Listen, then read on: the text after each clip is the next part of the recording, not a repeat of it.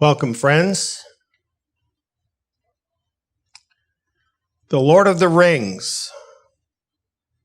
It seems like a strange place to look for insight into these modern days. You might wonder how I come up with these things to talk about. The truth is, I'm doing these presentations quite often, and where they usually start is in the middle of the night. And I'll get a picture in my head. And sometimes I'll have a dream. Sometimes during the day, something will flash into my head. And I see in pictures a lot, pictures and symbols, and they speak to me. And then from those pictures and symbols, my rational mind takes over. And I start looking into them, thinking about them. And that's kind of how these things happen. That's how this happened. Towards the beginning of the week, in the middle of the night, it just occurred to me that I needed to do a presentation about the Lord of the Rings. Don't ask me why, but I did. And some things about that occurred to me. And the next day, I put together the background that you see in our video right now. And I had that together. And that's what my presentation was going to be about. Of course, I still didn't have it all fleshed out. And then I started looking at things, and very soon I came across this. And it just struck me with how similar that is to the ring in the Lord of the Rings. Now, I don't know what significance it has or not, but it's rather interesting. I found this article in the Daily Star on June 18th. And it says, Ring of Fire eclipse could be a sign of the apocalypse, sending darkness over the Holy Land. The year's first solar eclipse with a ring of fire this Sunday will be the deepest one this century and coincides with the summer solstice, fueling doomsday believers' fears the end is nigh. And I think to people who are not believers, this all just seems superstitious and crazy that anyone might wonder if this is some kind of a heavenly sign. But for those who are Bible believers, there's a very good reason why we look at things that are happening in the heavens. Luke 21, 25, and 26 is a place where Messiah is telling us about the last days. And he says, there will be signs in the sun, moon, and stars, and on the earth, anxiety of nations, in perplexity. That rings a bell.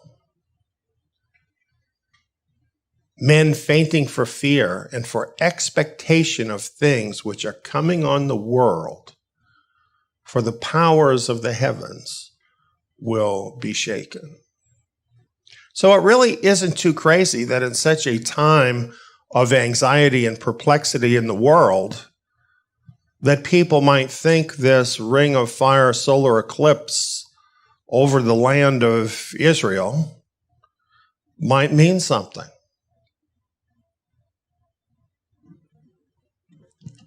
I learned from that article that there's also a lunar eclipse coming up on July 4th over America. Darkness covering the land.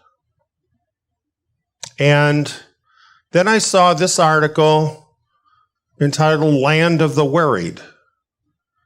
83% of Americans very stressed over the nation's future. New survey shows 7 in 10 Americans agree that 2020 is the lowest point in the country's history that they've witnessed. The year 2020 feels like a crossroads for the United States. This was from Harris Poll Studies. This is a dark time in America and in the world. And I think this is why people are looking at these things to wonder the meaning. Certainly July 4th is an important day in America. And so people, of course, would attach significance to this. The Lord of the Rings, insights into the growing darkness of this last age. Now you know where the idea of growing darkness came from, right? What about this last age? Could it be that we actually have reached the last age? You know, it's interesting that even many people who are not Bible believers now are very worried. Very worried that this could be the last age for at least America and maybe for the world. What could a fantasy story like The Lord of the Rings have to say about any of this? It's just a fantasy story. But you know, there really is a little more to The Lord of the Rings than what some people might think. After all, The Lord of the Rings was written by J.R.R. Tolkien, who was a Christian and therefore had somewhat of a biblical view. And that reality informed his books. And for example, one reviewer, back when the first of these Lord of the Rings books came out in 1954, said this about the books: a deeply, though never overtly Christian book with a subtle converting power, being the product of that rare thing, an entirely Christian imagination. It forces one throughout to breathe and enjoy the climate of faith. It is neither allegory nor sermon, though both may be extracted at will. Well, since I have that invitation, I decided to do that, to extract something like allegory, something like a sermon from The Lord of the Rings, because these themes are actually in the book. However, it's very subtle. As Tolkien said, I have not put in or have cut out practically all references to anything like religion in his imaginary world, for the religious element is absorbed into the story and the symbolism. In other words, there are not individual characters that just have a one-for-one semblance to some biblical characters. It's really more about principles, timeless principles. And since so many people have read The Lord of the Rings, have seen the movies, it's a good thing that we have in common that we can look at to help us understand those concepts, some common ground from which we can talk, and that's really what I'm looking for here. So in this presentation, we'll look to biblical themes of the Lord of the Rings trilogy to glean greater clarity on what is really happening in these unprecedented times of growing darkness in the world. In the Lord of the Rings story, this is where it all happens, a place called Middle-earth. And we're going to see this as a literary picture of our world that we live in. Now, I just want to say, I'm not claiming that this is what Tolkien thought, okay? But because these principles are in his book, they can be applied this way. And of course, the name of the story is The Lord of the Rings. It's about the rings. So where we want to start here is considering the rings and who the Lord of the Rings is, and those who wear the rings. Let's take a look at that. We have the one who is behind all of this, who has the one ring, who created all of these rings, actually had them created. He's called the Dark Lord Sauron in the stories. And he's a clear Dark Lord. And who do you think of when you think of that term?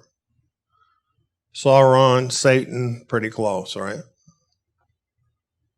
So this first ring, the one ring, number one, I have it marked here, is the ring of Sauron.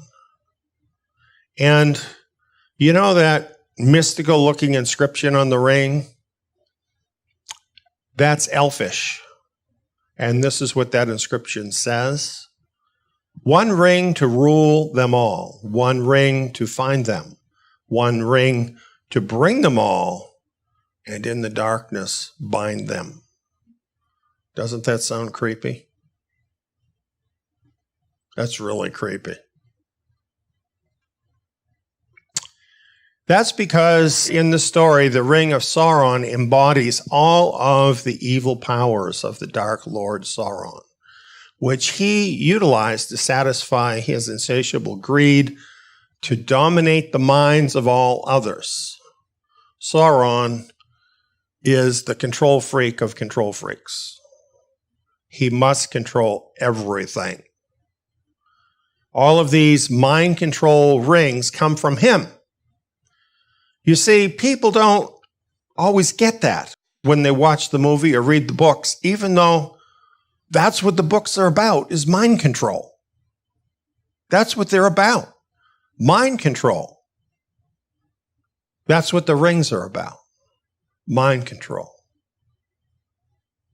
And all of this mind control comes from the character of the Dark Lord.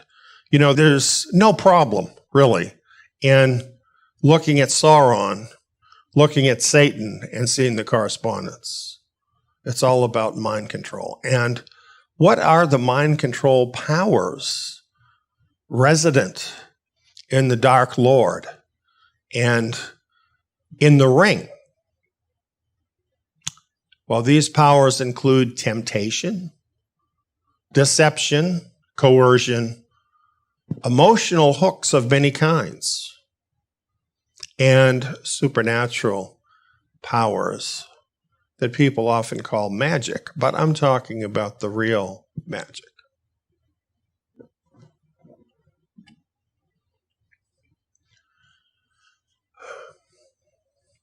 Here's the Ring of Sauron at work in this world. All kinds of mind control. An entire system full of mind control. 2 Corinthians 4:4 explains what this is all about. The God of this world has blinded the minds of the unbelieving. Friends, that's mind control. That the light of the good news of the glory of Messiah, who is the image of God, should not dawn on them.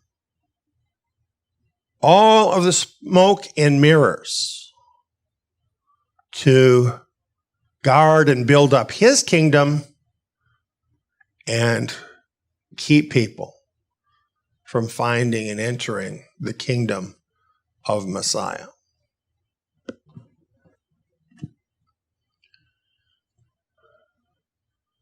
The inscription begins, one ring to rule them all. That means to rule all the other rings, rule all the people. But the rings are important because the rings define a certain order. And that's what's so interesting about this. The Ring of Sauron, embodying the evil character and powers of the Dark Lord Sauron, rules all the other rings. once under the power of a ring from him, those wearing the ring are in his service, using the powers he generates, thinking they are serving themselves while actually serving him. The rings actually picture something. They actually are like a visual representation of the things that the Dark Lord uses to attract and control people. And that's something different for different people. You know, for some people, it's fame. For some, it's glory. For some, it's power. For some, it's gold. For some, it's other things which might seem very esoteric to you or me, but are the thing that is important to that person. And what is amazing is how these hooks that the enemy can get into people can rule them and turn them into servants of the enemy, unknowing many times, thinking they're just serving their own lusts, not realizing that that's really serving the enemy.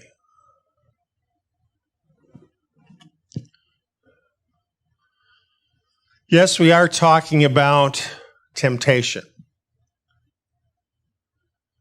Now, be honest, when you look at this graphic, you see the sign, do not push the button. What is the first thing you want to do? Am I right? You want to push the button. You see, we already have it within us, right? In our fallen nature, we want to rebel. And the enemy knows that. And he knows what your particular buttons are.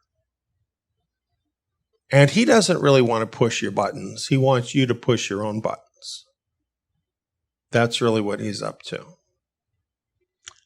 The book of James kind of explains the process. It says, each one is tempted when he is drawn away by his own lust and enticed. Then the lust, when it has conceived, bears sin, and the sin, when it is full grown, brings forth death. Don't be deceived, my beloved brothers.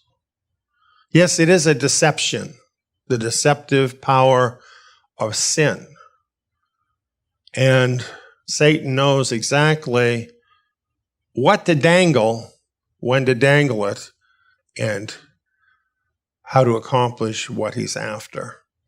But it's really up to the individual how they will respond, and this comes across in the movie quite a few different times along the line as we look at the difference between the people who satisfy that lust for the ring and the ones that don't.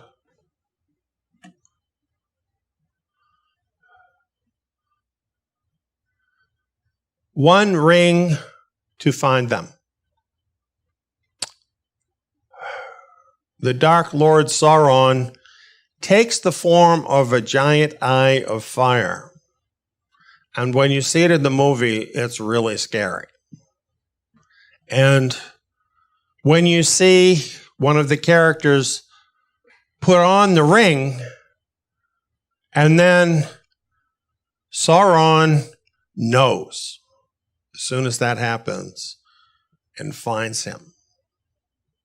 The Dark Lord Sauron takes the form of a giant eye of fire. He is not all-seeing, but he wants to be. His mind control rings allow him to see all who wear them so that he can then exercise his powers over them to control them and through them others.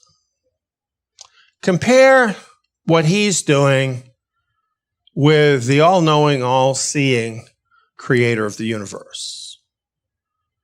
He doesn't need all this. the creator of the universe, because he is omnipresent. He's everywhere at all times, knows everything at all times. It's his universe, so there's nothing wrong with that. The Dark Lord, who has risen up to compete with him, has to find another way, because he is not all-seeing or all-powerful.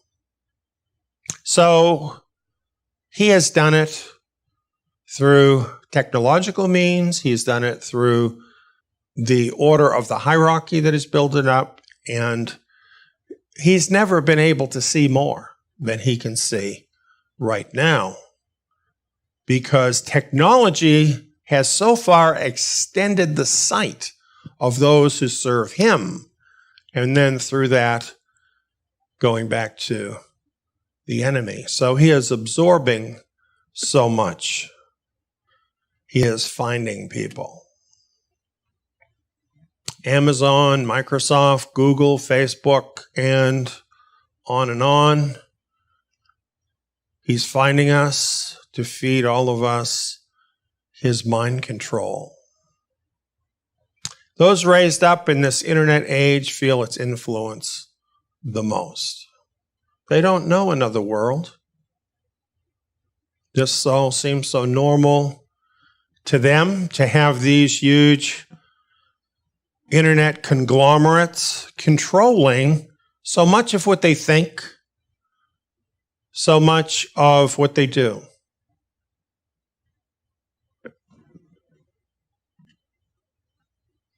One ring to bring them all. All of this is used to control the ring wearers, in other words, those with their own particular addiction, and then use them to bring still others under his power. Failing that, he uses them to destroy all who resist. Have you noticed how nasty things are getting? Have you noticed how mean-spirited the world has become? His dark kingdom is a hierarchical system, a well-oiled machine designed to constantly dominate and expand his dark kingdom. At what point does he have enough control? At what point can he see enough into your life? Infinity. There's no end. Do you see it in the world around you? Do you experience it? That's not just technology. That's the eye of Sauron. Insatiable. To bring everyone over to his side. And that's the last line in the darkness, to bind them. When the same lies are repeated over and over again everywhere, when everyone around you believes and acts in those lies, then everything you know is wrong. This is the world we live in. We think we know. We think we really do, because we need something to go on. But what do you know? What you read in the papers, what you see on TV, what you see in the videos.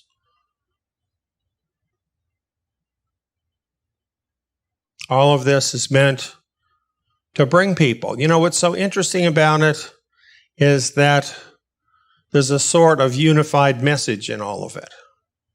And that's because the big five conglomerates control the majority of the media.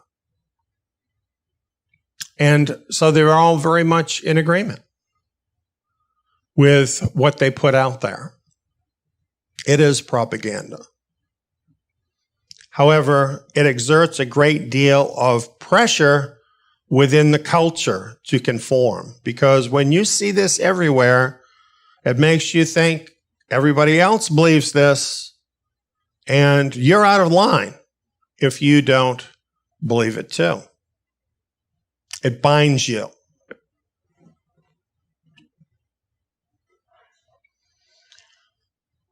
Once one has been brought under the power of the Dark Kingdom, the Dark Lord Sauron binds one in place, using the considerable powers of the system, as well as temptation, deception, coercion, emotional hooks, and supernatural powers.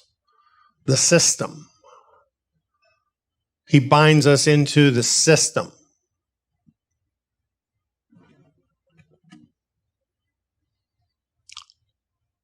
He has deliberately made all of us debt slaves. That's what he's tried to do. Why? In fact, for instance, I live in the United States. Our whole country is a debt slave to the tune of trillions of dollars. Do you think those people that have lent the money to the United States, trillions of dollars, have any control over what the politicians do, what the government decides, what happens in America? Trillions of dollars? Do you think that trickles down to affect your life? And what about you? How many people spend the biggest part of their day every day doing stuff they hate? Being miserable. Why are they doing that? Debt. They must do it to live. That's all they know. That's all they've learned. Does the system own you? What does that make you? Proverbs 22:7 says, "The rich rule the poor, and the borrower is slave to the lender." Some people think the slaves have been set free. Maybe they ought to think about that again.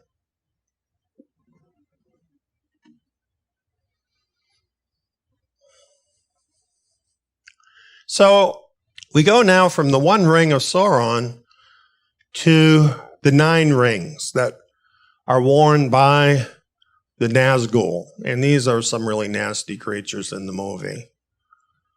They are the invisible elite servants of the enemy. They're his top elite.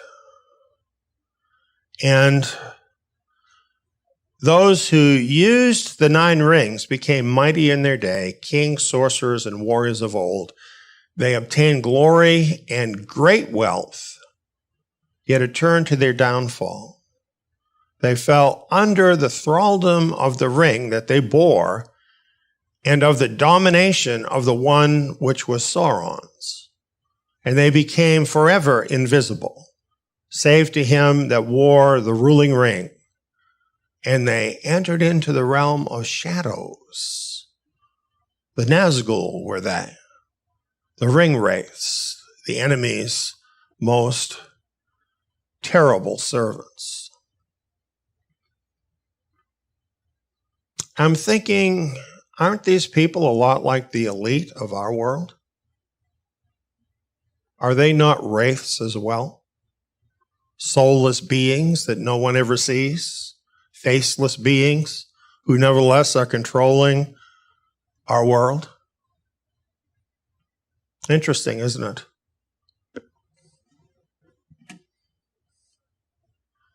They are behind all of this. Most of us probably don't even know who all these organizations are. So I'll use a little shorthand. This is all the organizations of the global elite, established by them to set the standards for the world, to set the direction of where the world is going, to control your life and mine, and to get all of us to agree to it, which so many people, unfortunately, do without even realizing the opinions they hold are not their own. They have come from the invisible elite through the channels of communication that are all around us, then echoed through the culture in this echo chamber that we all live in. which then changes us all into the course, the direction, and the way in which the elite would have us go. You know, things that used to be considered conspiracy theories now are coming to light, and more people see it because the evidence is actually so great as to where this has all come from. And yet, most of these people who are involved are nameless, faceless people, even though they have so much power.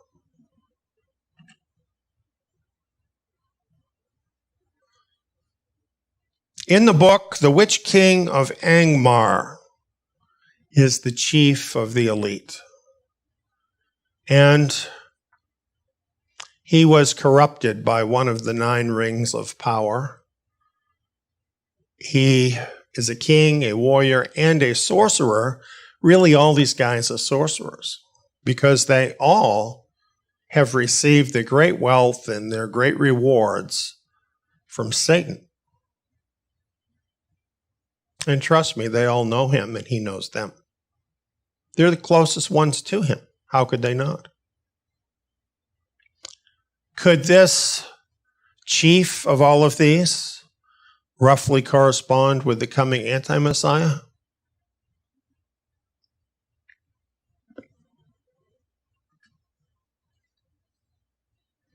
Thessalonians 2, 9, and 10 talks about him, the coming anti-Messiah. The coming of the lawless one is according to the working of Satan, with all power, signs, and lying wonders, with all unrighteous deception among those who perish, because they did not receive the love of the truth, that they might be saved. Oh, he comes in sheep's clothing, at most by that outward presentation, just like the world system. You know, everything they're doing is good, right?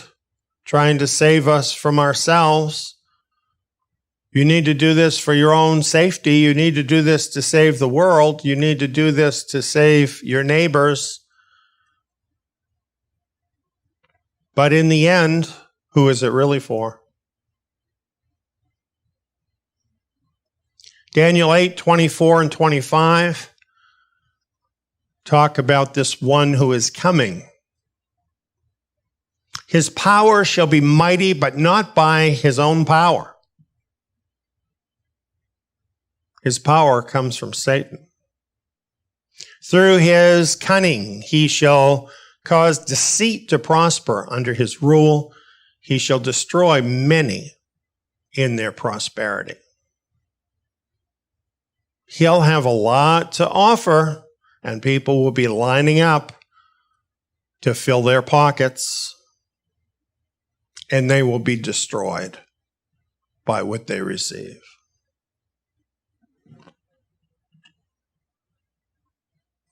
Then we have Temul, the second chief of the elite Nazgul. You know, I find this interesting, the difference between the Creator and Satan. When the Creator chooses someone, say for instance when he chose Noah, he didn't have a backup. He didn't have a number 2. When he chose Moses, he had no backup. When Moses said, well, I don't want to do it, he said, you're going. He doesn't need a plan B because his plan A is perfect. Satan needs a plan B because his plans aren't perfect, even if they're pretty effective most of the time. So he's got someone else waiting in the wings, seemingly serving the number 1, but always waiting next in line, even looking for his opportunity if he can overturn that one, because the whole system of Satan is based on selfishness and greed and going after more power. So none of these people can trust one another, ever. Then we have other rings. And these are not the ones that belong to Sauron's elite. And in the stories, there's various ones that get these rings. And this is just too big for us to talk about. We can't discuss all of these characters. So we simply want to say these other rings are all about expanding the Lord of the Rings power to as many as he can control. And we know that's what he's doing. And lately, he is expanding a lot.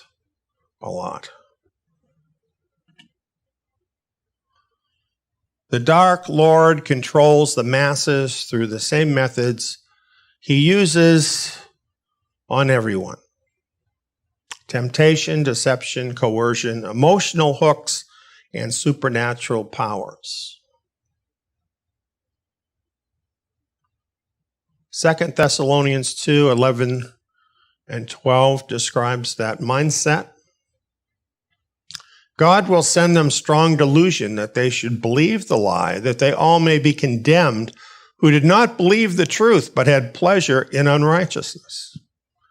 You see, sometimes people wonder, how come God doesn't do something about this? Why doesn't he stop these people from deceiving the whole world?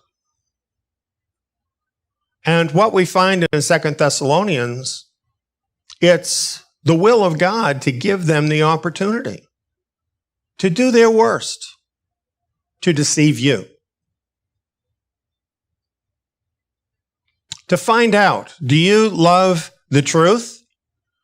Do you take pleasure in unrighteousness?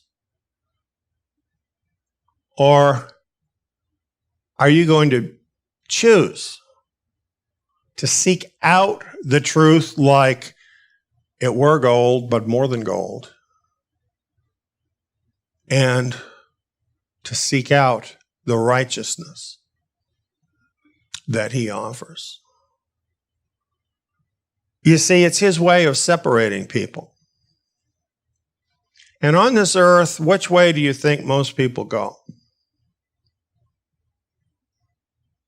It's not surprising that Satan feels so successful, because most of the time he really is. Most of the time he is, because sadly most of us prefer to cater to our lower nature. And so it makes it easy for him. However, don't be fooled by that, because at the end of this story, righteousness will win the day, which will not be good for all of those who made the wrong choice.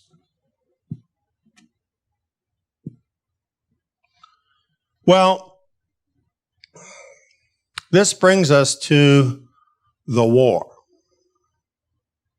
raising up the orc army.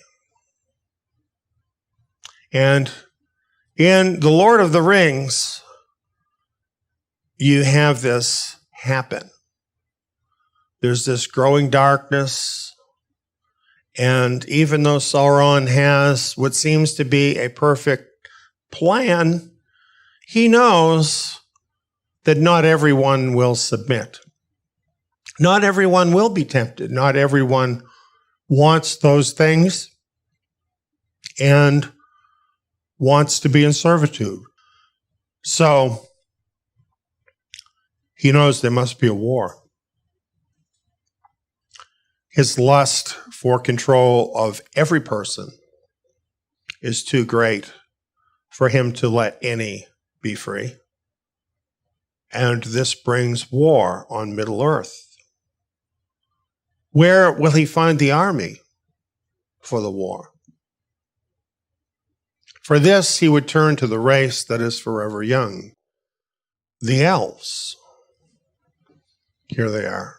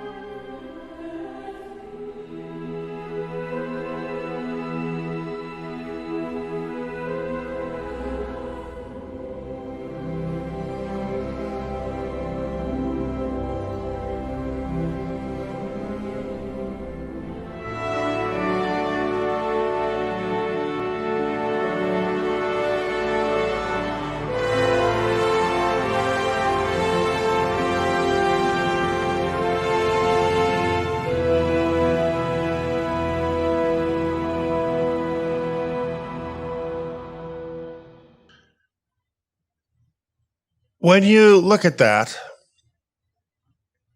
you might wonder, why would people like this, with a beautiful idyllic life and a beautiful idyllic place, ever want to become part of Sauron's army? Well, the truth is, they wouldn't. So he has to use the powers of the ring to turn some of them, not all of them, into his army of darkness. This reminded me of 1 Peter 5:8, where we're warned, be sober and self-controlled, be watchful. Your adversary, the devil, walks around like a roaring lion, seeking whom he may devour. You know, when looking at them in their idyllic setting, these beautiful people,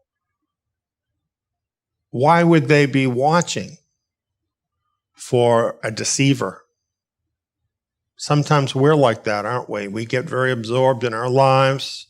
We don't realize that the enemy is looking to destroy us. Well, nevertheless, he has his plan. And this is what his plan is with the outs.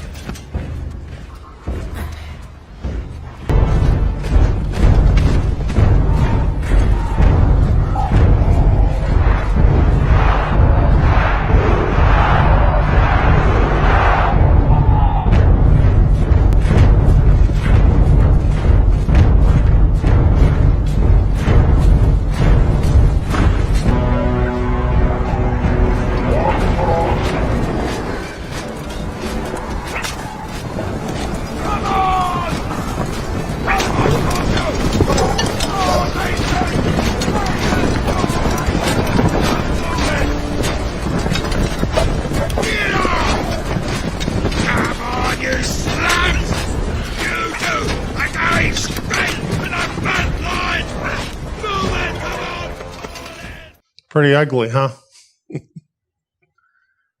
You know, this is the thing about a fantasy or a movie. It depicts inner realities in something you can see with your eye.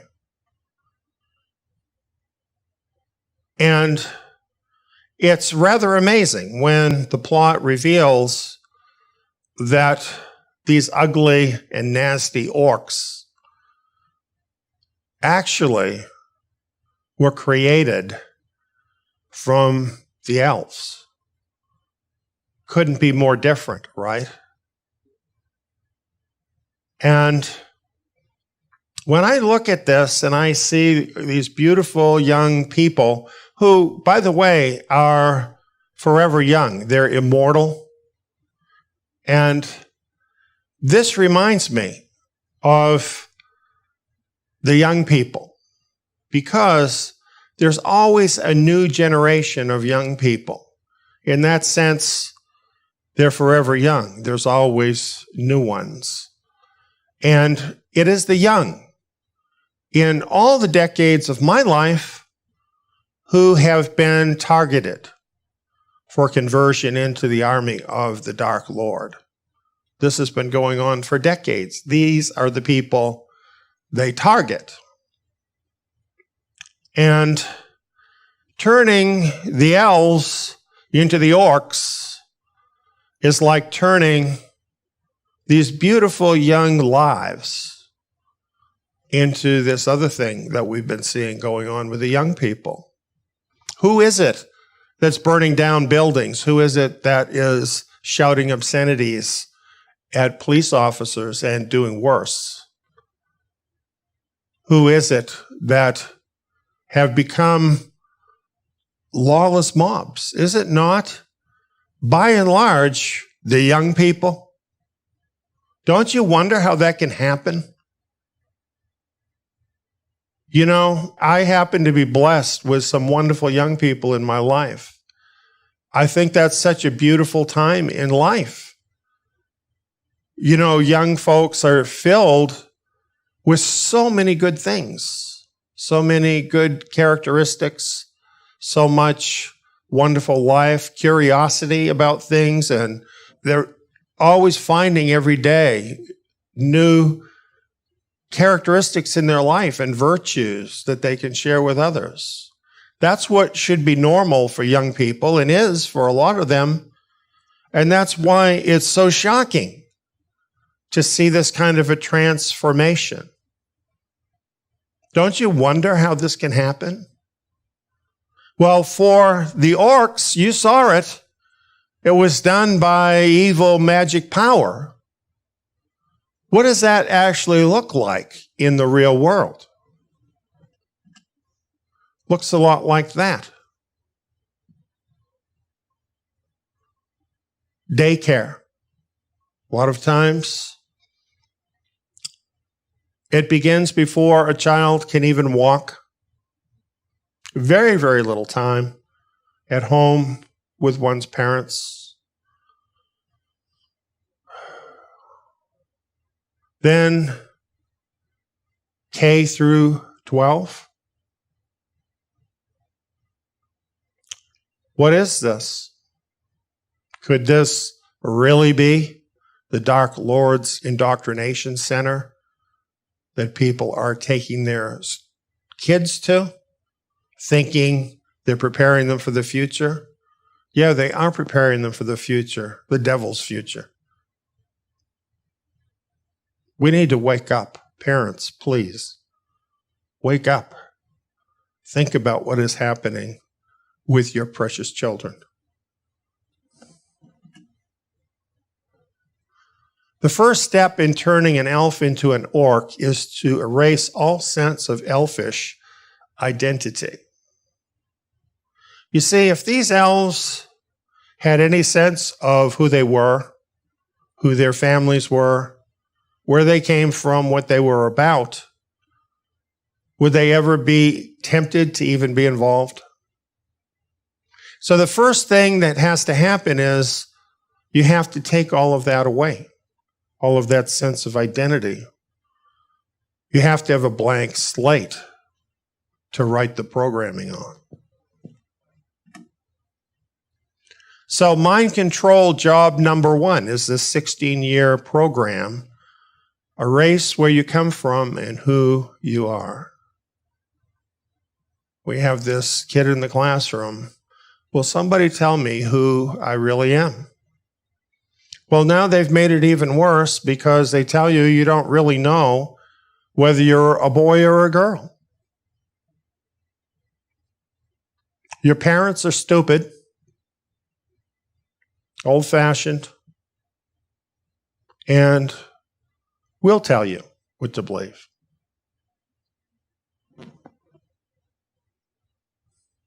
Proverbs 22, 5 through 7, I think, is a good verse to think about while we're going through this.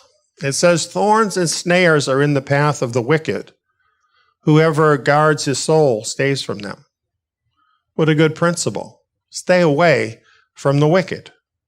And I would add, keep your kids away from the wicked. Even a bigger thing. Train up a child in the way he should go, and when he is old, he will not depart from it. That's your job as a parent. God has given that to you as your job. Don't farm it out to somebody that's going to teach your kid how to become a communist. Some educators, many educators, are very worried about their experience as educators. Inevitably, when people start out as educators, they think it's going to be a great thing. They think they're going to be able to have a wonderful influence on the youth and help to prepare them for the future. And of course, this is what should be happening. Here is a well-known professor talking about his experience in some of the major colleges of the world. He says, "My students are know-nothings. Their brains are largely empty, devoid of any substantial knowledge that might be the fruits of an education in an inheritance and a gift of a previous generation. They are the culmination of Western civilization, a civilization that has forgotten nearly everything about itself, and as a result has achieved near-perfect indifference to its own culture." This is the big difference, I think, between baby boomers and my generation and younger people. You know, people of my generation, we actually learned something about the world we came from. And we knew something about the history of the country we're from and about the sacrifices that people made along the way to make the country what it is. And whether we liked all those people or not, we all recognized that was part of the story that brought us here. And we had respect for that. Now the attitude is burn it all down. It means nothing because the generation that is being pushed in this direction doesn't have those kinds of connections. They don't have a historical past. And what historical past they do have is so distorted that they are ashamed of it. And so just feel even more like burning it all down. This man is taught at Princeton, Georgetown, and Notre Dame. These are not thought of as like Berkeley or something, right? He goes on, "We have fallen into the bad and unquestioned habit of thinking that our educational system is broken, but it is working on all cylinders." Do you get that? It's doing just what it's planned for it to be doing. So we're seeing our kids, so many of them, graduating from high school, and they can't even effectively read, let alone tell you anything about history. What our educational system aims to produce is cultural amnesia. It's all about diversity, social justice today, even though they don't really know what that means either. It goes on, our students are the achievement of a systematic commitment to producing individuals without a past, for whom the future is a foreign country, cultureless ciphers who can live anywhere and perform any kind of work without inquiring about its purposes or ends. Perfect tools for an economic system that prizes flexibility. The current fad of diversity signals thoroughgoing commitment to decultured and relentless homogenization. Is this not exactly what you would want out of a mindless slave? The system is giving the elite exactly what they're paying for.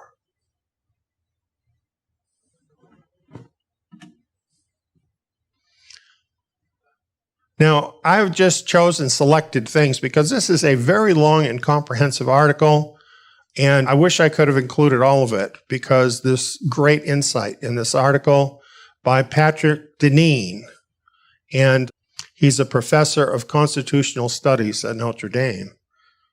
He's a man who knows something about history.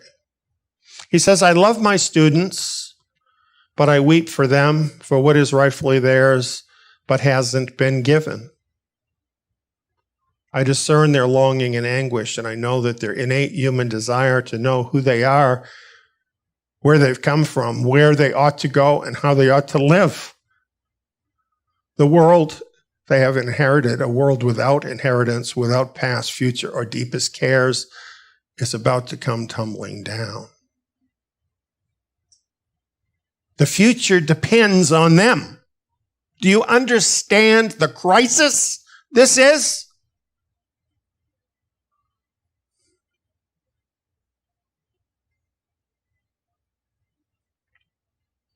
It has been a long-standing principle in every culture of the world for thousands of years that the older generation passes on to the younger generation who they come from, what they're about, what their history is.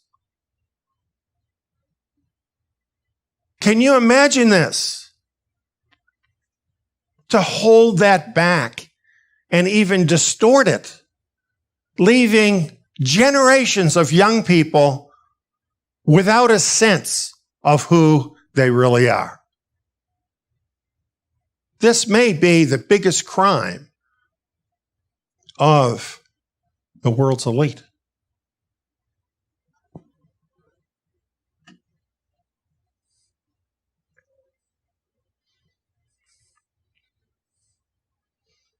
Erasing the mind, denying that sense of understanding of where one comes from and who one is. That was job number one. Job number two in this mind control plan is to teach your children, you're smart, your parents are stupid. And that's what it seems like to the kids. How much time are they learning from their parents compared to the time they spend learning in school? If the parents are farming out their kids to the school to teach them, what does that imply before you even get to anything else? Doesn't that imply that the parents feel that the school is smarter than they are? That the school's opinion, the teachers there, is more correct than their own opinion?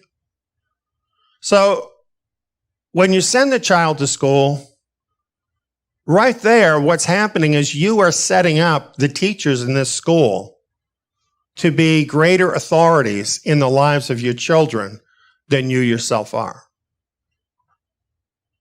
Nevertheless, natural ties are very powerful.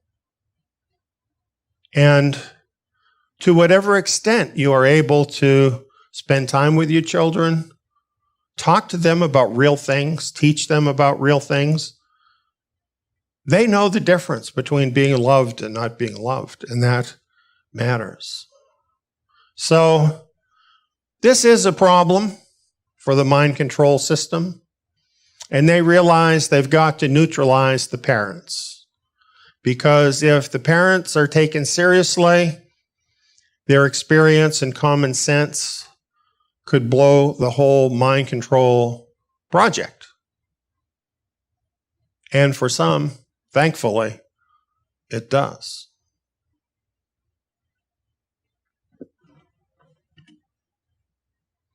Mind control job number 3. Fill the void with globalist propaganda. See, once you have a clean slate, then the mind is looking for something to fill that space. Now, the mind control can fill that space. That's the idea. And they are filling it with globalist propaganda. Here's another teacher, by the way, who writes, I am a witness to brainwashing in public schools. The U.S. education system is brainwashing, indoctrinating students with utopian, false, and fairy tale notions about socialism and communism. While teaching U.S. history, world history, economics, and American government for 5 long years to high school students, I was absolutely shocked and dismayed. In both of my experiences, the state standards which dictate the curriculum were chock full of pro-socialist, anti-capitalist rhetoric. What is that about? That is about making Western civilization hate itself.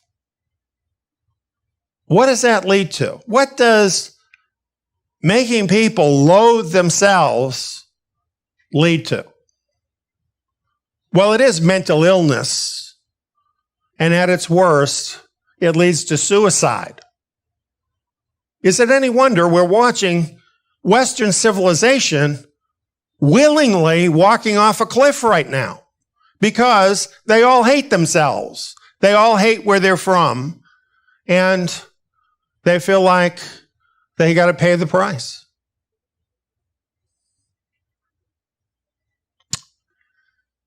Mind control job number 4. Reinforce the globalist propaganda everywhere. Why? Because everyone everywhere can't be wrong.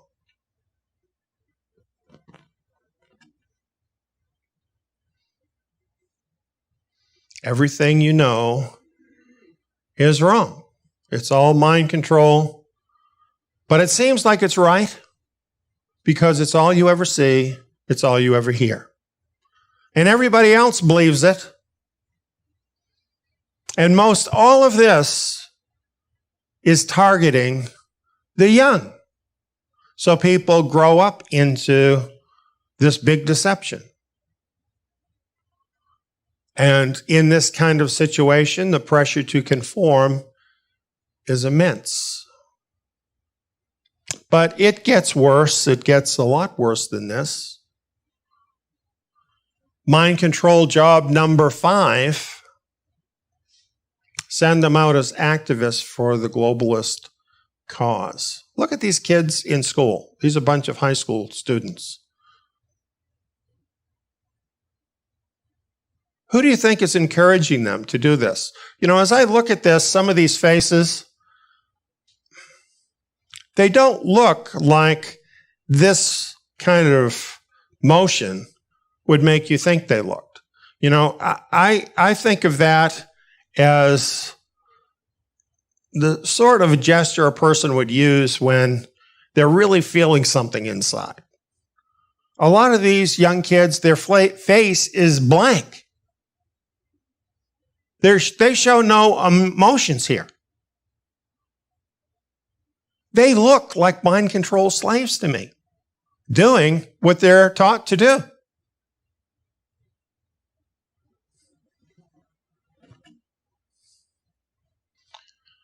Now, in talking about all of this about school, all of this about mind control, I don't want to be misunderstood, because I don't mean to be criticizing the young people.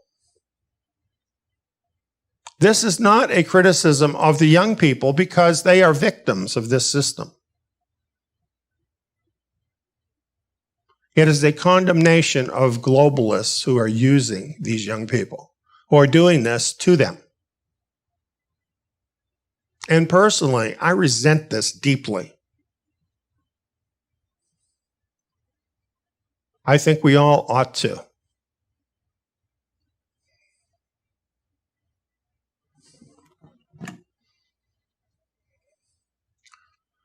Here we have another professor writing, who also says about brainwashing that professors are brainwashing students. An ex-communist Romanian-born academic recently left his tenured position at Columbia University because the Ivy League school is on its way toward full-blown communism.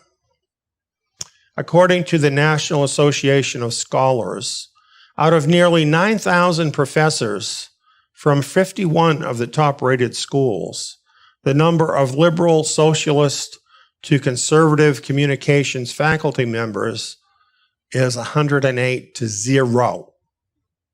0. Many professors spend class time indoctrinating students with their personal political views, telling students what to think instead of how to think. He lamented over the liberal bullying going on in classrooms. Any conservative influence left by their parents at home is no longer an obstacle for these masters of indoctrination. There is such an atmosphere in these colleges that is oppressing these students and forcing them into this way of thinking.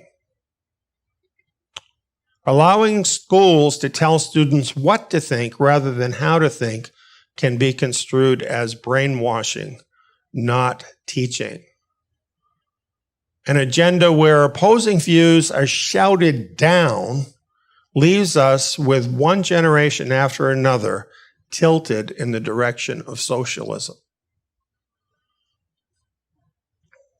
You know, doing this study for this presentation, although I knew a lot of these things, really was explaining a lot for me, because I've watched videos. I'm very interested in what's happening with young people, and I've watched videos about people going in to speak on college campuses, and in some cases sharing a view that is not a popular view, but isn't an evil view. It's just a different point of view. And watching these young people scream at them, holler obscenities at them, and tell them to shut up, and making it absolutely impossible for any other point of view to ever be spoken. This is un-American. You know, I'm not like a big political person. I'm not a big flag-waving kind of person. But I do know what it is to be an American, because it's written in our Constitution. America is supposed to be about freedom. One of those freedoms is the freedom of speech. That's how you get things done, friends, is you talk it out. That's all gone now. It's all about drowning out the other person, not allowing them to be heard. That's what's happening. And who's behind it? The professors in college, the teachers along the way, the system that is behind them, ruining these young people, so many of them. You know what is so amazing? What I find so amazing is that despite this incredible onslaught of mind control, there are as many young people as there are who break free from all of that. It's absolutely incredible, and much to the credit of those who are able to do that. But I still feel very sorry for the ones who are not.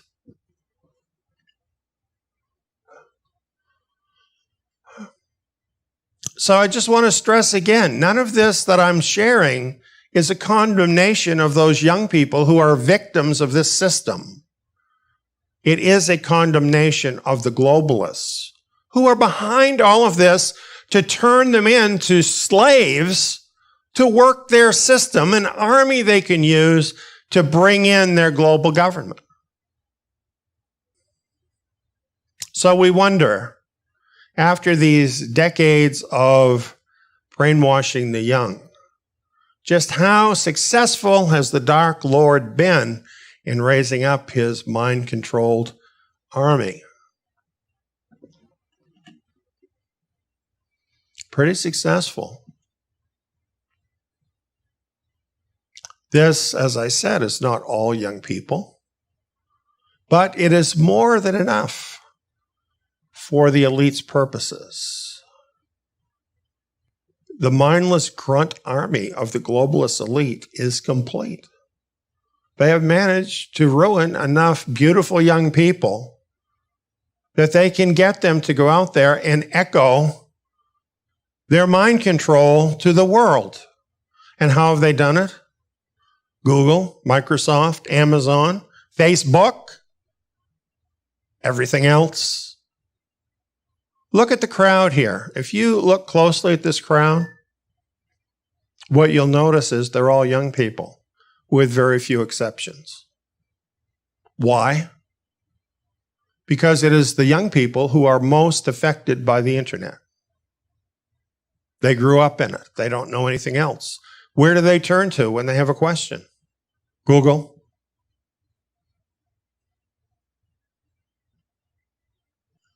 And where has it brought us?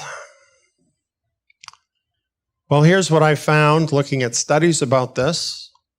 The Victims of Communism Memorial Foundation 2019 annual report on U.S. attitudes towards socialism, communism, and collectivism.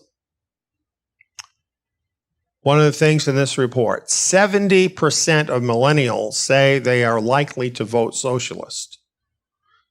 70%.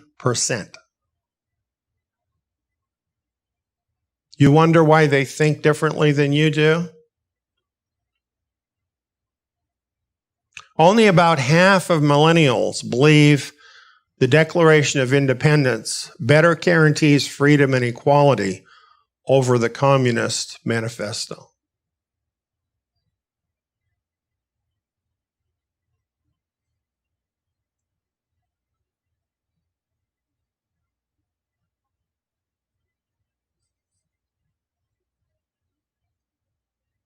That's just shocking, isn't it?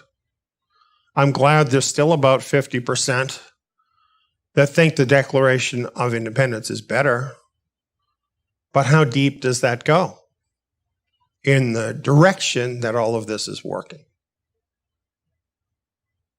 How did so many millennials and post-millennials become so favorable to globalist propaganda?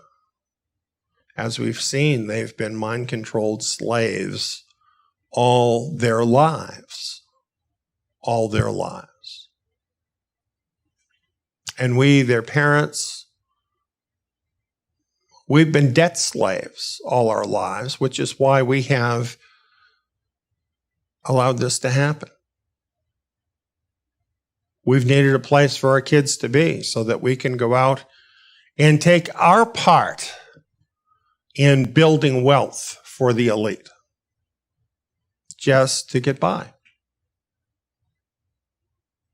You know, this modern world that's supposed to be so great, it's a horror. It's a horror show.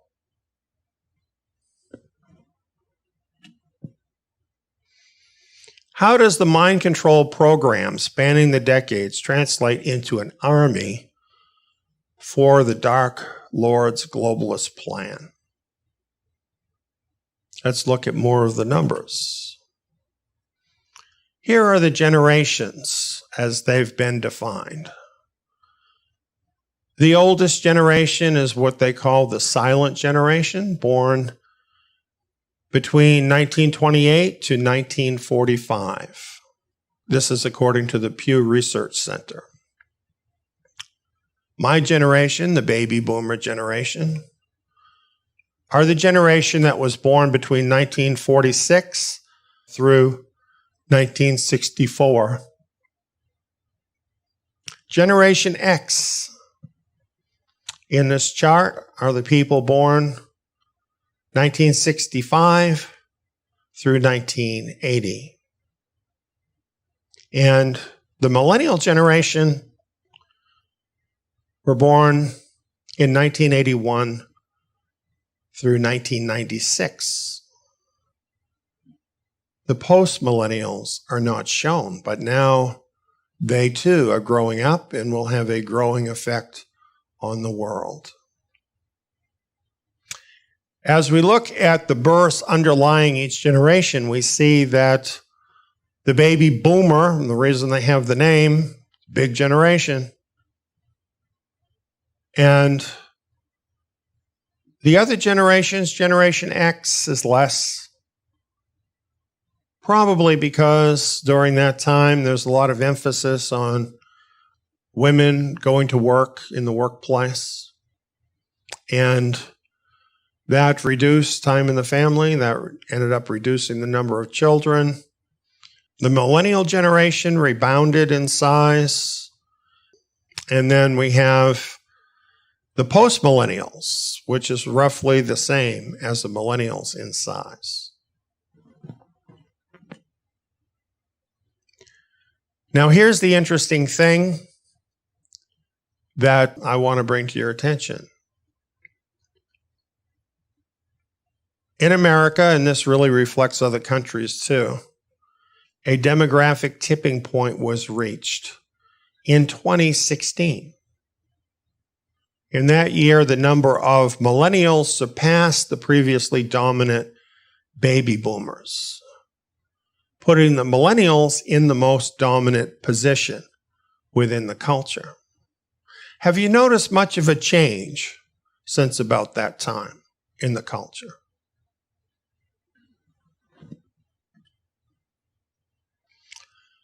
The lead of the millennials over the baby boomers since then has been growing exponentially. You see how they don't really need to add many people because the older generations, the silent generation, the boomer generation, is declining pretty rapidly. The millennials and Generation X together already form the dominant bloc in society. And this is without even considering the post-millennials, the young people who are just now entering adulthood. So that means this bloc, the younger bloc who has been more affected by this mind control program that has been perfected more and more through these years, have come into this dominant position and are going to be dominating more and more in really every sense. It is this block of young generations that now determines the trajectory of the decade ahead and beyond. Now, again, I don't want to be taken as being negative towards all young people, all millennials. I don't really believe that because I have millennials in my life who are awesome people. And they don't reflect the things that we've learned that so many people, so many young people have absorbed through this mind control program. They have bucked the system in order to choose a different way. And I have great respect for that. But my point in showing this is realizing that there is such a majority among the younger people who really have been greatly affected by this mind control means that the world is dramatically changing because of this tipping that is happening, this demographic change. And I want to share this with you because, particularly for people who are from an earlier generation, much of this just seems like craziness. We can hardly understand at all why people would even do the things we're seeing them do. But it's not their fault. They are, in fact, responding to mind control. It doesn't make sense. That's why it seems crazy. But it does make sense to them because they've been imprinted with a different set of values, a different idea of what the world is about, and this is what is controlling their choices. Now, hopefully what will happen is that the same thing will happen for them that happened for us in our day, that some of the things that we believed, perhaps things that we had been indoctrinated in, were shown up to be wrong just through life. Because you see, you can't really argue with the truth eventually. The truth will always win out in the end. And some of these bright young people who may still be under this control will see that, and they will adjust their thinking to reality. So I by no means am pessimistic that all of these people are lost. I don't want to be misunderstood that way. But the preponderance of where this is going, I think, is still pretty scary and explains a lot about what we're seeing in these days. For this to be complete, I just need to bring in one other very significant demographic tipping point. See, there's a lot that's changing all at one time, and that complicates the situation even more. What this chart shows, now we're focusing on young people. On the first day of 2020, whites under the age of 18 were already in the minority. This is a huge change, demographic change in America. And it's bound to have something to do with how things change in the future. So while there remain fine young people who've not fallen to the mind control, sadly, enough have fallen to the mind control to give the globalists the army they need. Like this.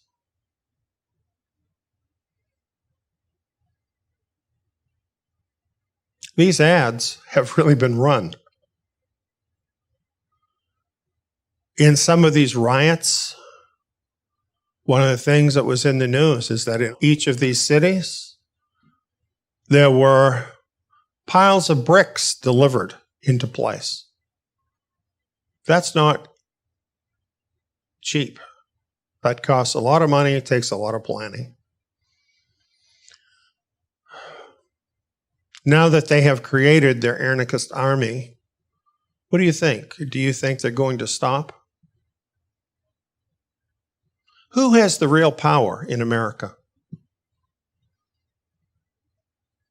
What does it tell you that nothing has been done significantly to stop these riots or to change the trajectory that all this is headed in?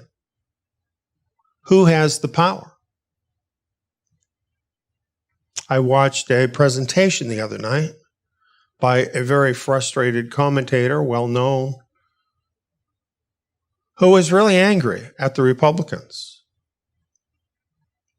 because they're all too afraid to stand up and do anything about the lawlessness, the violence, and even the murder that has been taking place during these riots.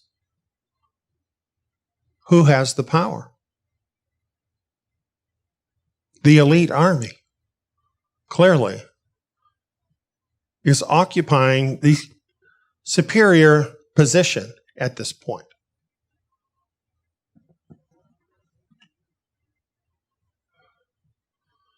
This plan has been underway for a long time. I think many of us know this. David Rockefeller was one of the elite, very much at the center of this, and his famous statement was, all we need is the right major crisis, and the nations will accept the New World Order. Well, I think they're trying all of them until they find which is the right one. What do you think about COVID-19? Do you think that could be the right one? Do you think burning down the country? Do you think that might be the right one? What about economic collapse? Could that be the right one? They'll keep trying them all until they get the right one. 2030 is the target date for the UN global government. What do we have ahead of us? A rising darkness, very similar to what we see in the Lord of the Rings stories. A rising darkness. A horrible decade is ahead of us, culminating in an even worse time. Boy, I'm so cheery, aren't I?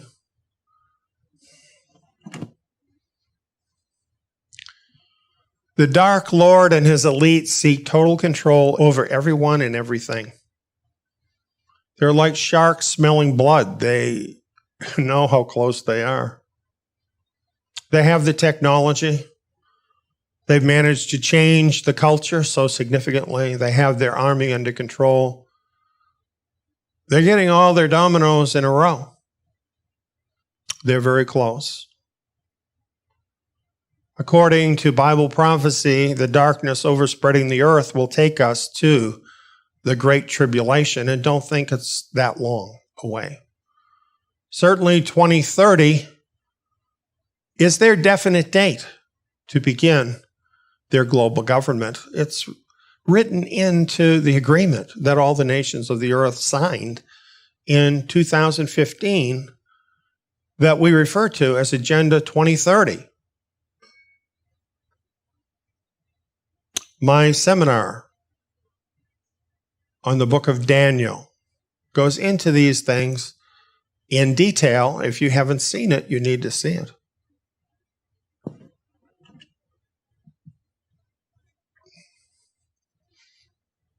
What will you do in the face of the growing darkness? Will you just ignore it and think your life is going to go on as normal?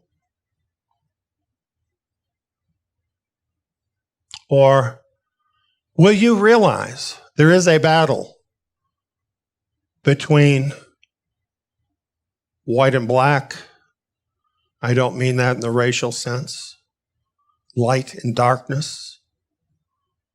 I mean that in the spiritual sense. What side are you on? What side will you be on? What will you do about it?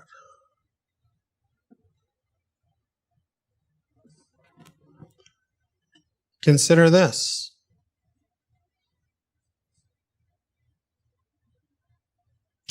I am not a wizard. That's what I don't like about the books, by the way. They have a lot of magic in them. I don't like it. Gandalf is a good wizard. I don't believe there are good wizards. But nevertheless, he occupies a certain place in the book of a person that sees what's coming before it gets there. Who knows what to do? And in that respect, Messiah has given me sight to see what others don't see. I've seen these things ahead of time. I saw what's happening now decades ago, back in January, at the beginning of the year, when articles were coming out saying what a fantastic decade we were entering into.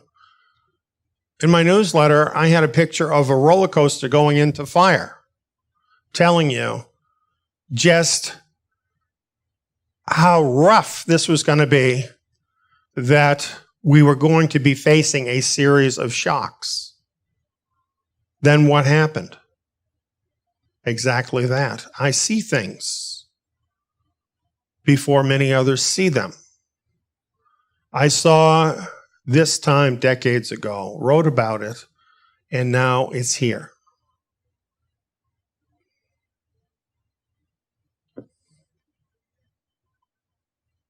Why am I talking about this? Because we are in a crisis. The world is in a crisis. People are confused. People are perplexed. They don't know where to turn. I've been working on this all my life. I've been preparing for this all my life. I need to tell you that. I need you to know that. I'm not telling you that I can stop the darkness. I'm not talking about taking up the force of arms against anybody or hurting anyone. Nevertheless, I am an old soldier in this war, in the spiritual battle. And I know things that can help you. I've produced a vast body of information specifically designed to help you get through this time. I've been building up all of that for years and still am, to help you get through this time, whatever your age might be, whether you're a young person or an older person. I do want to say that in view of what I've just been going through and the burden involved in actually considering what is happening with our younger generation, I feel right now such a sense of concern for the younger people, and I want you to come. I want you to come. I want you to look at something different than what you've been shown. I want to give you a chance. That's why I'm talking about myself right now. I am freely sharing what I know with others and with you. And even while I do this, I'm frustrated because it's not easy for you to get what I have to share. You're not going to get this in a 5-minute video on YouTube. You'll have to work at this. If you really want this, you'll have to dig into this. This is going to take hours of your time.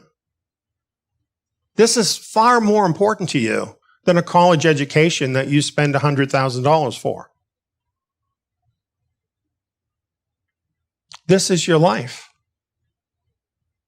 Everything you've known that they've tried to teach you, it's all wrong. It's all wrong. But there is a place to turn where it's right. And when you have that, it changes everything. You don't know what I know. So when you start looking into it, you're going to think it's not even relevant to the problem. But those few who forge forward, for them, it's going to start coming together. And they're going to start to see the relevance, and their own lives will start to change. You will need this in its time. You know, some things are not useful to you at all, except when the right time comes. You know, if you get lost in the woods, you don't usually need to have some matches with you. You don't usually need to carry a compass with you. But those things would really come in handy if you got lost in the woods. That's the kind of things I'm talking about. Things that may not be relevant to you in your everyday life in the past, but with what is coming upon the world, very relevant. Things you need. You need to get those things now. You need to have them when you need them. That's what I'm telling you.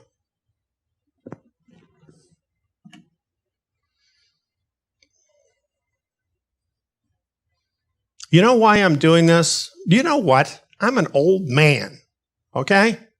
I'm 70 years old. Why aren't I out on the golf course playing golf? Why aren't I sitting on my rocking chair? Do you know? It's because I care. And it's because you need me. Because I've spent my whole life to bring me to this point. So I have a place in this battle that can make a difference for others. And I have a motive. I'm committed to the one true king, the real king, who will come to win this war. So I'm under no delusions that I can win it, that I'm that person that's going to save the world. No, I'm not that person. I am the person that can help other people make it that far to be here when that happens. I can't guarantee that, but you'll have a lot better chance if you come with me. Kind of like the Terminator movie. If you want to live, come with me. Do you have any idea how many people are going to die? It's a whole other issue.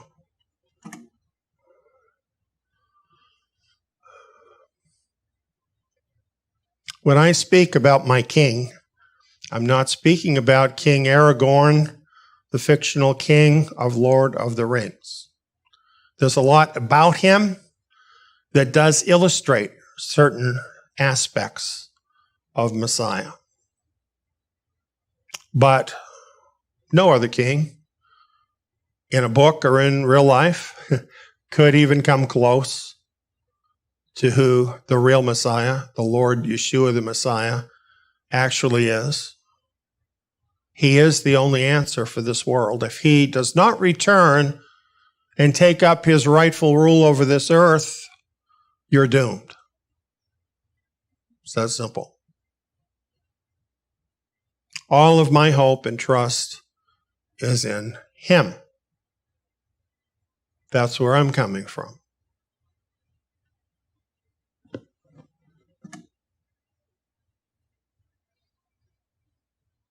Here's the final reason you should listen to me and take this seriously. Because he it was that sent me to you. This is why I've had this passion in my life, all of my life. This is why this is what I do all day, every day. Because he sent me.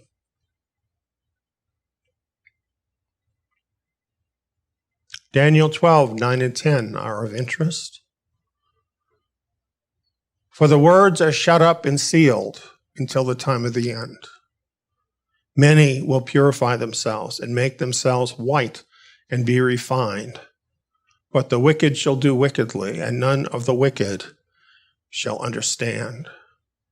But those who are wise shall understand. Are you one of the wise or one of the wicked?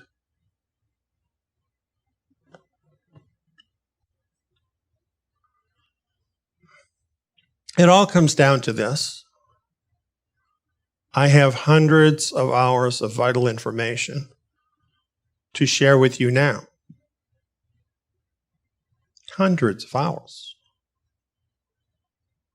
You better get started. TSIYON.net. Sign up free of charge and get started while you can.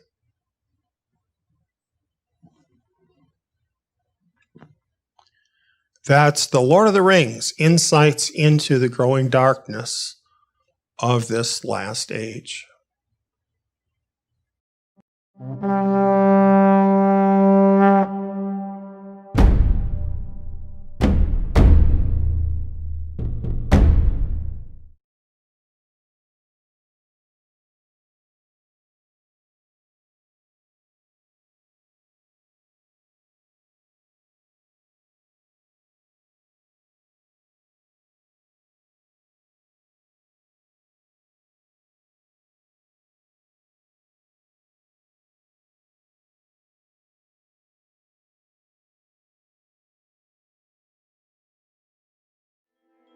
Prophetic Fulfillments Just Ahead is a seminar by Eliyahu Ben David on Bible prophecy concerning the scattered remnant of Israel, featuring 7 hours of Bible prophecy, plus bonus content.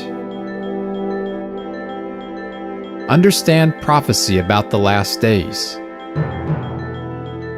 Discover lost truth about the remnant. Order your copy today at truthpoint.info.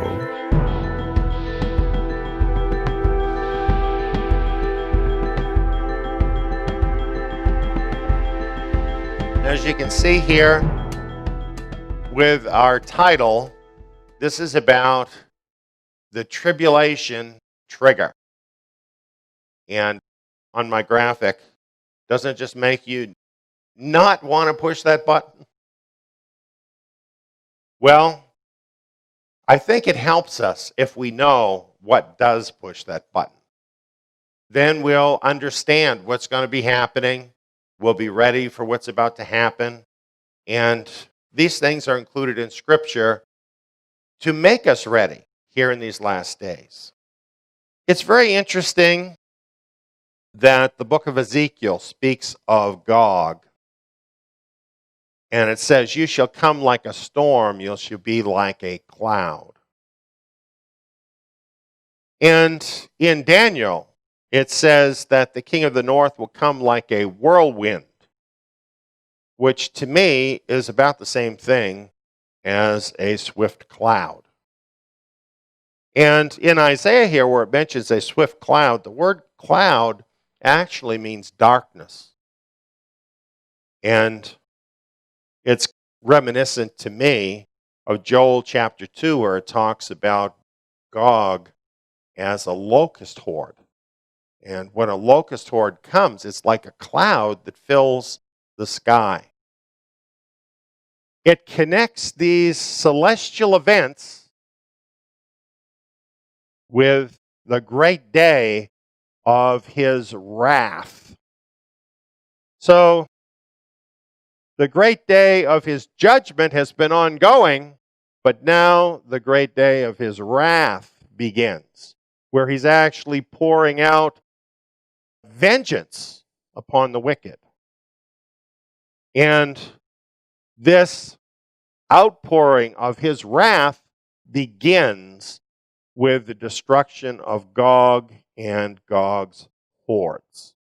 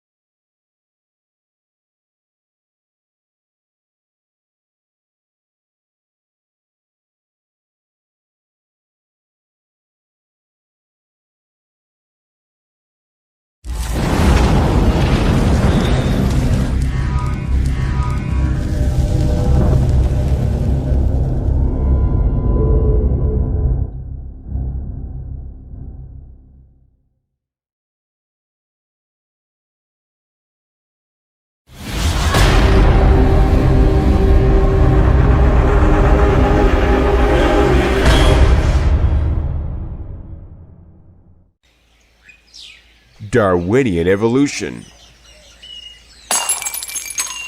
Junk science.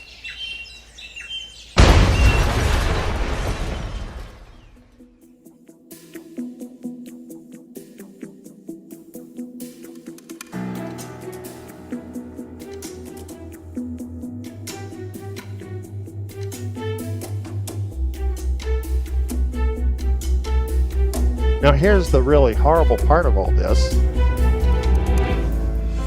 From a scientific point of view, the scam is Darwinian evolution is not even really science. Claims to be science, it's not science. Now let me tell you a little bit about that.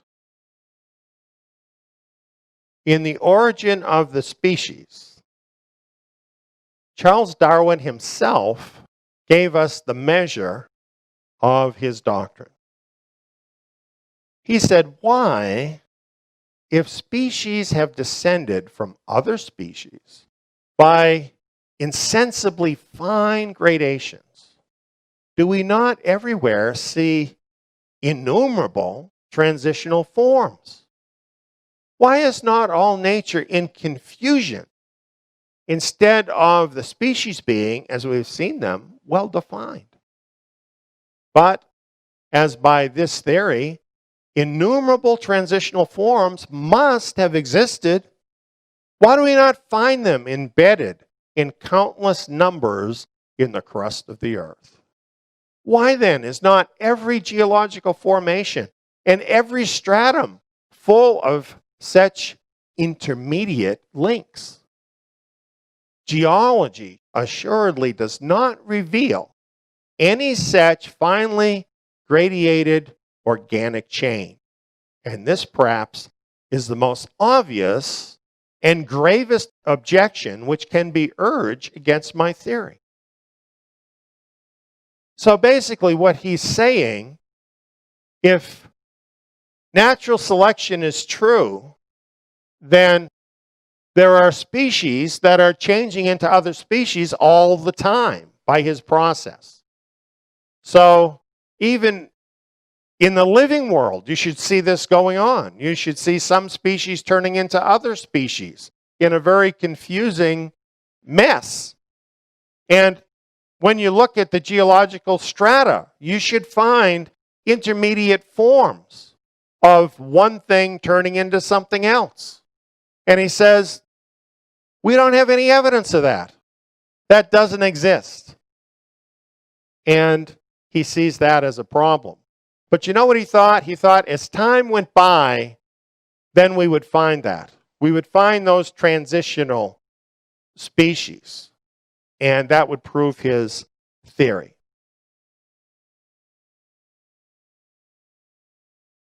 Well, here we are 150 years later. What's happened? Though billions of fossils have been uncovered in these last 156 years since Darwin's statement, no transitional forms have ever been found. That's kind of a problem for evolution, don't you think? You know what? It's interesting when you look at that. All the species are according to their own kind. Where did I ever read about that? That's the book of Genesis, isn't it? If you think that is still not enough time or not enough fossil beds have been discovered, maybe that's it. Maybe we just have to find more fossils.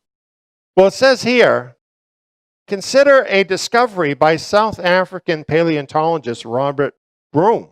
He estimated there are 800,000 million skeletons of vertebrate animals in the Karoo Formation. Also, the Gobi Desert of Central Asia is a paradise for fossil finds of dinosaurs, lizards, mammals, etc. It's reported that the freshly exposed skeletons sometimes look more like the recent remains of a carcass than like a supposed 80 million year old fossil. But there is nowhere to be found a missing link or a transitional form. And then this newspaper article says, I think Darwin would now stand by his statement. Wouldn't he be forced to? Wouldn't he be forced by his own statement to say, well, natural selection can't be true because there are no transitional forms? Don't ever expect an evolutionist to say that. They will never admit it because it's more religion to them than it is science. Now, what is a transitional form? A transitional form would be something like a fish having part fins and part feet, sort of in between. Or a bird having part scales and part feathers. Partially one function, partially another, with neither being complete or functional. That would be a transitional form. Even the top experts of evolution theory have admitted that there are no indisputable transitional forms in the fossil record to support evolution across biological groups or kinds, although this news is rarely made public. You'd never know that to look at their little chart, would you? It's all graded for you. This happened to here, then there was a transition to the next life form, and then that happened here. All laid out in a wonderful little chart for you, only that chart does not exist in nature. That's the part they don't tell you. The fossil record contains fossils of only complete and fully formed species. There are no fossils of partially evolved species to indicate that a gradual process of evolution ever occurred. You know where I had to get this? From Pravda. The Russians are telling you things that you can't even find in America. Think about that.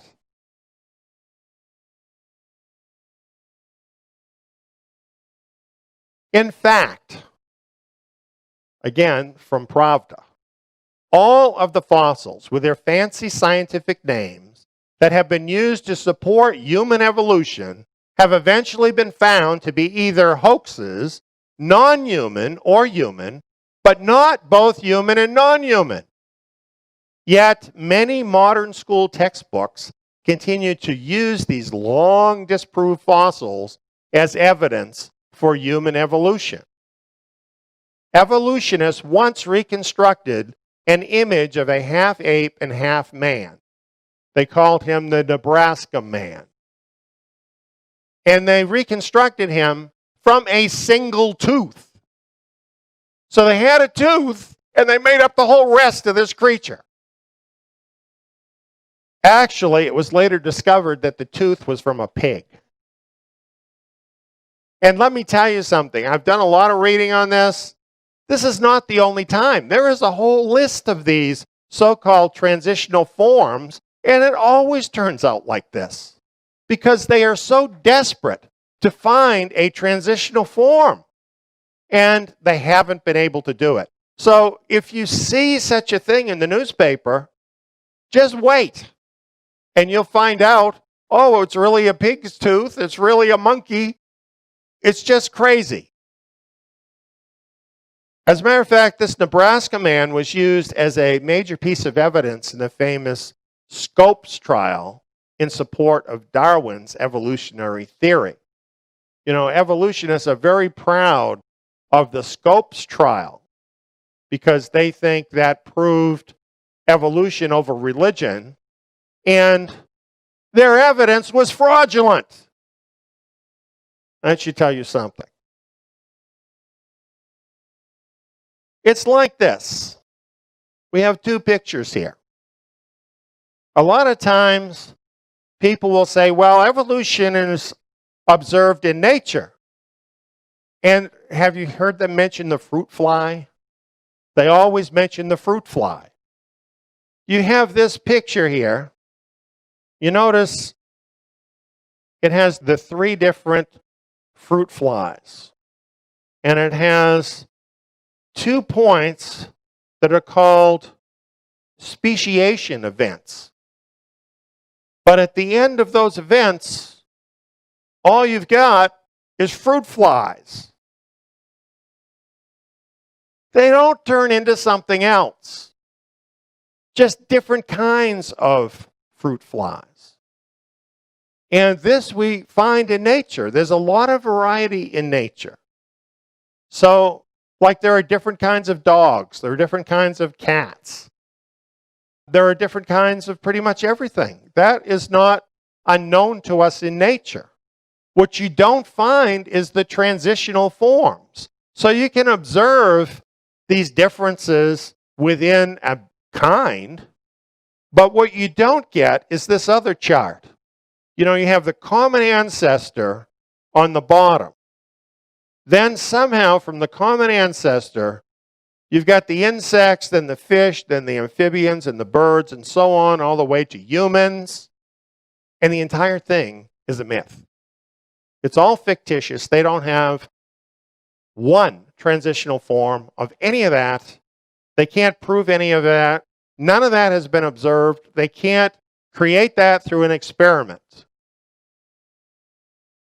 So you have an animal transition from one kind of animal into another has never been observed.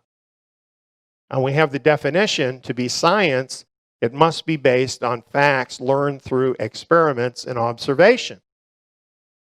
Therefore, Darwinism is not science because it's not based on observable facts. Therefore, it's a myth.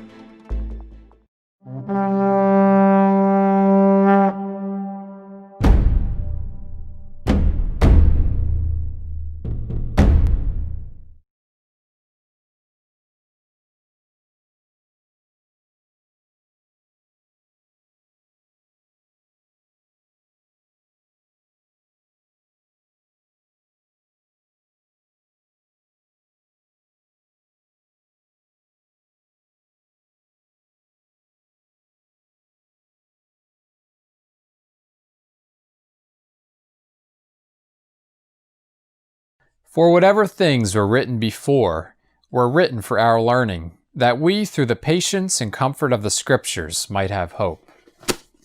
You know, the apostles, they were Torah scholars. This is why I'm doing Zion Academy.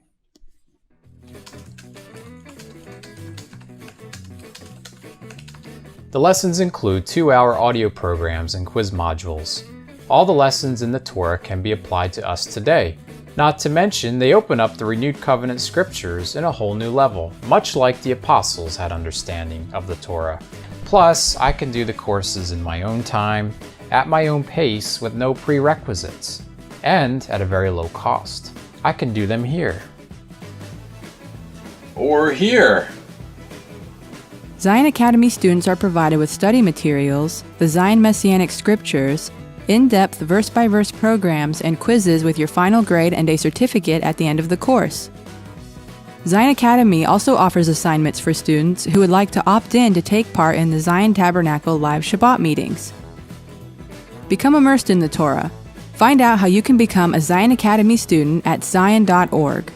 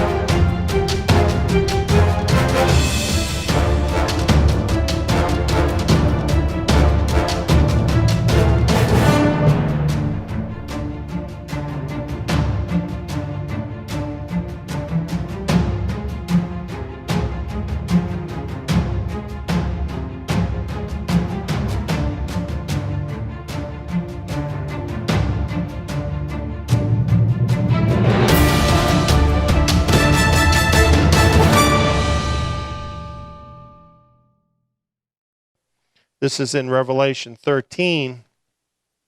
And it's speaking of the beast. That is the anti-Messiah. He causes all, both small and great, rich and poor, free and slave, to receive a mark on their right hand or on their forehead, that no one may buy or sell except one who has the mark, or the name of the beast, or the number of his name. Here's wisdom. Let him who has understanding compute the number of the beast, for it is the number of a man. His number is 666. Well, I'm sure you've heard that verse many times, that passage. I think as we read it, we can understand why people might think that this mark is some sort of technology that would be stamped upon or implanted into a person, because whatever this mark is actually controls whether they can buy or sell anything. And really, I think before the modern era, this was far more mysterious, how this could actually work. In the modern era, we have technology that actually can accomplish what this is talking about. Well, we're going to go into this verse a lot more deeply to see what the verse itself is actually saying. But before we get into that, we want to look at the 2030 agenda and see what it's actually saying about money and people and numbers of men. So let's start with this. This is from the United Nations website. They have a sustainable development knowledge platform. That's where I got this screenshot, and of course I added the boxes and so on so you could see this more easily. But as you look through this, you go through its many sections, you'll see that this 2030 agenda for sustainable development covers every possible area of life. However, when you read some of these things, you wonder, well, what are they really saying? Because as you read it, it's a little bit mysterious. Well, here in number 16.9, here's one of the agenda items. Now, I'm quoting directly from the document. By 2030, provide legal identity for all, including birth registration. Now realize that's not just talking about developed countries. That's talking about every human being, to provide legal identity. So you wonder, well, how do they plan on doing that? How do you establish that? You know, there are lots and lots of babies born around the world that are not born in hospitals. And this is especially true in poorer countries. There are no birth certificates for many of these people. So how do you establish legal identity for these people, including birth registration, where they're not even born in a hospital? What are they really thinking? Well, some of their recent activities shed some light on this, and I want to share this with you. Here's a website, Find Biometrics. They're very interested in biometrics, everything having to do with counting people by the use of biosignatures. That's your own body things having to do with your own body. They're very excited about the fact that the United Nations High Commissioner for Refugees plans to use biometric technology to identify and track refugees, and has entered into a vendor partnership with a company called Accenture, an international technology service. Now, in the seminar, the Daniel seminar, you might remember we covered Agenda 21. Now this is carried forward to Agenda 2030. What we found there is that the UN makes partnerships with businesses and governments and NGOs. And then together, they accomplish the UN's agenda. So that apparently is what we have here, the UN teaming up with a biometrics company. And what they're doing, it says, is identifying and tracking refugees. It says that using this technology, they can collect facial, iris, and fingerprint biometric data. And it says that this information, once collected, is sent back to a central database in Geneva.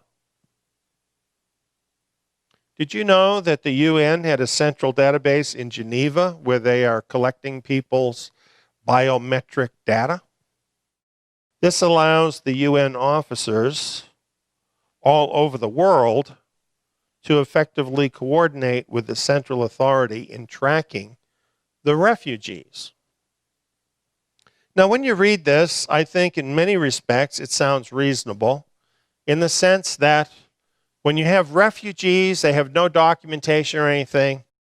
So using biometrics, they can assign an identity to them that will be a permanent identity, and it's a way of dealing with the refugees. Some people would say that that's quite reasonable. I think, though, that the interest is in biometrics. That's of interest to me because this has to do with people's bodies. The UN actually has been involved in this for a while. This is from 2010.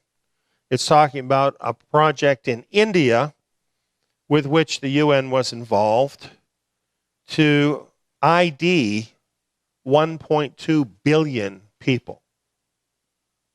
This involved fingerprints and other kinds of biometric data, collecting a massive database of unique IDs. India turned to companies like Google, Yahoo, and Intel in order to provide technology for this. This is what they said was the reason for getting everybody ID'd, so that welfare would reach the right people and for purposes of banking, to allow these people banking for the first time. Well, this is interesting because where you see biometric data being brought online to identify people, what happens is you always see them mentioning banking. This is what I found in researching for this. This apparently is the real purpose, among other things, for wanting to identify everybody in the world. Now, here's a real solid proof of what I'm talking about. This is actually a photocopy of a document I downloaded from the World Bank online. And the World Bank, look at its logo. Under the word World Bank Group, it says governance. What does a bank have to do with governance? That's totally UN talk, isn't it? Under the kind of government the UN is interested in, banks are part of the government, particularly the World Bank. Well, they have a program called Cross-Practice Initiative Identification for Development. And here's their overview of their program. Providing legal identity for all, including birth registration, by 2030 is a target shared by the international community as part of the Sustainable Development Goals. And it cites the very part of those goals which I read to you from Agenda 2030. It goes on, the World Bank Group has launched the Identification for Development Cross-Practice Initiative to help our client countries achieve this goal, and with the vision of making everyone count, ensure a unique legal identity and enable digital ID-based services to all. Well, when the World Bank says this, what kind of services are they talking about? I don't think you'd be wrong to say banking services. That's what they're talking about. So they see the very provision that we read about as including IDing people for the purpose of banking services. It's interesting that you have to take this circuitous route to find out what the UN is really talking about in their Agenda 2030. But the World Bank is here telling us that it's really about banking, IDing people for the purposes of banking. And not just some people, all people, everybody in the world. Well, the same website, Find Biometrics, picked up on this. And they say the World Bank and Accenture call for a universal ID. Now, Accenture is the same organization that worked with the UN and probably is continuing to work with them on IDing the refugees. And when we read about that, it seemed like it was limited to the refugees. But now we find out that the World Bank is working with the same company. I'm not surprised, are you? And here, they're not just talking about IDing refugees. They're talking about a universal ID, identifying everybody, having a positive identification for every person. It says here, a report synopsis notes that about 1.8 billion adults around the world currently lack any kind of official documentation. They want to get all of those people officially documented. Now, it then talks about IDing refugees in various places, and it goes on to say, the nature of the deployments has required an economically feasible solution and has demonstrated that reliable biometric ID cards can affordably be used on a large scale. So even though they didn't tell us it was just an experiment working with the refugees, now we see that's what it was. It was just an experiment working with the refugees to see if they could do this with everybody.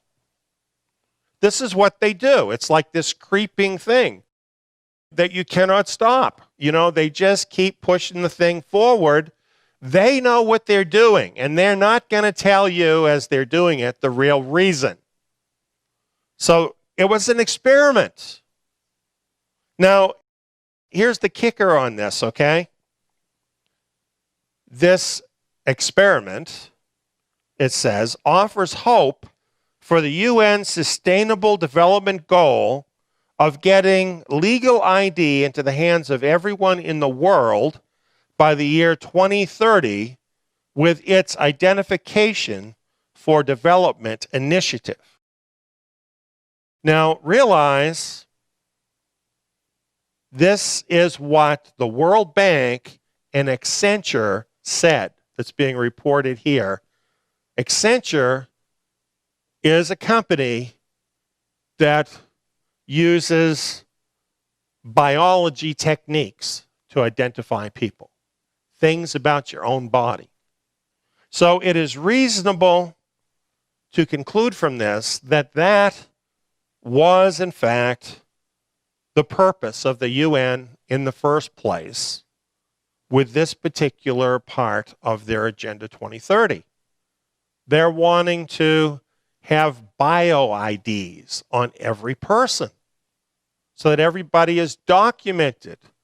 Well, how do you do that with people that never had a birth certificate or any kind of documentation? How do you identify them? Well, using biology, everybody has a unique fingerprint. There's other unique things about every person, such as your iris, other things. So they're able to assign you an ID that then goes with you because it's in the database.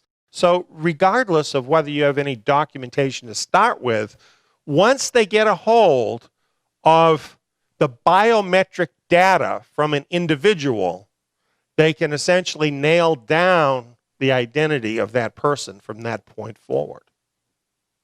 They will actually be able to assign an identity to every person in the world, provided they can get that biometric data and provided they can somehow force them to identify themselves using that data.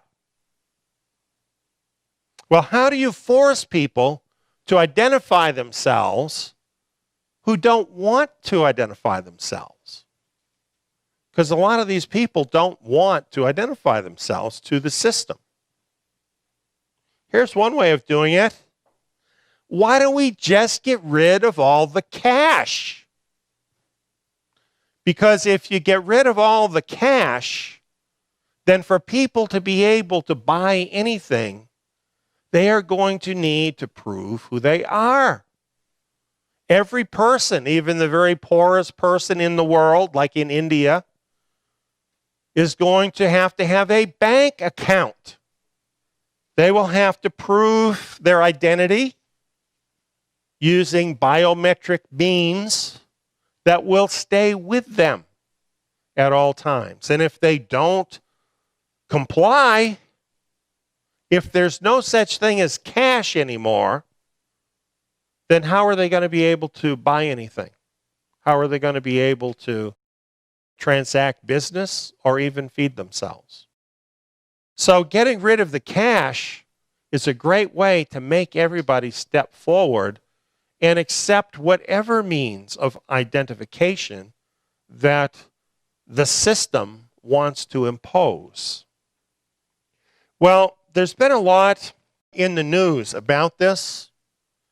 Leading economists and various famous figures and so on have been coming forward saying that essentially we need to get rid of cash and be a cashless society.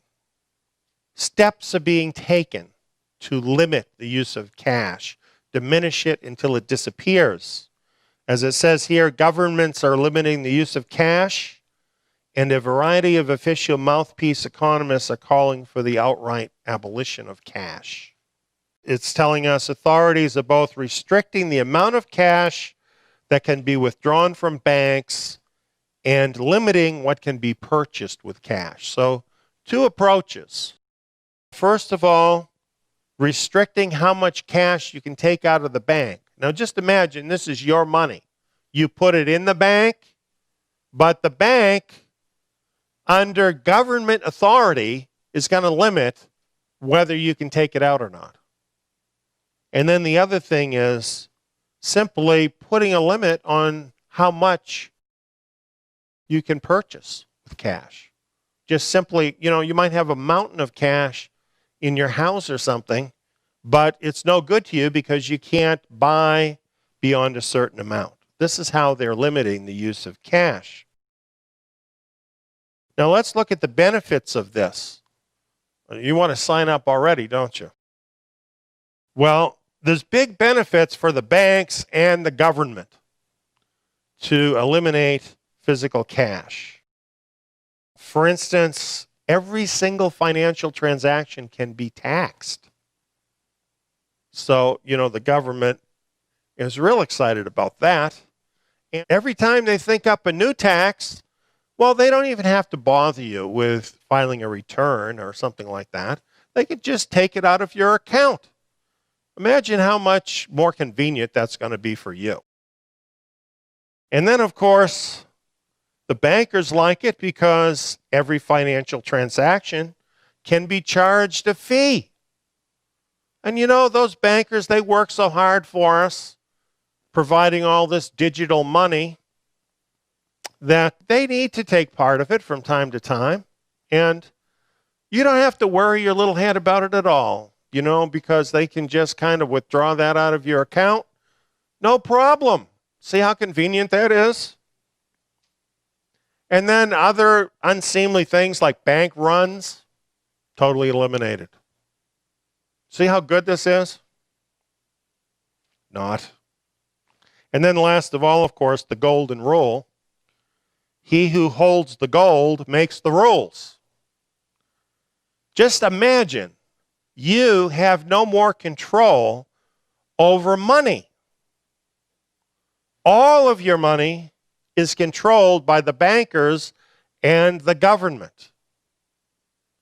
This is tremendous coercive power once they have this kind of control.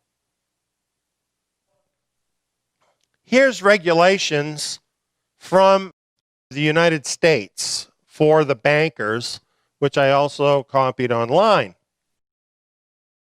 This is to the banks, and this is in America.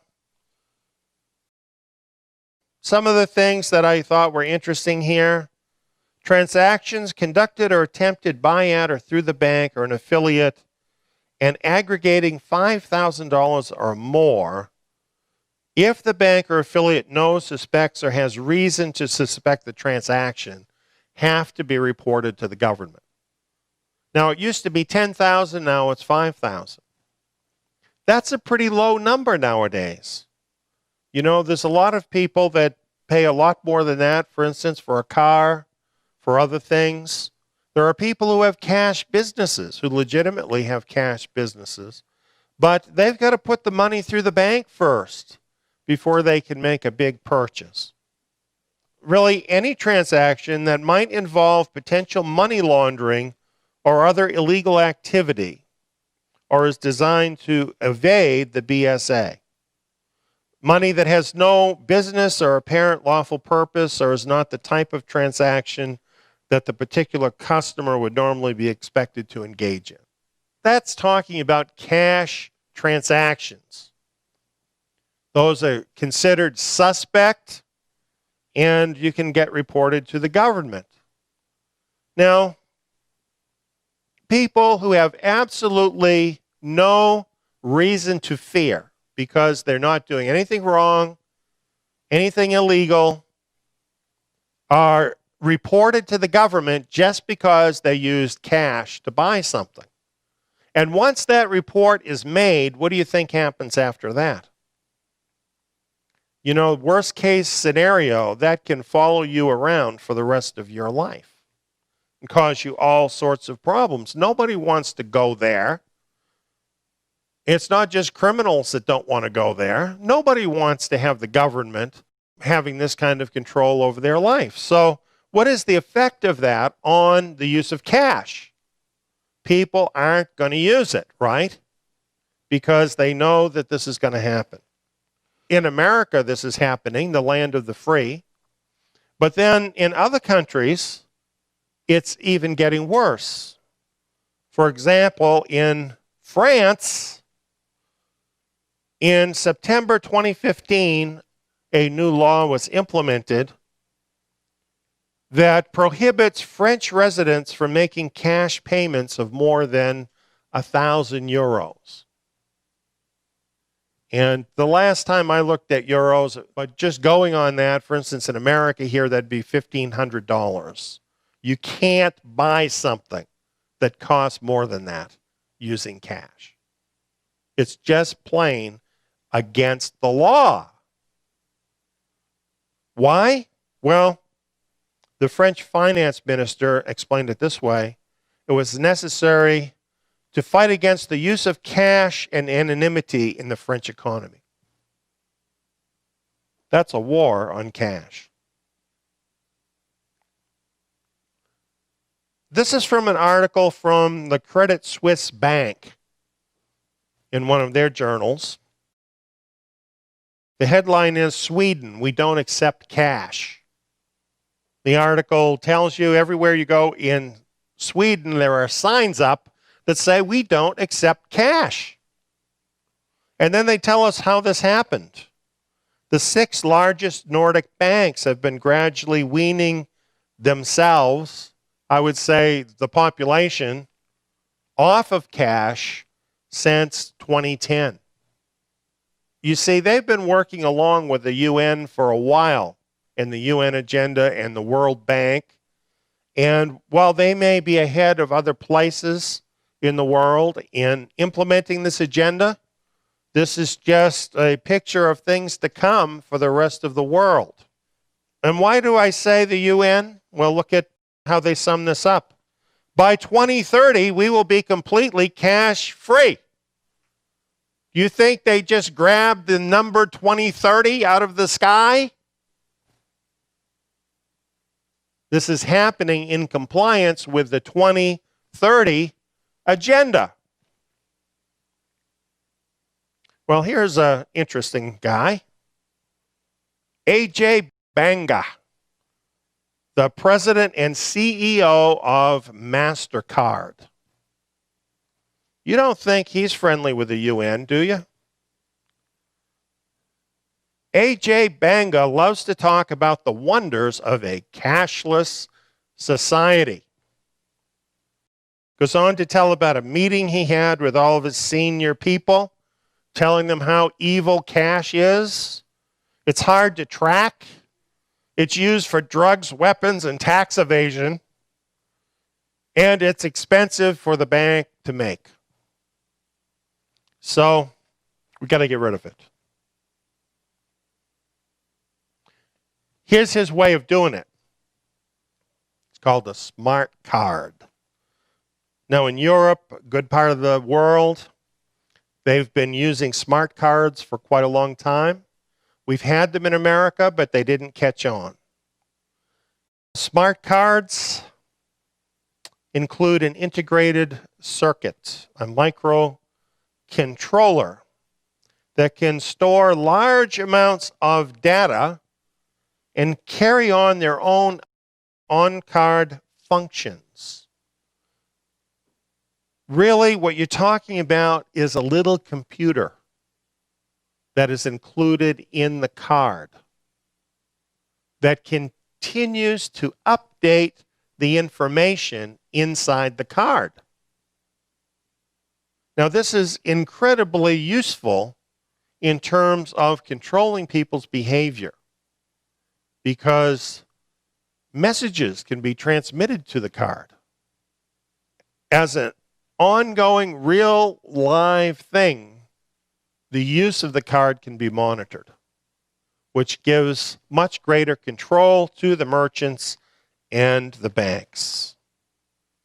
And smart card technology conforms to international standards. So this is the basic level right now of where we're at in terms of a cash-free society. Smart cards.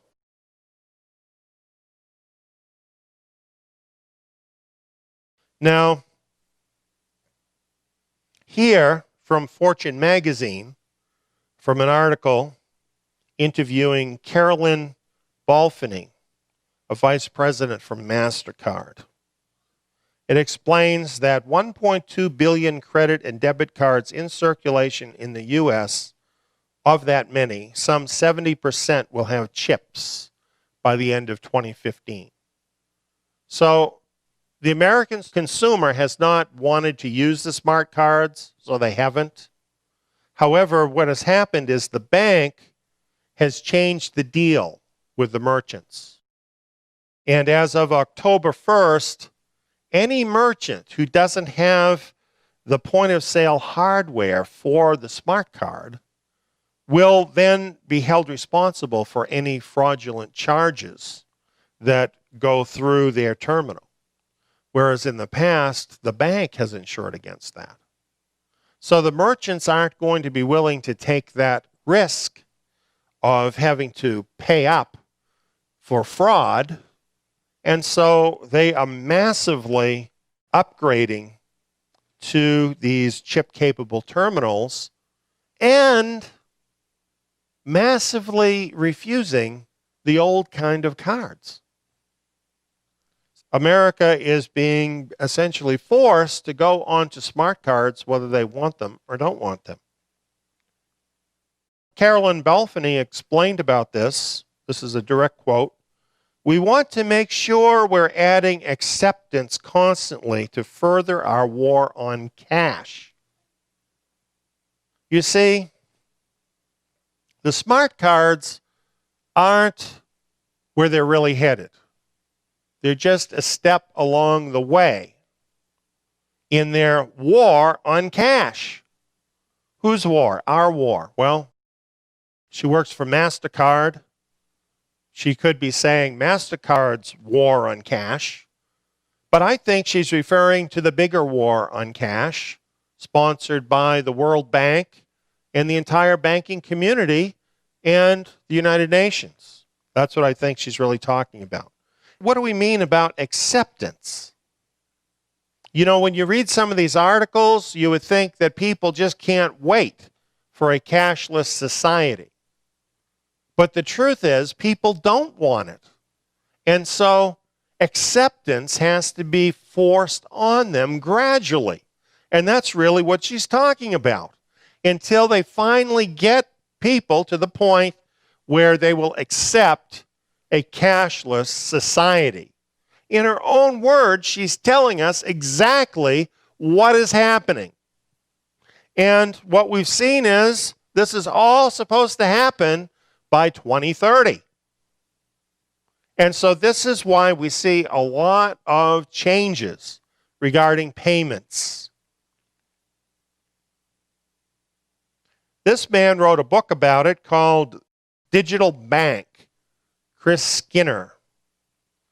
He says, "We already have contactless payment terminals, fingerprint recognition payments, micro and mobile payments.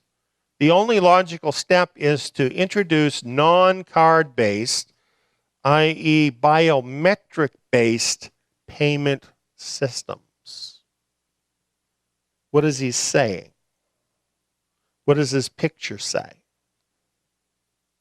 We want to get rid of the cards. We want this biometric-based system to be based in your own body.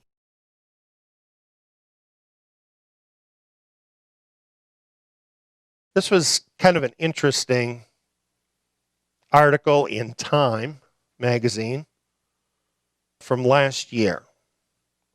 And the title's interesting, Never Offline. This is from the magazine. How wearable tech will change your life, like it or not. Will make people and computers more intimate. You want to be more intimate with your computer? I'm thinking not. Will bring us one step closer to human-machine symbiosis. That's the human and the machine becoming one. This is Time magazine talking. This is not the Sci-Fi Channel or something. They're telling us where they're going with all of this, and they're telling us that it's going to happen whether we like it or don't like it. There will be computers that are actually attached to our bodies. That's what they're saying. Now, they're going to be used for a lot of different things. They're going to be connected to the internet all the time. which means if you have human-machine symbiosis, meaning that you are one with the machine, that means that you personally will be hooked up to the internet all the time. And we know how the internet works. It's a two-way thing, isn't it? You can get information off of the internet, but the internet can get information from you.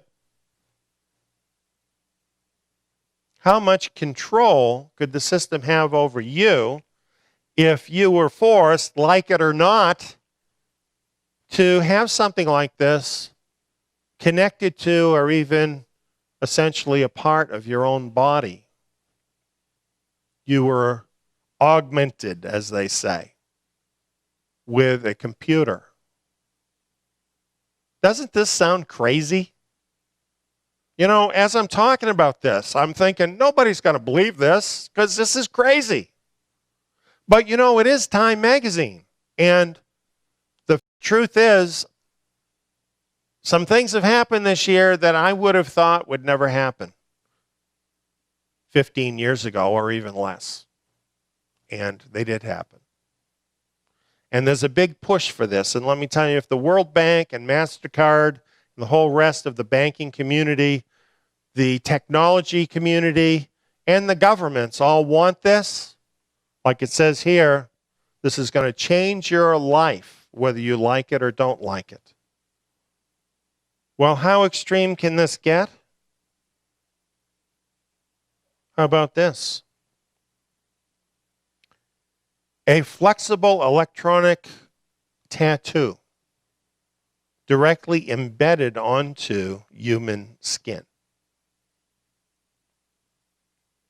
That's not just a decoration, but it can have a decoration over it. There's pictures of these, and they look like a tattoo, like they'll have somebody's face or something like that. But here's one up a little closer. It's really very complex. And they can do all kinds of different electronic tasks with these. Interestingly, they are powered by your own body. They tap right into your body in order to power the device. They have various kinds of sensors that can sense what your body is doing. Photo detectors, gauges, wireless communication. Again, totally hooked up with the internet to hook you up to the internet. Well, what do you think? What is life going to be like when there's no cash? There are no credit cards because they won't service them anymore. And they tell you, what we do now is we have this tattoo. You have to put that on.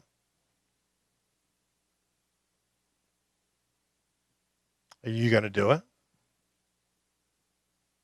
If you don't do it, how are you going to get by?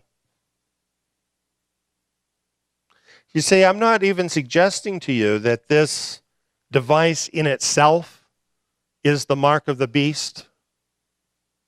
I personally don't believe that a certain technology per se is the mark of the beast.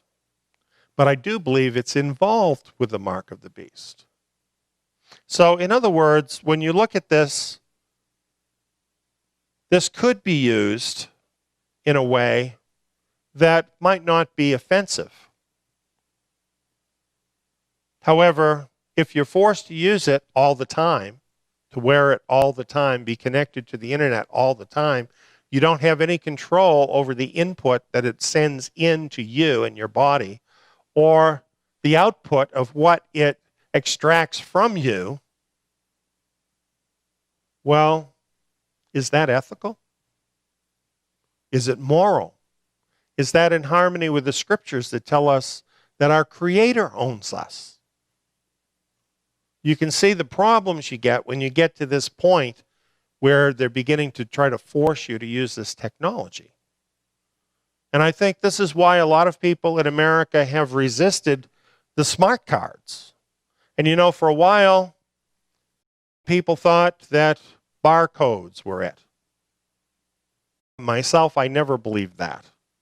But you can understand why people thought that, because it involves numbers, it involves a mark that identifies something, and no doubt it is or was a precursor of whatever the technology is going to be that will be used by the New World Order, the one world government. There's been other things, the transmitters that they inject underneath the skin. There are quite a few people that have those right now. This, however, is on the surface of your skin, but it connects to your body. And it has a kind of a glue that sort of becomes one with your skin and attaches this to your body. In 15 years, what will we have?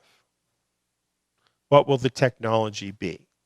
If already they have this technology that can connect to the internet and connect to you and can be used for making payments, what are they going to have in 15 years, and how is it going to interface with you? I'm concerned about that because there is a big push towards this. Well, let's get back to looking at the mark. The word translated mark here, the Greek word, means a scratch or etching, a stamp as a badge of servitude. That's really what the mark means. It's some type of a stamp on your body, some sort of an etching or scratch. That really reminds me of a computer chip when I hear that. That is a badge of servitude. Servitude to whom? Well, whoever controls the funds, right? It says, let him who has understanding compute the number. You might think that I added the word compute for effect or something, but I didn't. What you're seeing here is from Strong's Dictionary of Greek Words, and the word that I've translated here as compute, which is often also translated as count or calculate, is actually translated as compute in Strong's Dictionary. You see the word right there, to compute. So this is interesting. This mark has to do with computing. Now, this word, to compute, is related to a couple other Greek words, basically different forms. It has to do with a pebble, which is as a token, as a verdict or a ticket. In other words, it gives you access. Yes or no, you get access. And then the other meaning is verify by contact. I thought that was interesting. Verification. So right within the Greek language that this is all translated from is it's using lots of computer terms. Computing, a ticket, verification. What is this if it's not some sort of an identification involving computing? When people talk about it being some kind of technology, it's not only that it's logical, but the thing is, as you look into the language in the Greek, the wording is really there. The definition is really there to suggest something having to do with a computer that verifies who the person is. Well, here's another thing. Compute the number of the beast, for it is the number of a man. What is the number of a man? I have a number in my wallet. It's called my Social Security number. It's my number. You know what?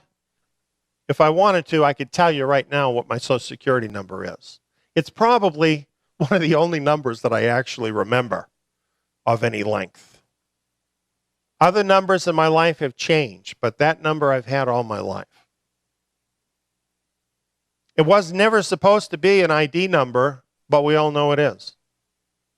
It is the number of a man. It's a number of this man, of a certain man.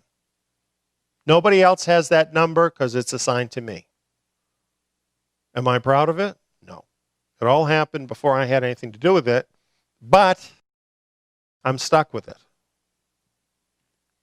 It's the number of a man. Compute the number of a man. Whoa. Is this not talking about modern technology that identifies a person?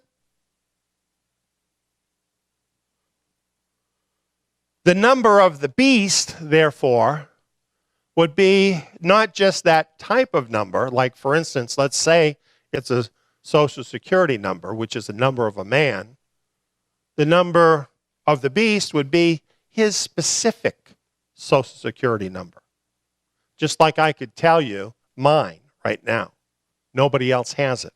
Well, he also will have a specific ID number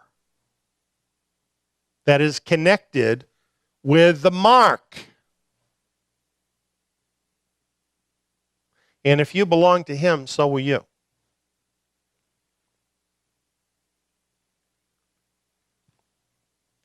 He causes all, both small and great, rich and poor, free and slave, to receive a mark on their right hand or on their foreheads, and that no one may buy or sell except one who has the mark or the name of the beast or the number of his name. So you see, not only do you have in this mark an identification of who you are, but the mark represents a relationship between you and the beast. And it contains, besides your information, the mark or the name of the beast. It's kind of like on money, on a coin, or on paper money. It has the name of whoever mints that coin.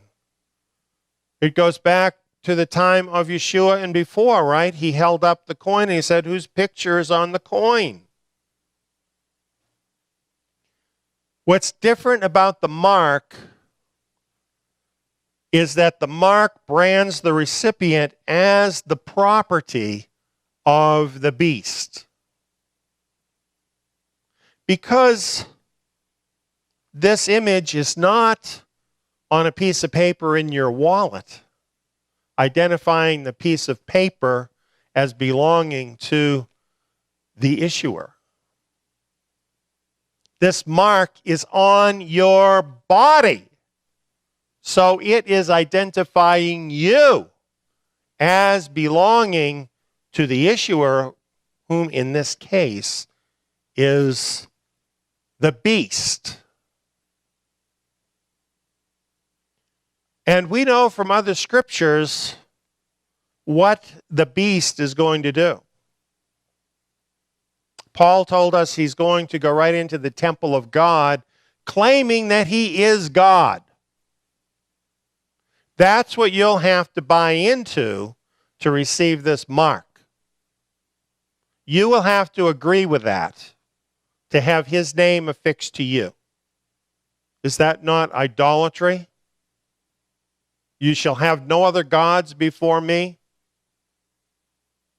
So, a person that does this and receives this mark, making themselves the property of the beast, the anti-Messiah, they have stepped over a line, and now they belong to the other side.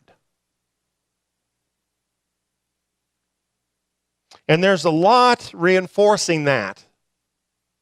Because once a person takes that step and they've stepped across the line and they have accepted that mark, they are now totally dependent on that beast system, are they not? They can be totally controlled because they can't buy or sell unless they have the mark.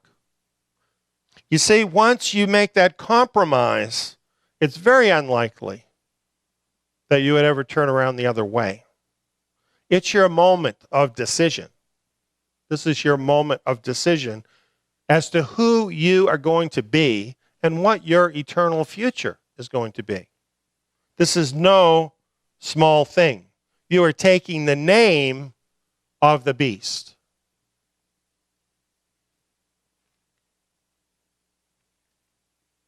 The name of the beast, the mark of the beast, is the key to success in the beast system. You know, when I read about Mr. Banga and all of the rest of the bankers that get all excited about the cashless society, they are excited about it. A lot of those people, they seem to be a lot more excited about what is coming down the pike and what it means for them than a lot of believers seem to be about Messiah, to tell you the truth. And I'll tell you the reason they're so excited about it, because they're part of the system that will benefit. They know that this is going to be a big thing for them. They're going to make a lot of money. They're going to be a big success in the system.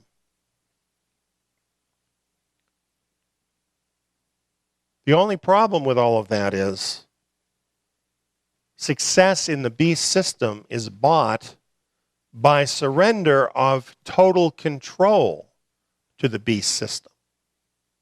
You see, to get all of that the mark is going to open up for the person, they have to give total control over to the system.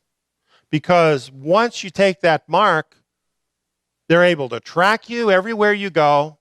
They're able to track your money everywhere it goes.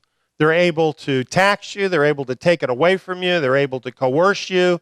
You are then a total slave. And you know, while I'm telling you this, I have to say it, you're not far from that right now, right? I mean, a lot of us, we're not far from that right now. We are living paycheck to paycheck, and, you know, we feel very controlled many times by the system. And we're feeling this. You know, the system is trying more and more to control you. Debt really, really makes it worse. You know, the more you want the stuff and you're willing to go into debt for it, the more control the system has over you. Well, the mark of the beast is taking all of that to a whole new level that really I think most of us can't even imagine at this point in time. And the aim, as we have seen, is to bring every single person on earth into the system and to make you hurt if you resist that.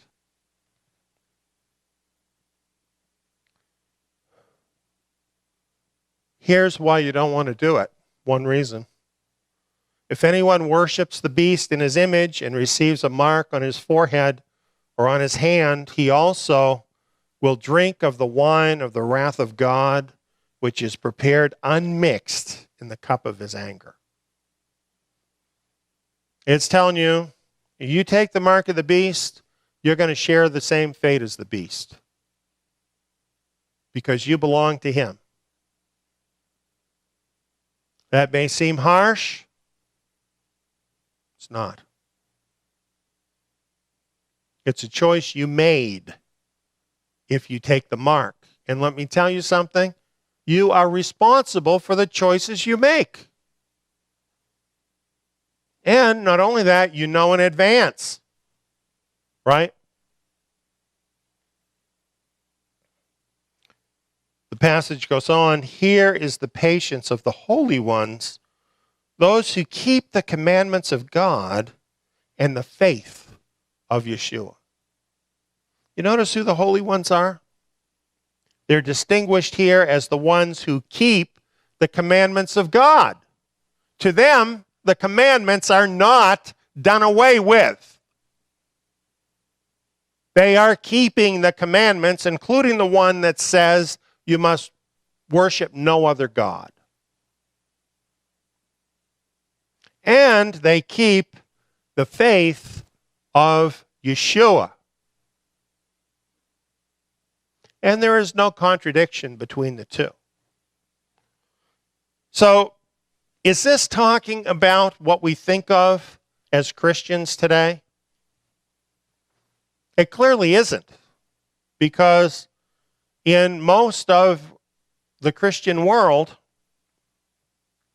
the commandments of God are out the window. You know, that is talking about the Torah, the commandments. When you say the commandments, what commandments specifically come to mind? Is this not the 10 commandments that form the covenant that Yahweh made with his people Israel? But this is very encouraging, because it doesn't say that these holy ones who keep the commandments and the faith of Yeshua are all going to be killed because they don't take the mark. It says this is patience for them.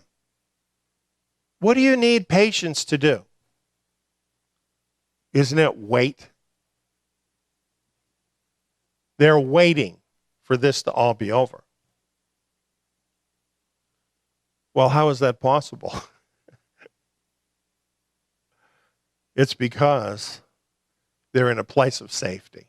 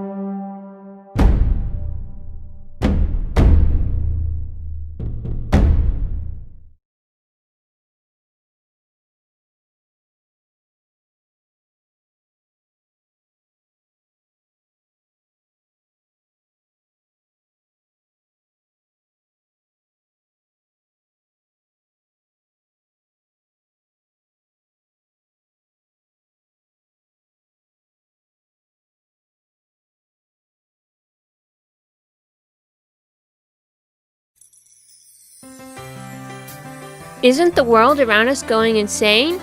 Do you want to return to sanity and establish order in your life? Return to the sturdy foundation that Yahweh established in the beginning. Torah is the foundation. It is Yah's standard of righteousness that He established in the beginning. In the Torah, the first 5 books of Moses, we are introduced to our Creator. We learn who He is and what His name is and what it means. His moral standard, His ways as a person, how He interacts with His people, and what He wants from us. Join Eliyahu ben David in this rich verse-by-verse study of the Torah and bring sanity back to your life. If you would like to listen to these vital programs, you can hear them for free on our radio station at tsiyon.org or download the Zion Road radio app and listen on your mobile device. You can also find our station on the TuneIn radio app for iOS and Android devices.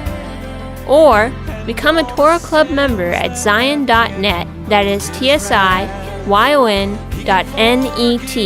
for only $12 a month, and gain full access to the Eliyahu ben David Bet Midrash program archives in MP3 format. Join us this Sabbath for the Eliyahu ben David Bet Midrash and bring order back to your life. When you call upon the name of Yahweh, you'll be saved. Call upon His holy name in the last days. Upon the name of Yahweh, you'll be saved. Father will hear your cry and answer you from on high. When you call upon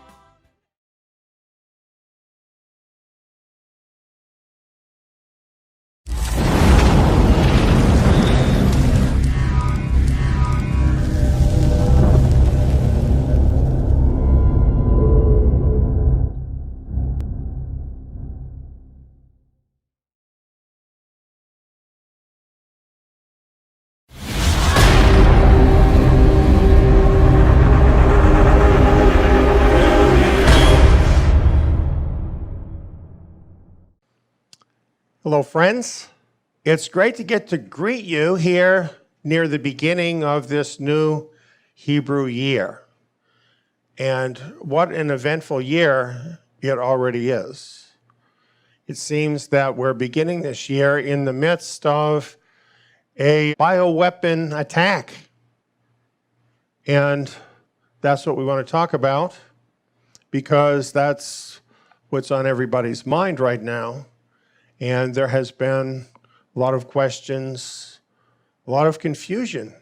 And we want to move on to actually talk about what the virus is really all about. And as you can see, my theme is the weaponized CCP virus promotes UN Agenda 2030.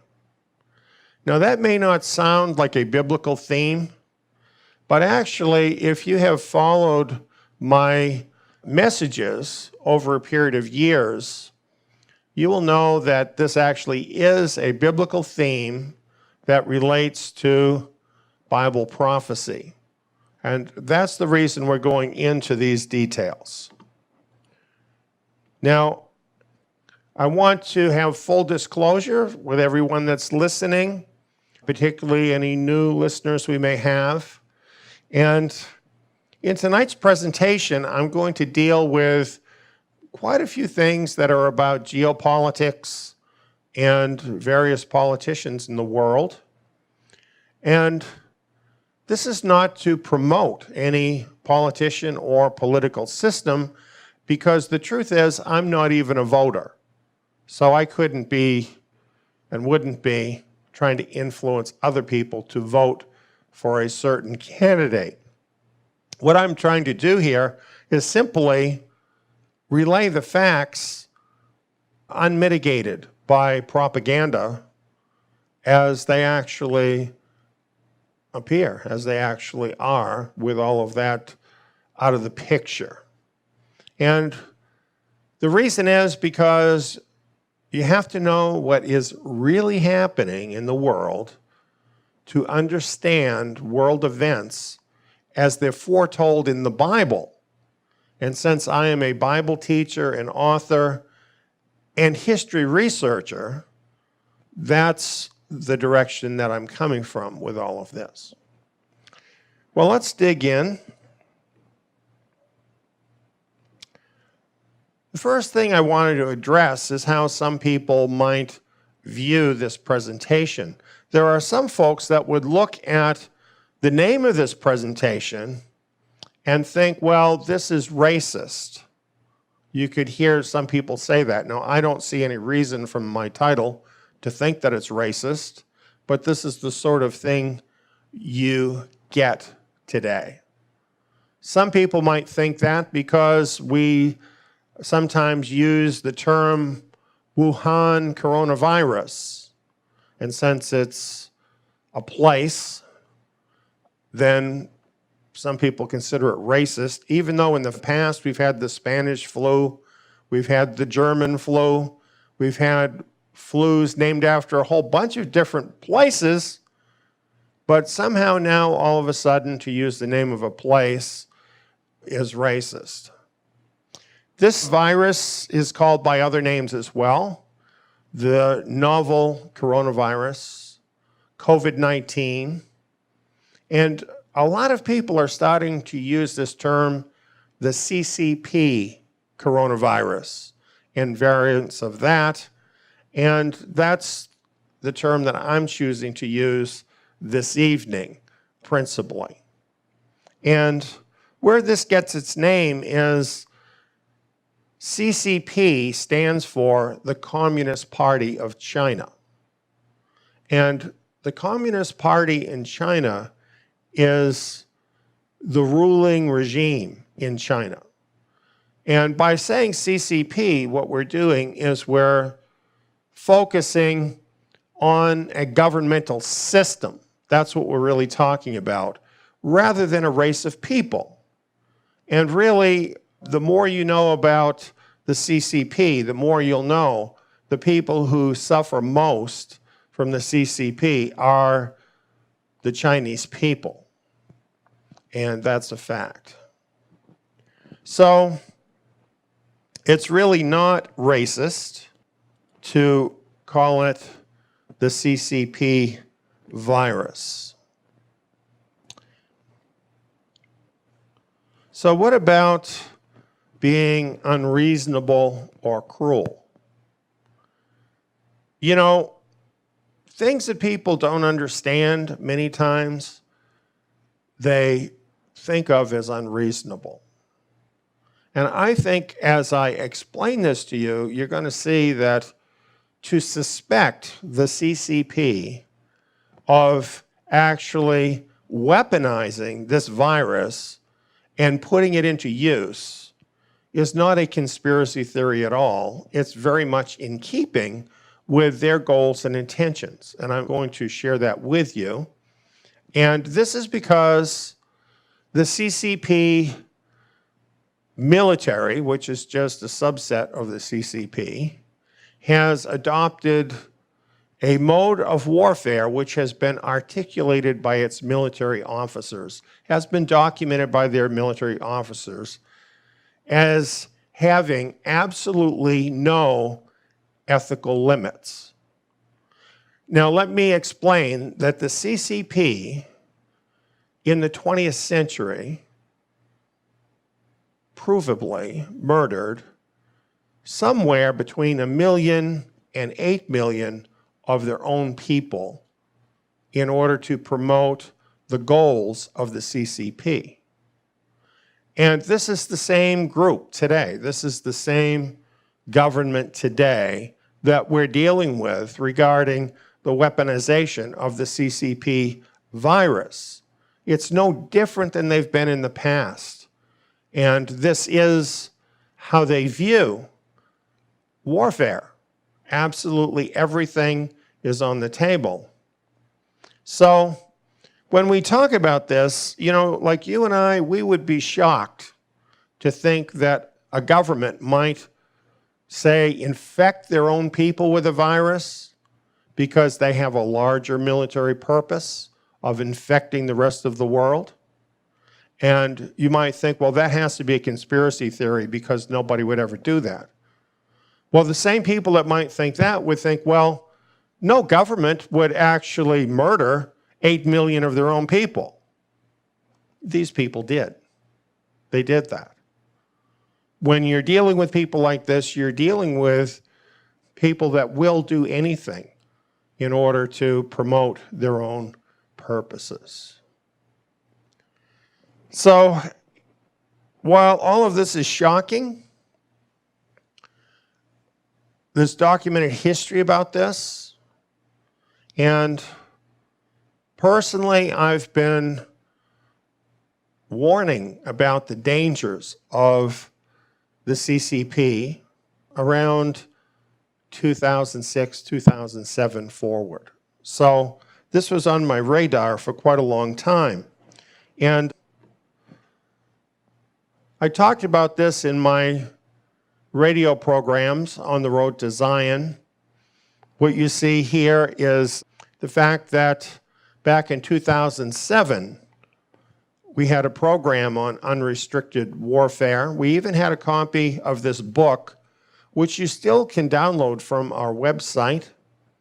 And this book, called Unrestricted Warfare, was written by two senior colonels of the Chinese military. And it lays out their strategy for conducting warfare. And it's really quite, well, spine-tingling. They call it unrestricted warfare.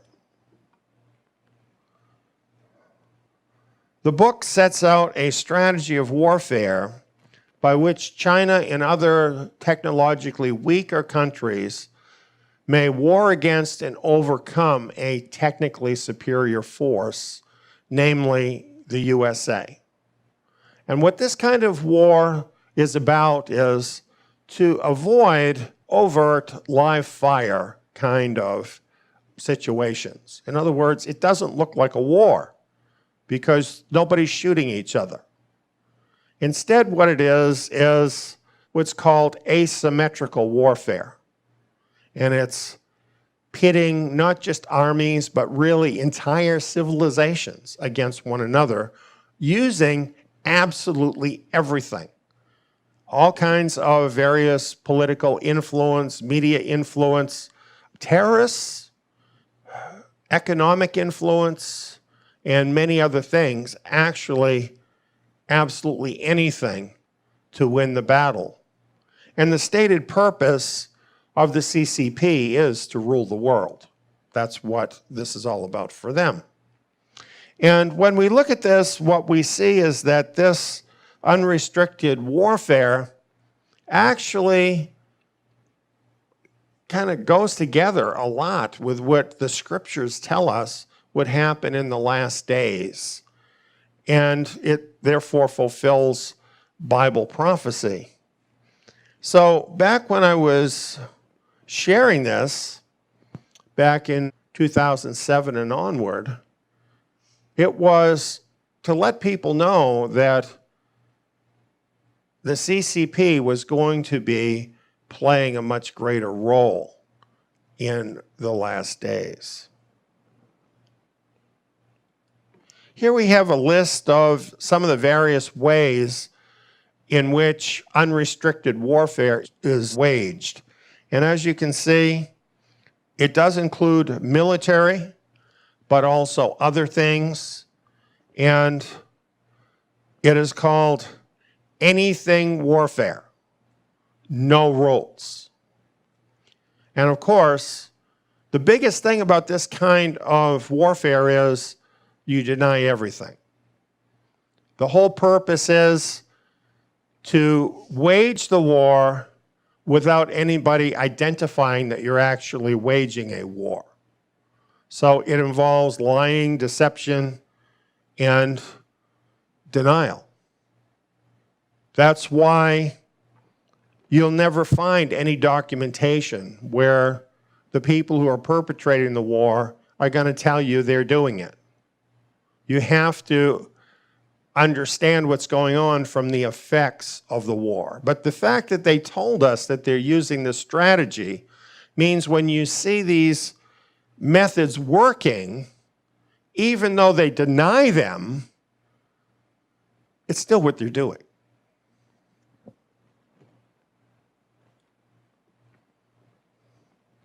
Now, here's some things that they've been doing recently that kind of shows you their mental attitude, and how they think about using everything in order to get what they want.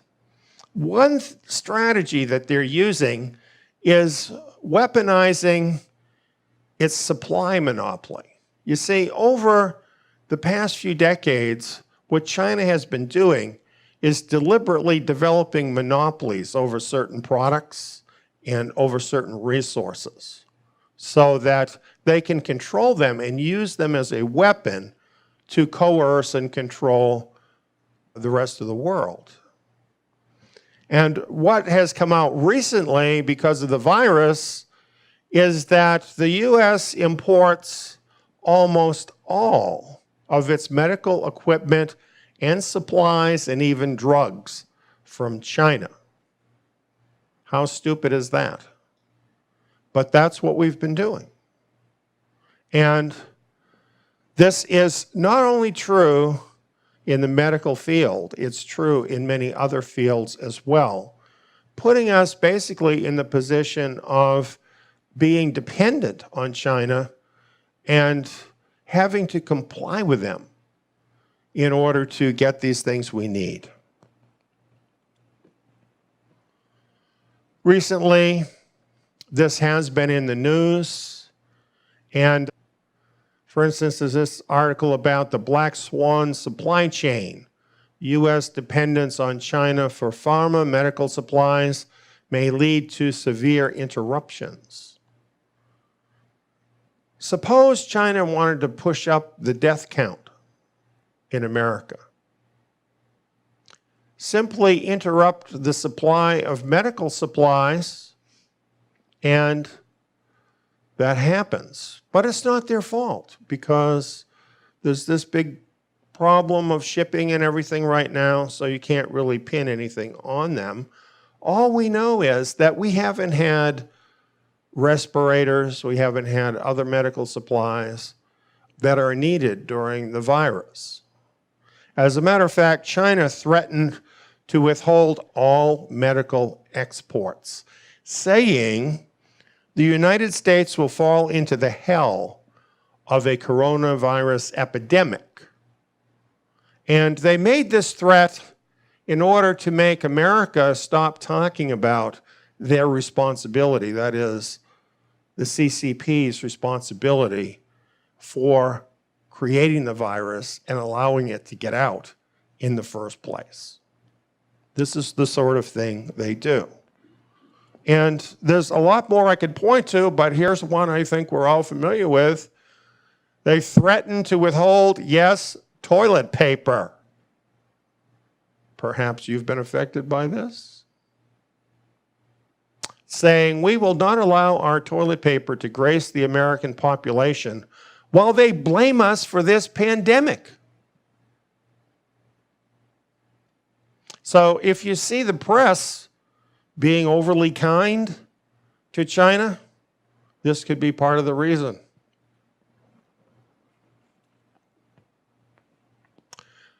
Sadly, even the US military is dependent on the CCP. Now, what kind of deal is this when the military of a country is dependent on their enemy? Can I buy some bullets for you so I can shoot you? Here's how. China has a near monopoly on what's called rare earths.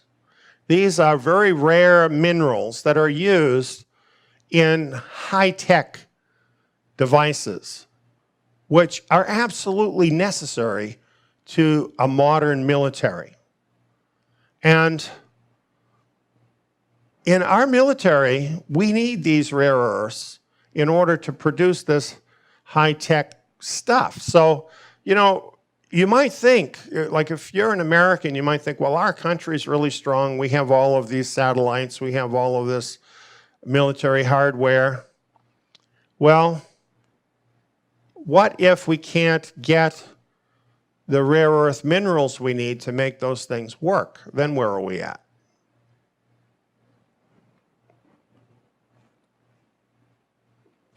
So Recently, we have this article from Reuters. U.S. military comes to grips with over-reliance on Chinese imports. Do you know why they came to grips with that? Finally, a certain president of the United States came along and told them they needed to deal with the problem. That's why it happened. And much of the technology used by the military depends, as I've said, on these rare earth minerals and other things that come from China and technology that comes from China. And this has been a major problem for us in America. Also, here's something else. China is seeking to dominate large areas of high-tech communications, software, and other sorts of things. And they use this for surveillance. And what you have to understand is that in China, the CCP runs everything. There are no private businesses in China. They're all an arm of the government, every single one of them. The CCP is over everything.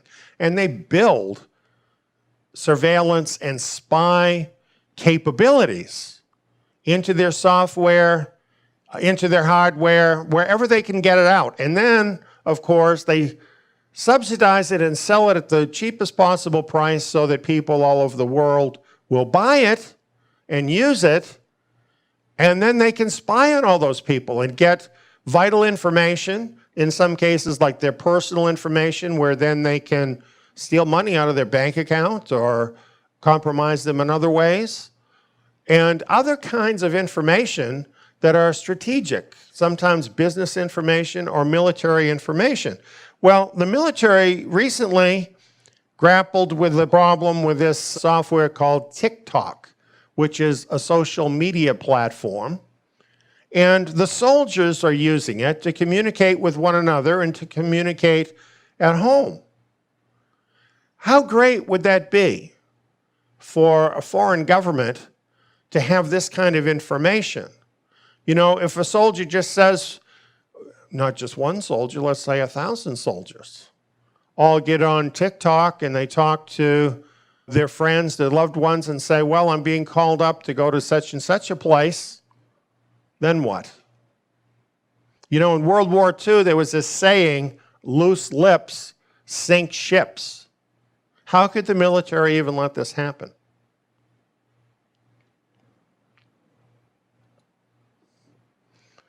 And then we have the problem of hacking.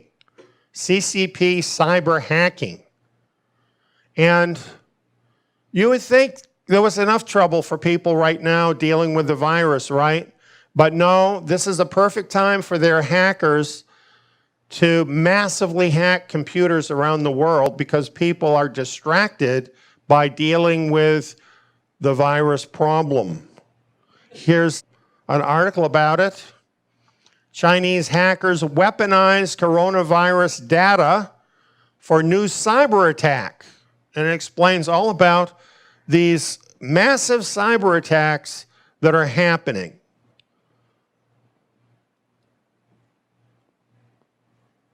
Here's another article. Coronavirus triggers worldwide cyber attacks. I know of what I speak. This is a record from our server. We became aware of these Corona-19 cyber attacks on March 19th, and we recorded the record. On that day, our server logged over 110 million cyber attacks in one day on our server.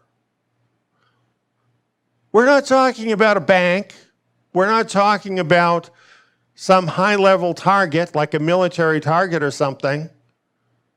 Our server, over 110 million attacks in one day, all trying to break into our system, trying to break down our system, trying to steal any possible data they can get. Multiply that by how many other computers? Who knows? And it gives you an idea of the scope of this. Just when you look at the numbers, you know this isn't individuals.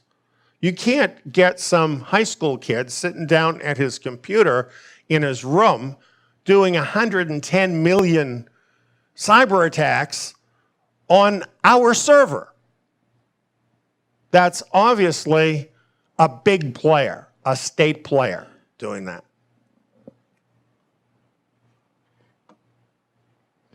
By the way, so far as we know, they didn't get in.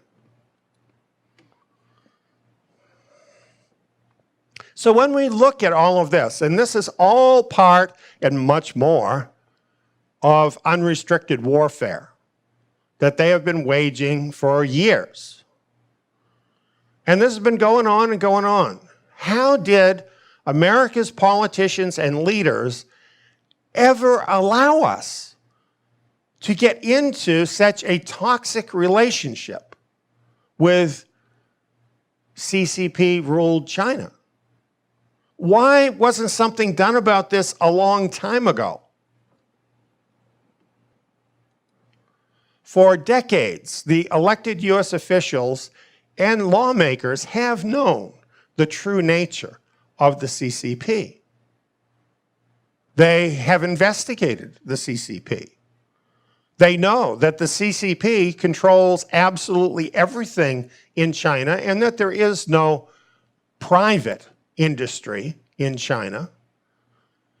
They know that the CCP has a plan for world domination at the expense of the United States. They even know the CCP, among other things, has bioweapon capability.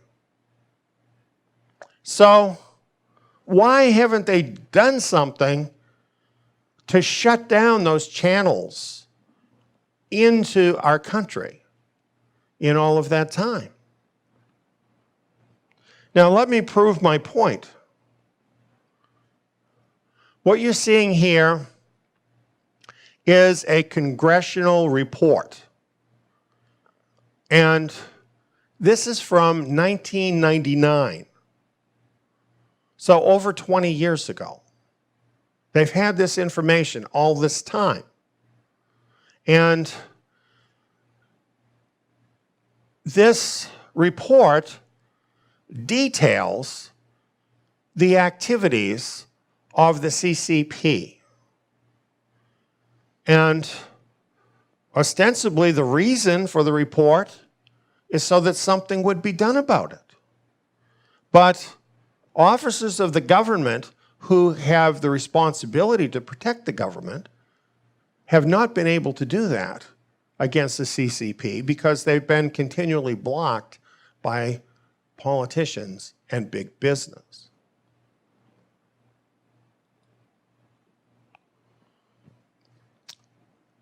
This documentation is available from the Government Publishing Office, and this is where I got it.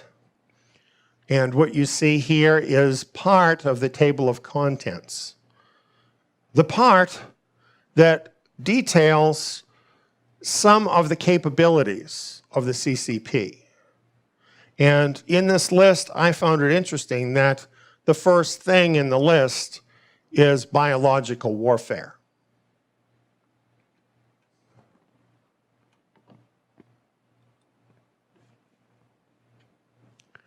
Here's a quote from the document. Quote, "The 863 program," this is a CCP program that they instituted in the 80s, "includes a recently unveiled plan for gene research that could have biological warfare applications." There is evidence that gene manipulation was used in order to create this weaponized CCP virus. Here's what it says right on the cover of the report. The CCP's main aim for the civilian economy is to support the building of modern military weapons and to support the aims of the PLA, that is the military, the Chinese military. The entire apparatus is military. And that's in the report from 20 years ago.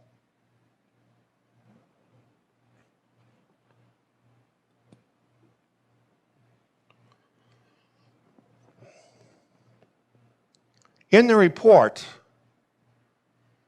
they state, after their total investigation of this, that the CCP is the one bureaucracy ruling over everything. They have total control. And they are the source of all military goals and operations.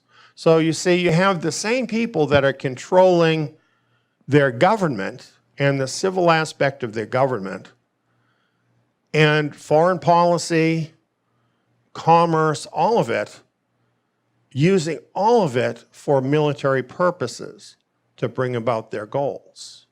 And for them, everything is military.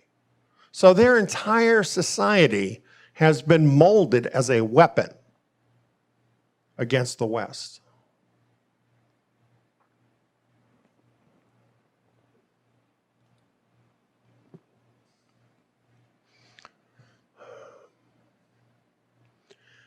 In 1986, month number 3, the Communist Party of China officially declared asymmetrical hybrid warfare, really another term for unconditional warfare, against the US and its Western allies in its nation-state program 863.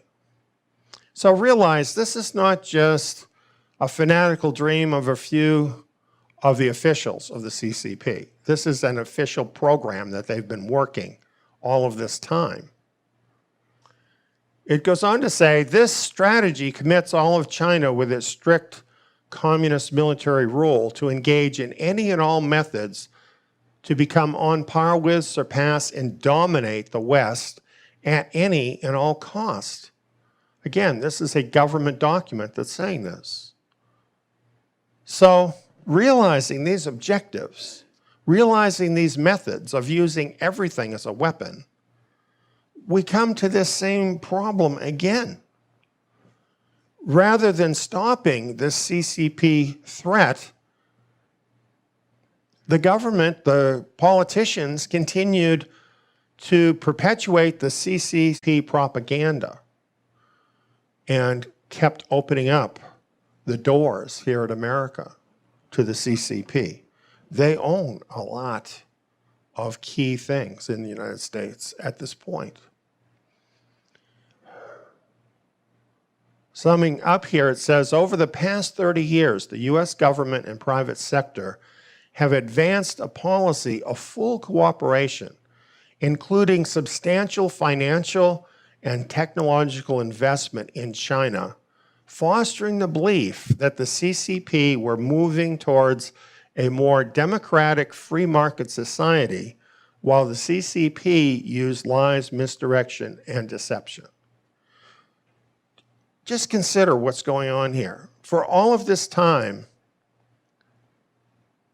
the politicians in the Congress had commissioned a study on this, had the full facts, understood the real goals of the CCP and how they were implementing them.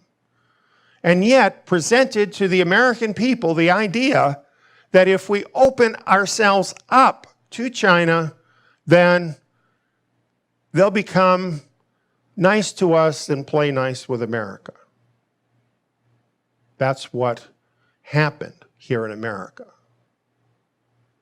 And this strategy is rooted in unrestricted warfare, that is, war without rules. Some of you might remember the Bill Clinton Asiagate scandal.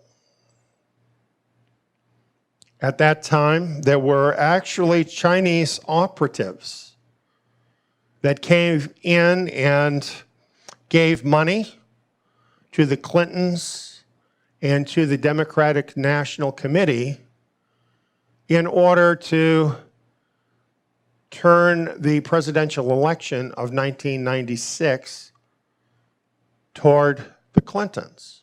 Why would the Chinese want to give money to the Clintons and the Democrats so that they would win the election? Well, interestingly, they did take the money. Washington Post of 1998 says this: evidence gathered in federal surveillance intercepts has indicated that the Chinese government planned to increase China's influence in the U.S. political process in 1996. And eventually the Clintons and the DNC were forced to return $2.8 million they had received from the Chinese. This is what we know about, right?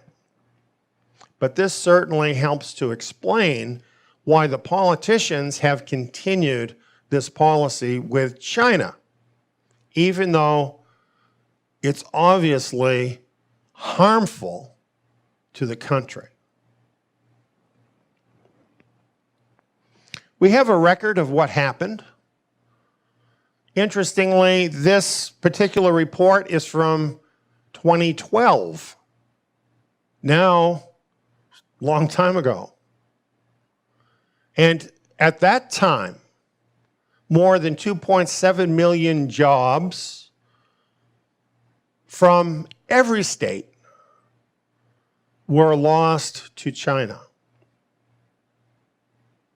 And as for the politicians, big business, they did everything they could to keep promoting this gravy train because the elite were getting rich off of cheap labor in China, leaving America, leaving American workers, denying them their jobs, giving those jobs to people in China that would work for peanuts, and then selling that same stuff back to their fired workers in America. Great deal for the elite, not so great for the average American. They're still doing this. You ever go to Walmart? Can you find anything in Walmart that's not made in China? So here's what happened. In effect, the American worker and consumer has financed the rise of CCP influence around the globe. All this money that the American worker has sent to China, thanks to our politicians and the elite, out of that, much of it has been used by China to influence not only America. Look at the big red glob in America of money coming back to get what China wants from America, but the whole rest of the globe. And China has been coming up and up and up at the expense of America. They would have you believe that's all just some kind of accident, that happened. There's just, chance that happened. Even though they knew all along that it would happen.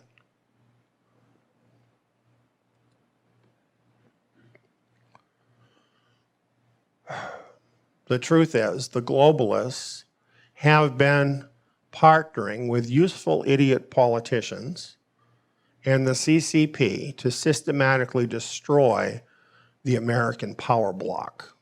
That's what they've been doing. And their wrecking ball has been the transfer of wealth from the American middle class to China.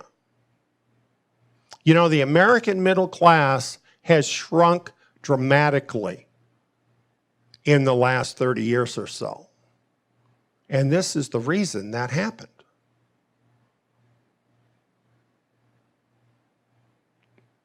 And the globalists, they're just a bunch of good buddies.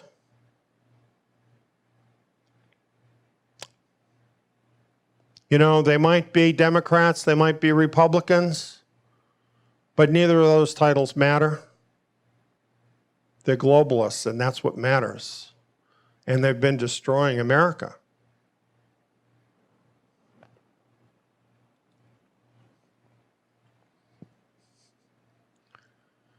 They want a one-world government. That's what they're going for. But they know that only constitutional America, now by that I mean America as originally envisioned in the Constitution of the United States, only an America like that has the influence around the world to block their planned one-world government. That America was founded on a belief in God, a belief not in human rights, in God-given rights, that the government has no right to interfere with. That's the law of constitutional America. And that stands in stark contrast with a world government that essentially is tyrannical, where you are told what you must believe, you are told what you must do, and you are forced to do it or bear the consequences. Human rights are no rights at all if they can be given and taken by a government body.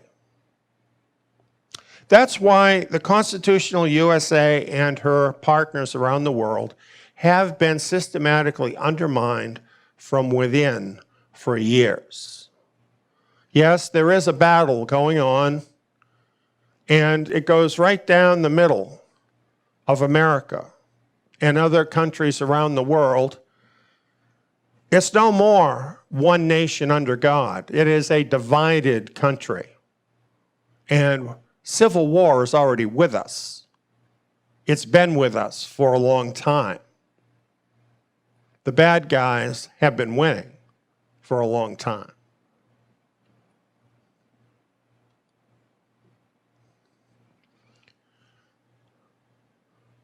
This was the plot with China. This unlocks this. Simply using China to suck the wealth from the middle class in America, who basically are the people who have the traditional values, who treasure the Constitution, who treasure the Scriptures. These are the people that this particular plot was designed to ruin, to steal their power, to overturn the country, to bring in global government. That's why this has been happening all these decades.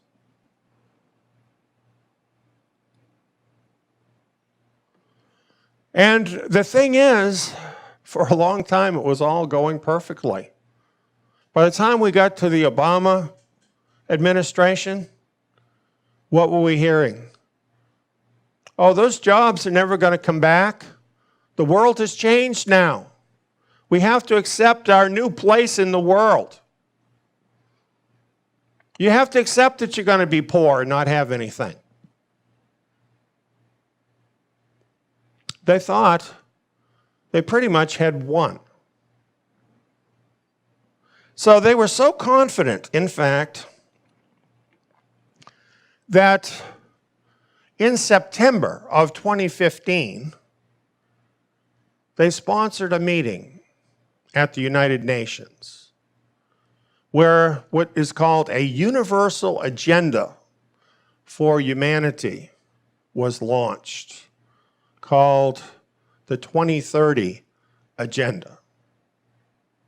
Do you remember that? Do you remember the Pope visiting America? Very big deal. He went to the UN and spoke at the UN, endorsing the 2030 Agenda.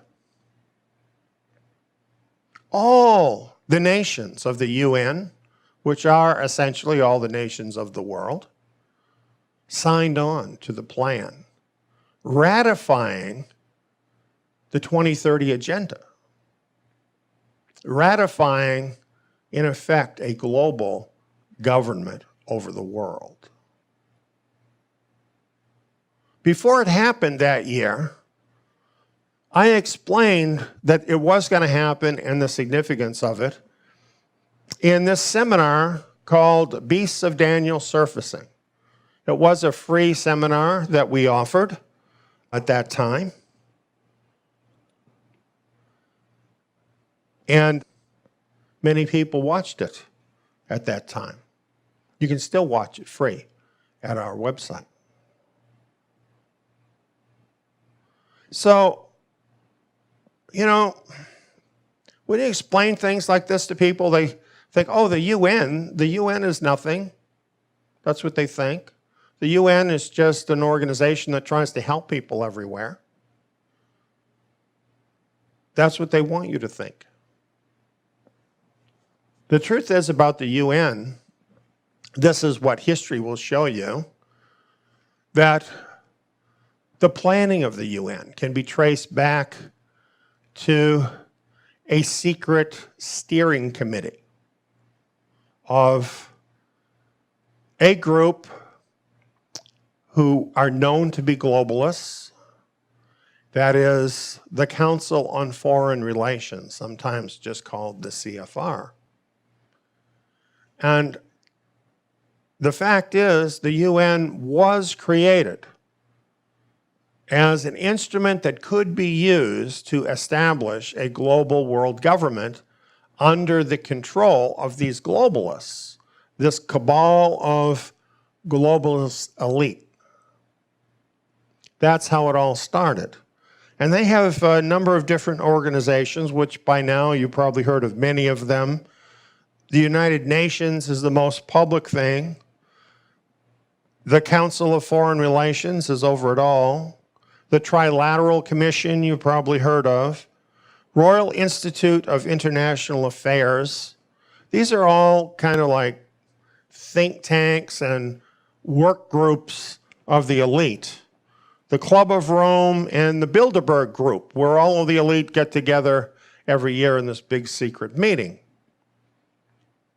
It's the globalists. It's the globalists that invented the UN, not for all of the very helpful kind of purposes that we think of, but to enforce global government on the world. In 2030, we became aware of the goals of the 2030 agenda, sometimes called the Sustainable Development Goals. Do you remember when you never heard of anything called sustainable development? And now when you're reading the news, when you're watching the news, whatever, you keep hearing about sustainable development? Where do you think that came from? That's all a globalist thing.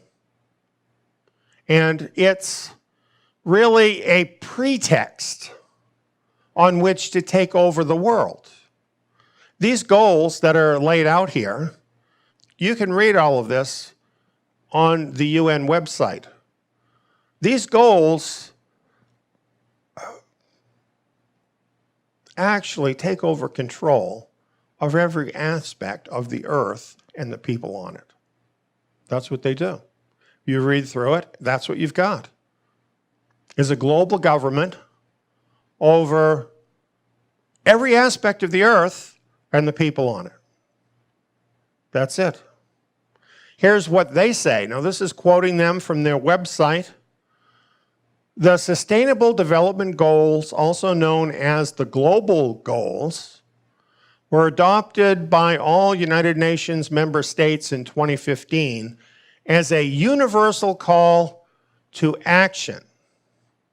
Goes on and talks about it, and finally it says, everyone is needed to reach these ambitious targets. All of society is necessary to achieve the SDGs in every context. Let's suppose I don't want to do it. Let's suppose you don't want to do it. You know, these goals basically require every human being to live in a big city. I don't want to live in a big city. What's going to happen? Just one little example. This represents massive control over mankind. The 2030 Agenda. You might want to read it.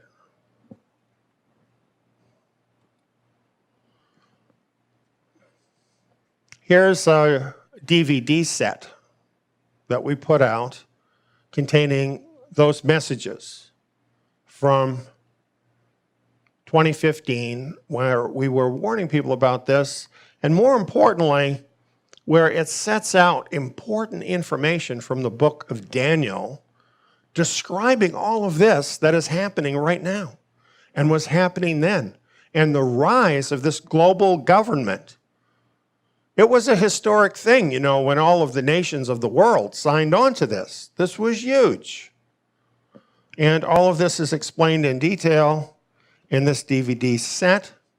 And as I mentioned, this can be seen free at zion.net. And if you watched it in 2015, maybe you should come back and watch it again in view of the things that have happened since then. Because in only 5 years, the world has changed dramatically. And so many of the goals of Agenda 2030 have moved forward in a really an amazing way.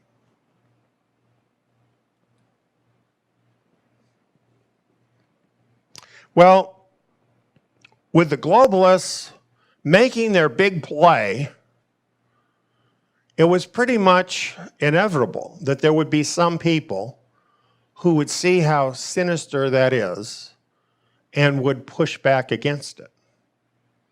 And really, it left a very sour taste in the mouth of a lot of people. That's what happened. So we could expect that there would be pushback, and that pushback came quickly. It came the next year, in 2016. What you're seeing here is another message that I put out back then. It was in July of 2016. So at that time, Donald Trump was not yet president. Everybody was saying that he didn't have a chance to become president. But I believed he would become president.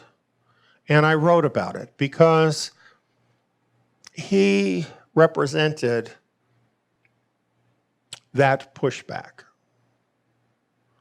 Will nationalism trump globalism? Was the question. And it turned out he did become the leader of the pushback against the globalist plot to destroy America. And really his rise, Brexit, this whole field of what was going on at that time, this pushback movement against the globalism, signaled a war between nationalists and globalists. Now, realize this. The globalists had been making war on the nationalists for years. For years. But no effective resistance had ever been mounted. There were only like voices crying in the wilderness about it. Nobody was really stopping it. But now that the nations of the world had embraced this concept of a global government, I think that really shook a lot of people up. And so this pushback gained momentum. And Donald Trump apparently sensed that momentum and rose up as the anti-globalist. It's interesting back then that the newspapers, TV news, on the internet, they talked a lot about this war between the nationalists and the globalists. They don't talk about that anymore. They haven't talked about it again for a while. They have tried to submerge that whole view of the issue with a lot of other things, various slurs against those who are contrary to the globalist idea, kind of misdirecting the public conception of what's going on. But you know, at that particular point, it was very clear, if you were really watching the news, it was all about this globalist versus nationalist issue.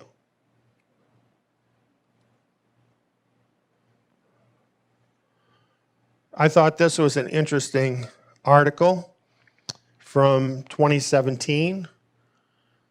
Top CFR globalist warns UN will get hammered by Trump. Now they were worried because now they had a credible threat to their plan. And they sensed that Trump was going to go right for the jugular. And you know what? He did. Here's an article, Trump blocks UN. This was just one thing. He did a lot more in the UN. And here he is at a United Nations Security Council briefing. He knew what they were doing.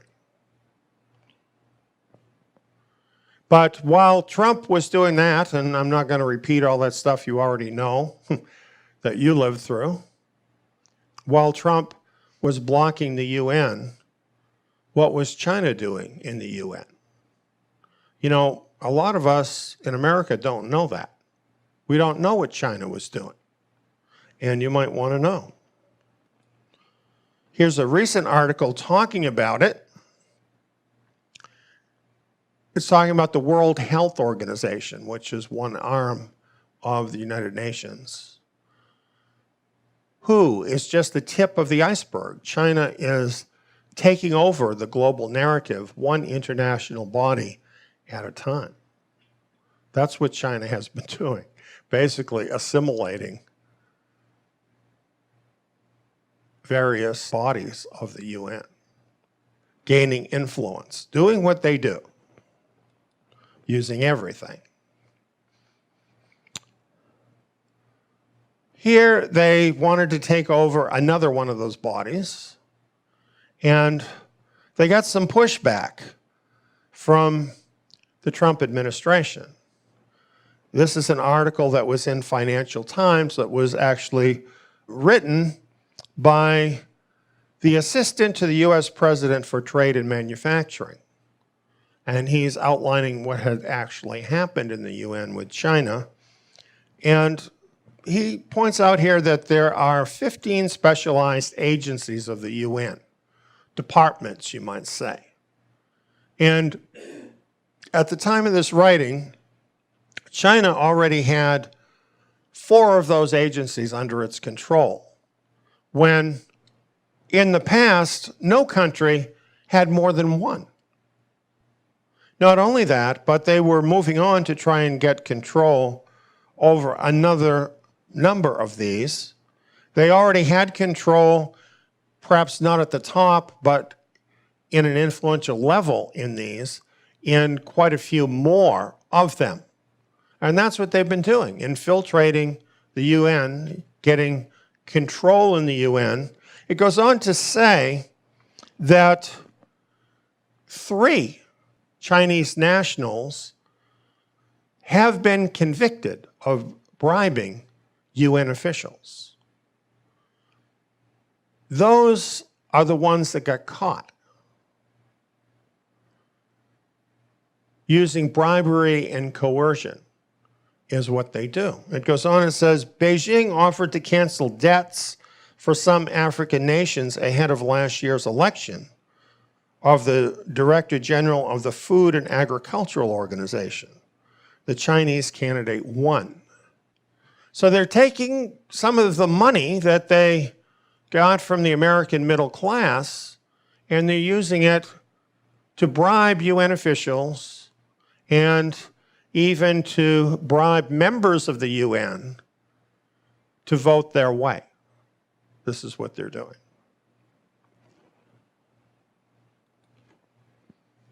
So they're getting a lot of good press from the UN. Here, for instance, is one article saying 5 reasons why China is the world's sustainable development superpower. See the buzzword, sustainable development, the 2030 agenda? Well, China is a sustainable development superpower, even though China is the biggest polluter on planet Earth.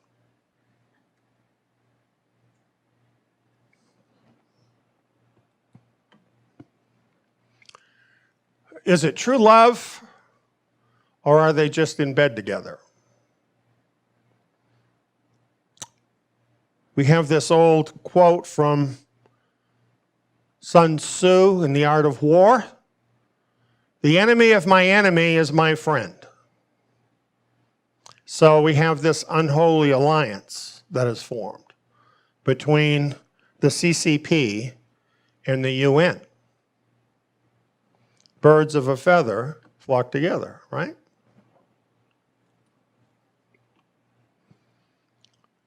And then comes along this guy. Their love affair was just budding, and Donald Trump came along. And not only that, he immediately zeroed in on the CCP globalist plot. This is an article from China Focus, and it's China in 2016 year in review. And all it is Donald Trump saying, China, China, China, China, China. He would not relent about China. We know one big thing is the so-called trade war. And for a long time, there was no war because there were no barriers. And China was just able to keep sucking all the money out of the middle class in America. And when Trump came along, he said, that's not going to happen anymore. And he started putting tariffs on those goods to reclaim some of that money and to essentially return jobs to America. Because you see, by putting tariffs on Chinese goods, he's raising the cost of those goods so that then it's just as cheap to hire people in America as it is in China. And it's a lot easier. And so that's an incentive for companies that have moved to China to come back to America again and hire workers here. Pretty smart, huh? That's what he did. Who was he thinking about with that policy? The American worker. So he was thinking about. This doesn't benefit the elite that he was doing this. They wanted things to keep going the way they were. It benefited the American worker, bringing jobs back to America. He also did this. He slapped controls on Chinese firms who were a threat to national security. It didn't make sense to him that our military was beholden to our enemies. And he decided to do something about it. You know, they use this saying that's connected with their kind of warfare, death from 1,000 cuts. In other words, just a whole host of different things is how you come against your enemy. And Donald Trump, looking at what he was doing, he was stopping the bleeding from all of those different cuts. That's what he's been working at ever since he became president. Now, as I mentioned, I don't even vote. So you can't say I'm prejudiced for Donald Trump. I'm just telling you what happened. This is what happened. Well, Donald Trump was labeled an isolationist by the uppity-uppities. And they all hated him because he was putting an end to the gravy train, at least slowing it down. They hated that. So they had nothing but criticism for his policies. And basically, from before he was in office to this day, they keep trying to paint him as some idiot who doesn't know what he's doing. And the truth is, he has been right on like a laser on what's really going on in the world. And I think this is why a lot of people are very confused about Donald Trump, because they don't really know what's going on in the world, and they just believe all this stupid propaganda. Here's an example. In Bloomberg, this is how Bloomberg is describing the trade war. And it's entitled, How Trump's Trade War Went from Method to Madness. So this is how the globalists approached Donald Trump putting the tariffs on the goods from China. He's just crazy. There's no reason for this. It's just going to hurt America. He doesn't know what he's doing. It's all over the place. It's just crazy. And it's never going to get to a conclusion. This is going to fail. That's what they kept trumpeting. However, here's where we ended up eventually. Forbes had this headline, China is losing the trade war in nearly every way. Apparently, Trump did know what he was doing. And they said China would never come to the bargaining table. However, they did. They did come to the bargaining table.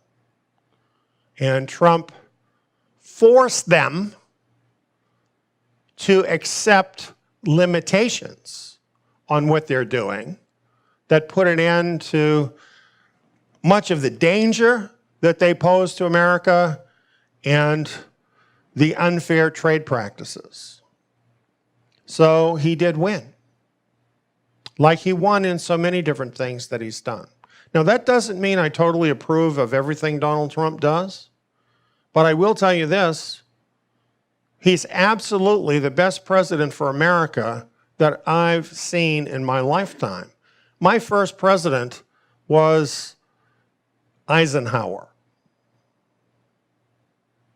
I've never seen a president work this hard for the country. And I have to give him credit for that, even though I don't vote. In fact, until he came, I never believed a politician could make this much of a difference. So this is really a historical thing that is something of major importance.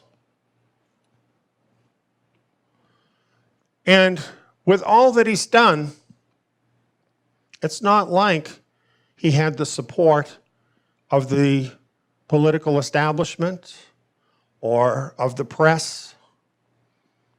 Quite the opposite. We all know what he's gone through. The deep state war, attempted soft coup against the president. He's got nothing but hate, hate, hate everywhere. From the globalists, the politicians, the establishment, the media. Constantly, they're all promoting hate against Trump. That should make you like him. Because the only reason they would do that is because he's being effective against their globalist scheme.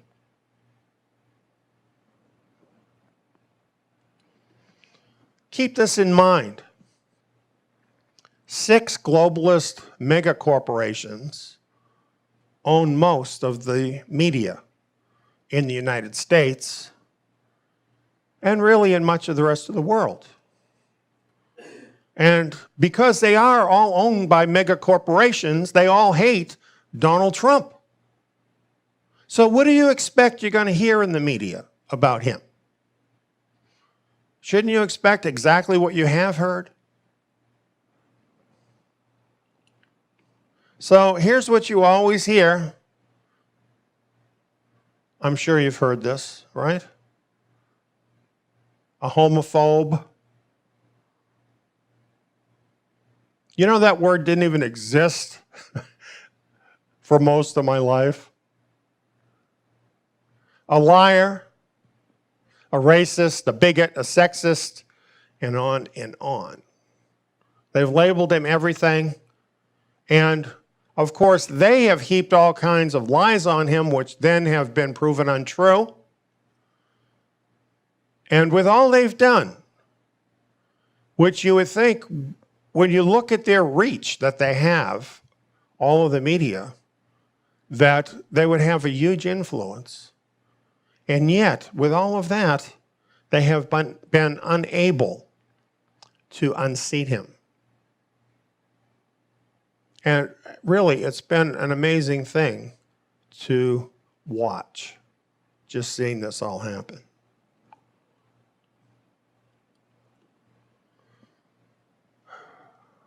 The people want to re-elect him, but the globalists and CCP want him out. It's not just because they don't like him, but you see, he's being effective. He is actually disrupting their globalist plan. Just by what he's done with China, by reversing that situation, beginning to get a handle on that to stop the bleeding from the American worker, the American consumer, into China, that's a major disruption of their plan to bring down America. And they have to stop that.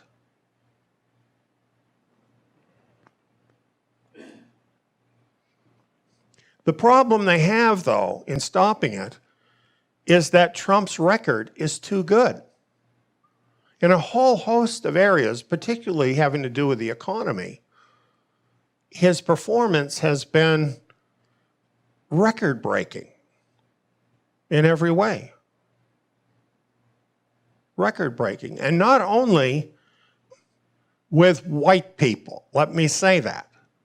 White people, because they constantly accuse him of being a white supremacist.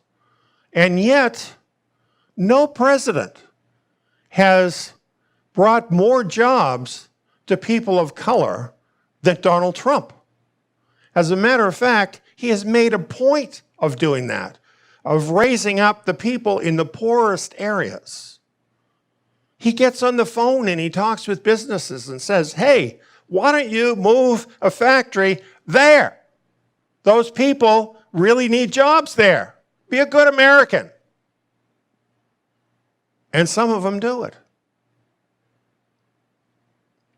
He does it all the time, every day. This is what he's done. How are they going to overturn a person like that when there are a lot of individual people that really owe a lot to what this man has done for their life? So they have a real problem, and they have already tried everything.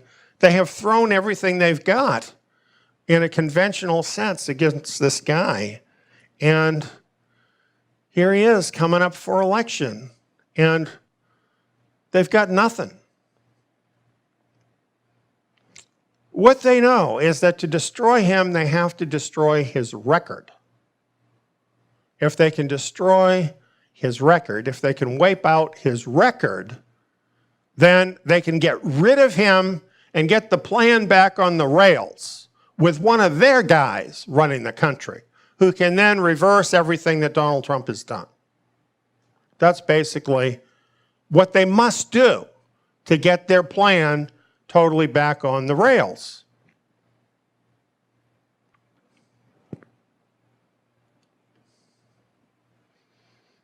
So all of a sudden, in an election year, what happens? Zap! We have this CCP virus that seems to materialize out of nowhere. And it's right in time to wipe out all of Trump's gains just before the election. all the economy numbers were up, up, up, up, up. We get hit with the coronavirus, and what happened to all those numbers?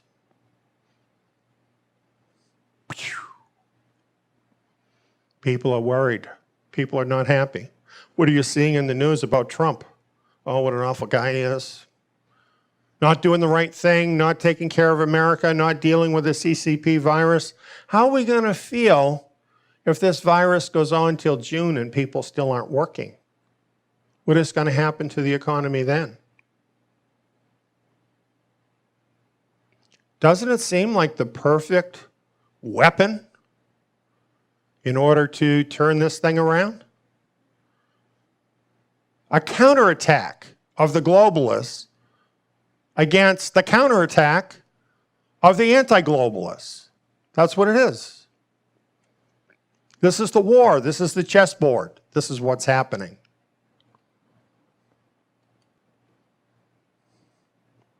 So all of this might sound to some people like a conspiracy theory.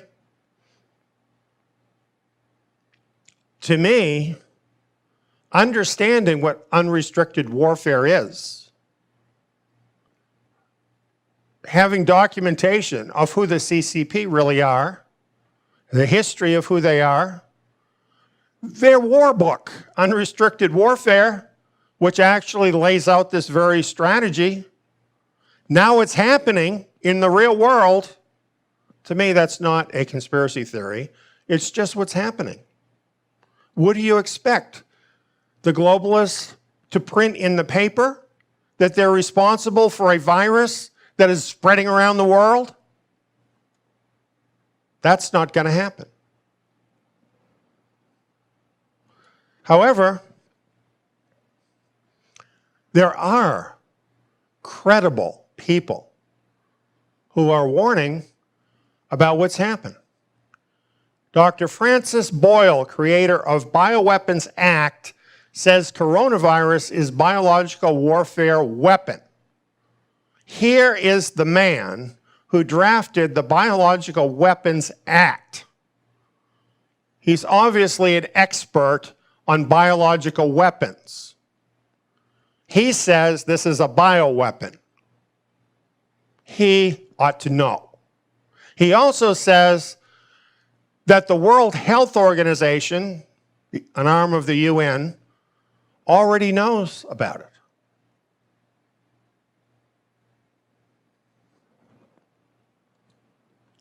Here's his video on YouTube.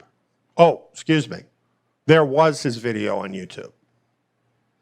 Here he is, a credible expert in the field of bioweapon technology, and he's being denied a voice to tell the world about what's really happening. Should that alone not tell you, you should listen to this guy? He knows. He's telling you the truth. That's why they have to take it down. Apparently, it's against YouTube's terms to tell the truth.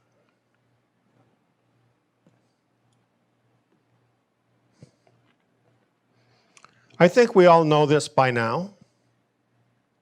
Wuhan, where the virus started, has 2 laboratories linked to Chinese biowarfare programs. And this is a biowarfare lab. It's located in the very city of Wuhan where the virus happened. Yet, what they want us to believe is that that's just a coincidence. This virus, which has very unusual properties compared with everything else, just came from some animals over in this wet market thing, close, 20 minutes away from the biolab. It's just a coincidence, they say. Or is it a part of an unrestricted warfare scheme? That's what makes more sense to me. Senator Tom Cotton says it's a bioweapon. I'm thinking a senator has more information about this than you and I.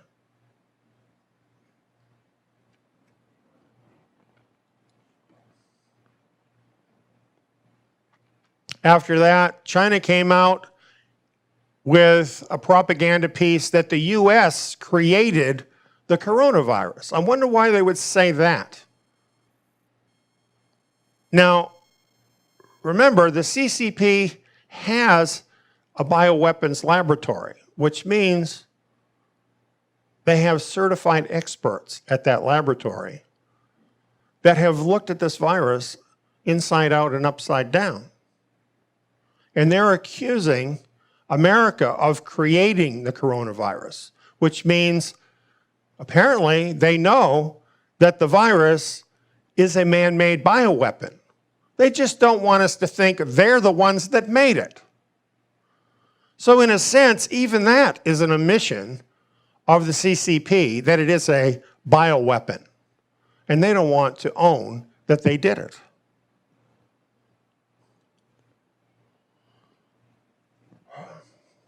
Then we have the WHO, World Health Organization.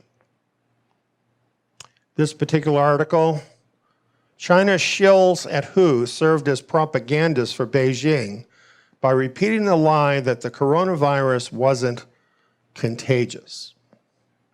Little flashback on that.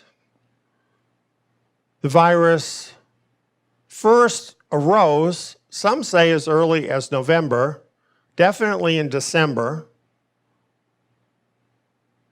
It was reported to the world by China, I believe, early in January. And at the time they said, don't worry, it's not contagious. And they sat on it. And they lied that it wasn't contagious. And they sat on it until after the Chinese New Year. And the Chinese New Year is the biggest migration of people in the world. 1 billion people migrate within and to and from China at Chinese New Year. So they held the news about this up until after Chinese New Year, and then all these people that went there to Wuhan went back all over the nation and all over the world. Then they told us that it was contagious and we had to do something about it. And the entire time that this was happening, they were in communication with the World Health Organization, one of the world's foremost authorities on contagious diseases. And they conferred with the contagious disease experts in China. When you think about this, it keeps getting worse.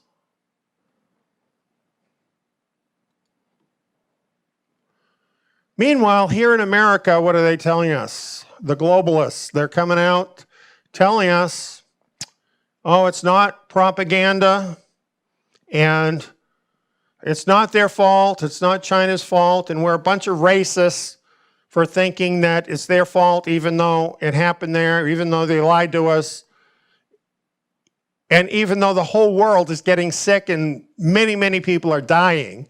And that's all supposed to be okay with us, because if it isn't, we're a bunch of racists. Here's the truth. Both the CCP and the UN experts have expert knowledge of viruses. They know what viruses do. They know how viruses spread. They know what contagion is all about. They had knowledge of this virus very early, before anybody else. That being the case, can we say the fact that they didn't react before sending carriers all over the world was a mistake? that somehow it was just some sort of political ineptitude that this happened. You could say that about people that weren't experts, but these are the experts who are in charge, and they did this. I can't see any other way you can look at it except being a calculated decision that was made for a reason. Do you understand why I'm saying that?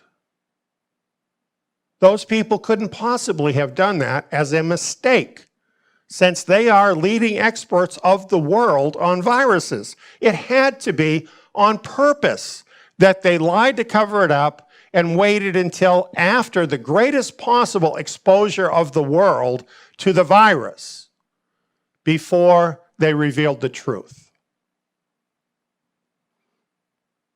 Is this consistent with the CCP and their past? Would they actually infect their own people in order to carry out a warfare goal? Their history is they've killed millions of their people in the past. So you can't say they wouldn't do this because it's their own people. You can't really say that here. They had a motive. Trump is costing China a huge amount of money. And he's interrupting their gravy train, and he's totally messing up the globalist plot to destroy America. Would it be worth it for them to do this, to bring him down and then to bring down all the rest of the nationalists that essentially are following behind him? You see, when you look at the whole plan from a warfare perspective, what else could it be? So New York Times, eat my shorts.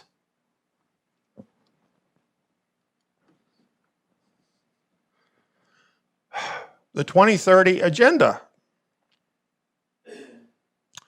What is happening with that, with the virus? It just so happens the virus is fine-tuned to accomplish 2030 agenda goals in the world, to force people to keep those goals. It's really quite an amazing thing. You know, some folks have said the virus is a hoax, it's no different than the flu. I'm sorry, you're totally wrong about that. It's very different than the flu. As I mentioned, it's fine-tuned. It's fine-tuned to be more contagious, much more contagious than the flu or other contagious diseases. And it's targeted at certain people in the population to kill them. It largely has spared the younger people, and it's getting rid of the older people.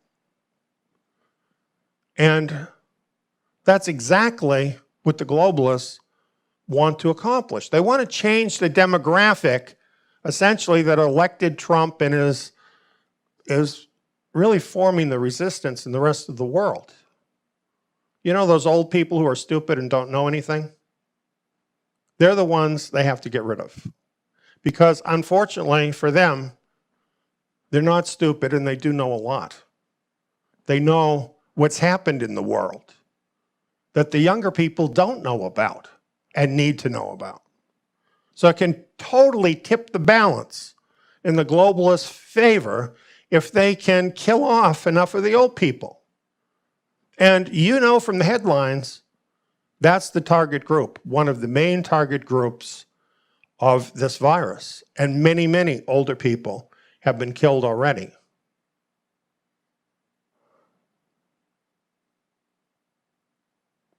Here's another thing.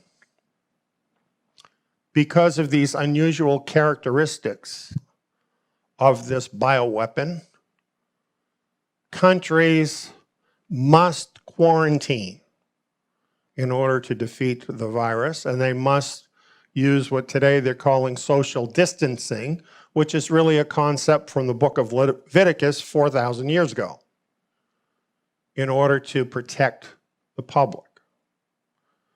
And so what they've done by creating this virus is they have forced the nationalists to become very authoritarian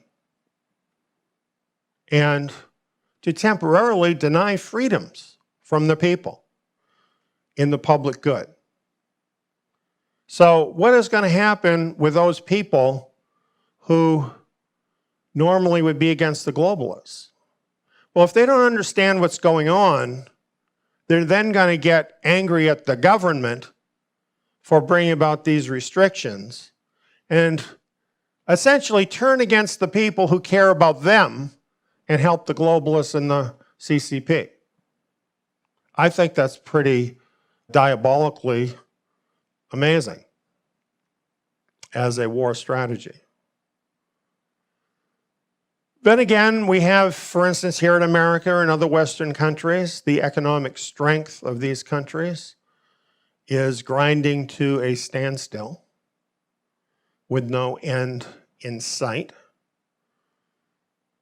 A major effort of the globalists is to weaken America and its partners. And what is going to happen with the economy? I can tell you right now what's going to happen. It's happening already.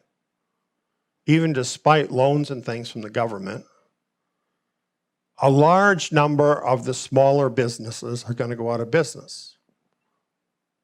A lot of real estate owned by those businesses and by private individuals is going to be forfeited or bought at a very low price. Where is all that wealth going? Those businesses, that real estate, that money? It'll be the same thing that happened in 2008, right? The big globalist corporations will eat up all of that, take over more, and the banks will swallow up a great deal of it, along with the real estate. And it will make the elite more wealthy than they are, and it will drain the middle class more. That's just what they want. That's what they wanted. That's what they've been doing for years.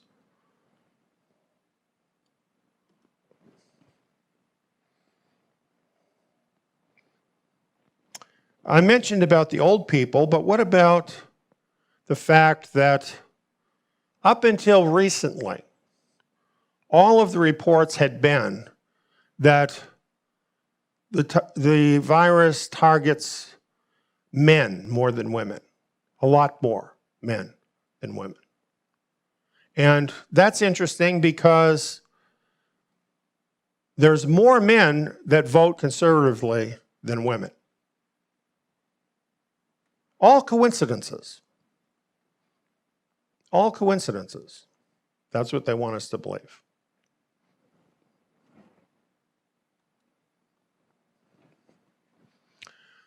We're being told by the World Health Organization that we should stop using cash because using cash, it's a risk of infection. And we need to go with cashless means, such as credit cards. The 2030 Agenda wants to totally do away with cash. They want to form a cashless society. Do you know why?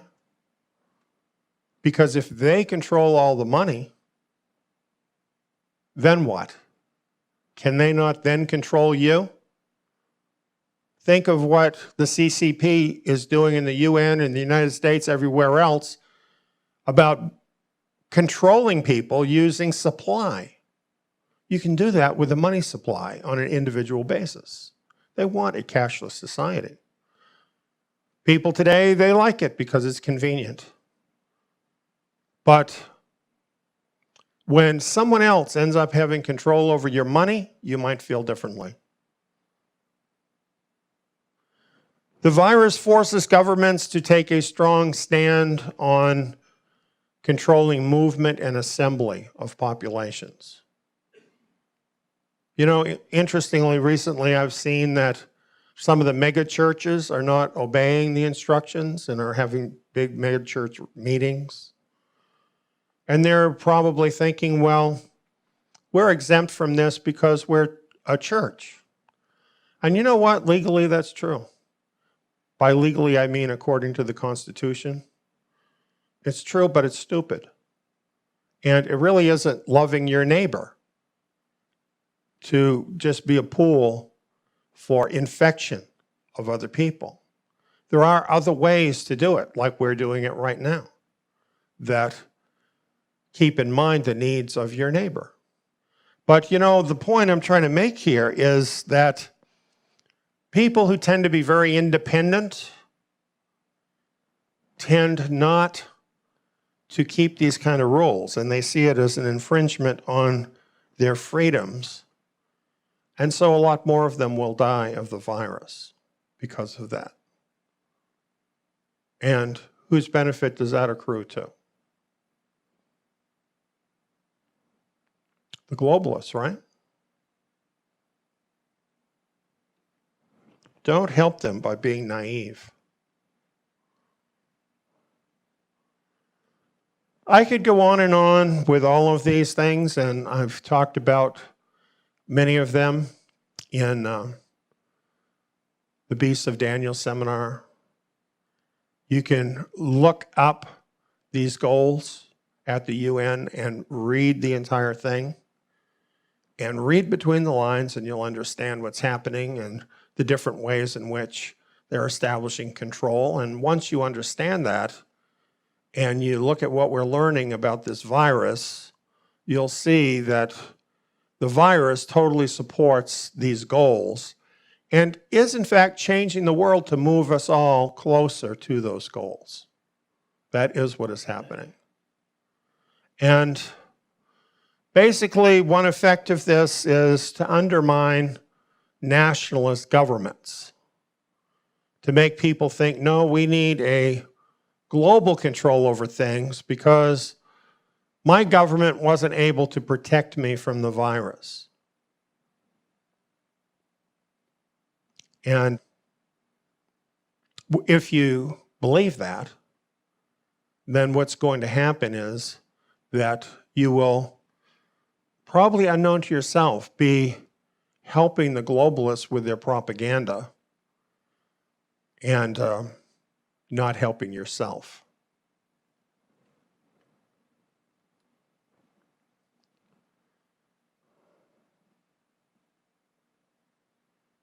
Dealing with the CCP virus and dealing with the globalists are two different things.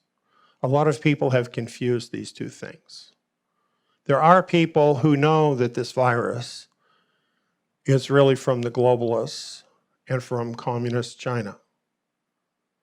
And because they feel that way, they will not cooperate with any kind of effort to defeat the virus, thinking that by doing that, they're cooperating with the globalists. That's too simplistic. That thinking is too simplistic. You have to deal with two different things. You have to deal with the virus as a health issue, because that's what it is. It's a health issue. And so, since it is a health issue, you must deal with it as a health issue. You serve yourself and your neighbor by cooperating with the government in any measures that are protecting the public health on a temporary basis. When all of this is over, no, we shouldn't accept tyranny, but that's a different thing. We must deal with this as a health issue. And then we need to deal with the globalists by rejecting them and rejecting their political correctness, rejecting all of their propaganda. Don't let them control our minds, and instead allow the scriptures to control our minds. That's where the truth is found. You know, what I'd say about this is, Compare this to actual live fire warfare. Suppose your enemy is shooting bullets in your direction, and you're in the foxhole, and you see the bullets coming your way, and you say, well, I'm not going to cooperate with my enemy in this war, and those aren't real bullets. So I'm just going to get up out of this foxhole and not accept what the enemy is doing. What happens to you? You're going to be perforated. See, that's how you have to see this virus. These are the bullets coming at you. Get in the foxhole and live long enough to fight the battle. And allow your grandparents to live long enough to help you.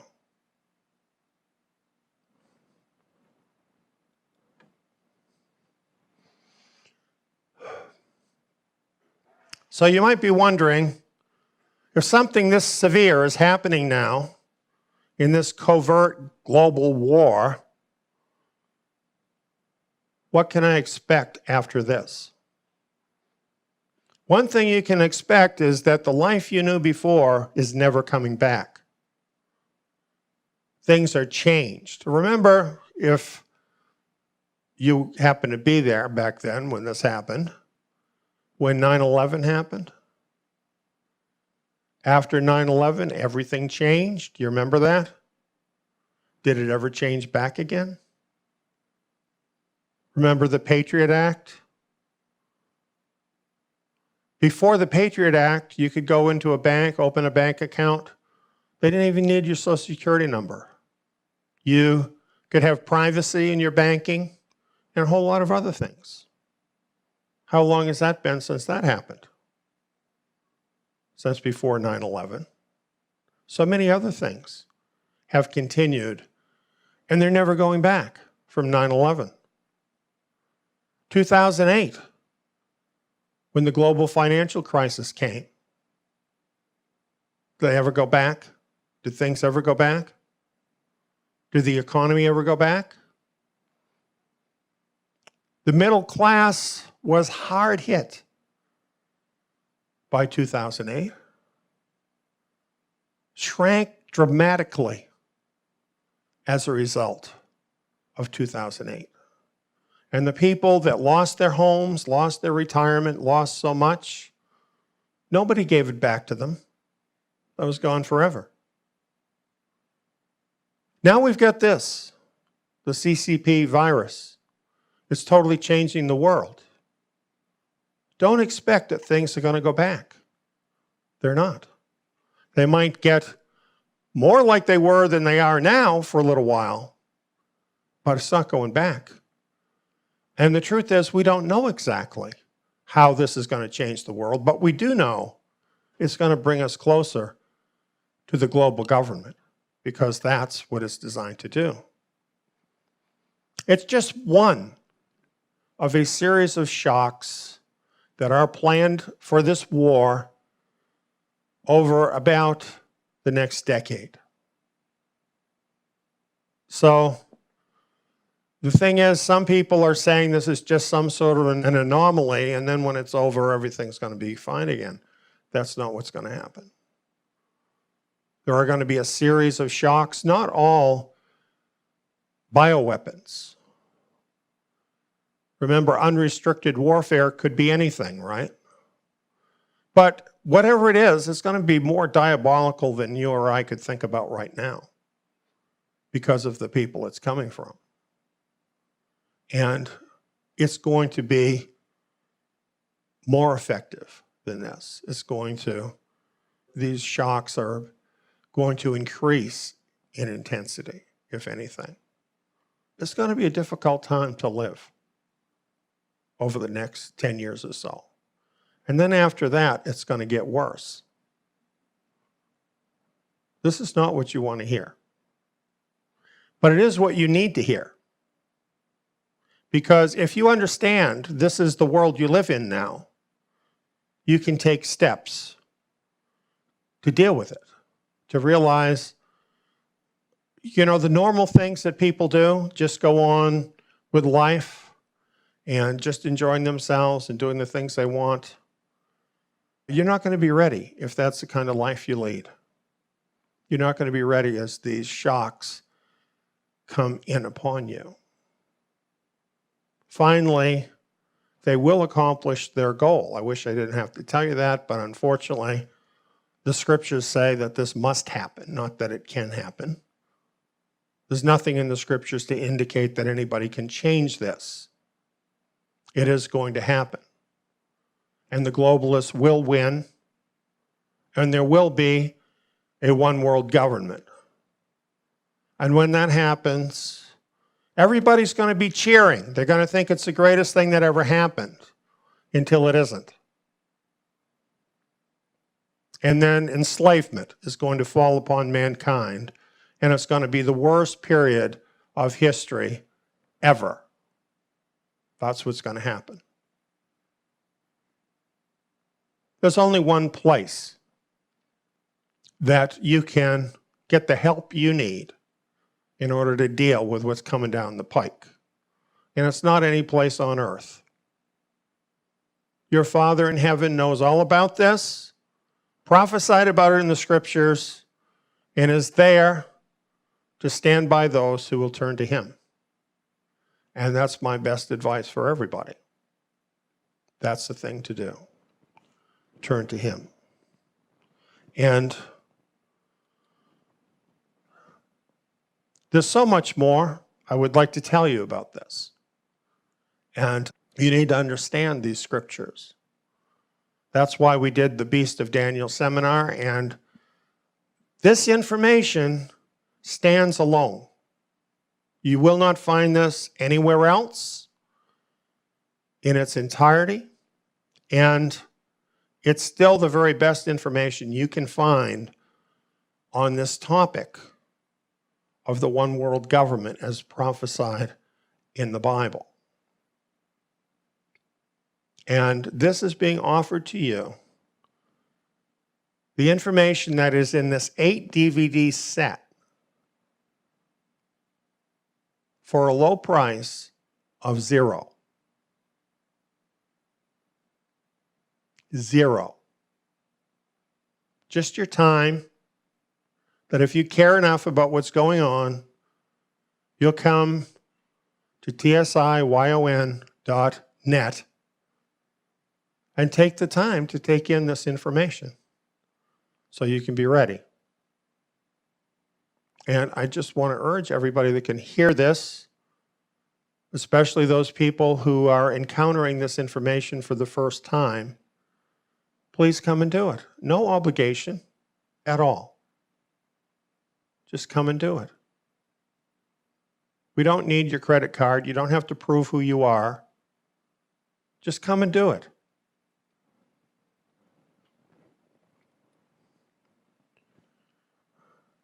Here's a news report that I happened to come across today, just as I was finishing up these slides that I've been sharing with you. And I found this to be so encouraging. This is from the Pew Research Center. Apparently they did a polling just recently. This is from March 30th, so just yesterday.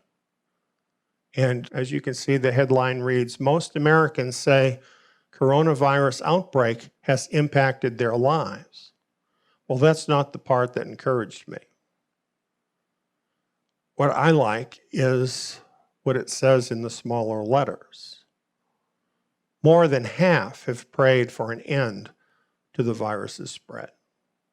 More than half of Americans have been urged by this virus to get connected up with their Creator. Isn't that encouraging? That's what I would say to do about the virus. Use this as an opportunity to get connected up with your Creator. Spend some time in prayer. Ask Him if these things I've been telling you are true. Ask Him to show you what the truth is. Ask Him to show you what he wants you to do with your life in these critical times. He has the answers. Go to him and ask. That's the weaponized CCP virus promotes UN Agenda 2030. I'd like to pray with you now. Our Father in heaven, we come before your throne, knowing, Father, that you have known the end from the beginning, and that you have known that this had to happen, that most of the people would rebel against you and have done that, and that there would be those who would rise up in positions of dominance in the world, and that at the end of days we would have the situation enabled by high technology and super communication abilities where the elite of the world could make this last final push to enslave all of mankind. Now we're seeing the war going on between those who are basically the soldiers for the globalists and those who are resisting against that push. And because of that, what we've seen over the last couple of decades has been really amazing apocalyptic events, which are really moves in this universal war. And now we are being affected by this latest attack by a bioweapon disguised as just one of those things that happens. Father, thank you for opening our eyes to the war that's really happening. Help us, Father, not to be afraid, not to be in confusion, to have your peace in our hearts, the peace that comes to those who know the truth. Father, I want to pray for the honest-hearted people that I was reading about tonight who have been reaching out to you in prayer because of this virus, wherever they may be. I pray, Father, for them, for the righteous, that you might reach back to them, that you might answer their prayers in your own wonderful supernatural way, that you will draw them closer, and that you will show them the direction that they need to go in order to make their way through these monumental events of these last few years that are left before the end of this world system we live in. Father, we thank you that you offer an amazing and wonderful hope at the end of all of this, the hope of your kingdom ruling over the earth. This is what, Father, we long for. I pray for your people, Father. I know that your word says he will be saved who endures to the end. Help us, Father, to endure to the end. In Yeshua's name, amen. For whatever things were written before were written for our learning, that we, through the patience and comfort of the Scriptures, might have hope. You know, the apostles, they were Torah scholars. This is why I'm doing Zion Academy.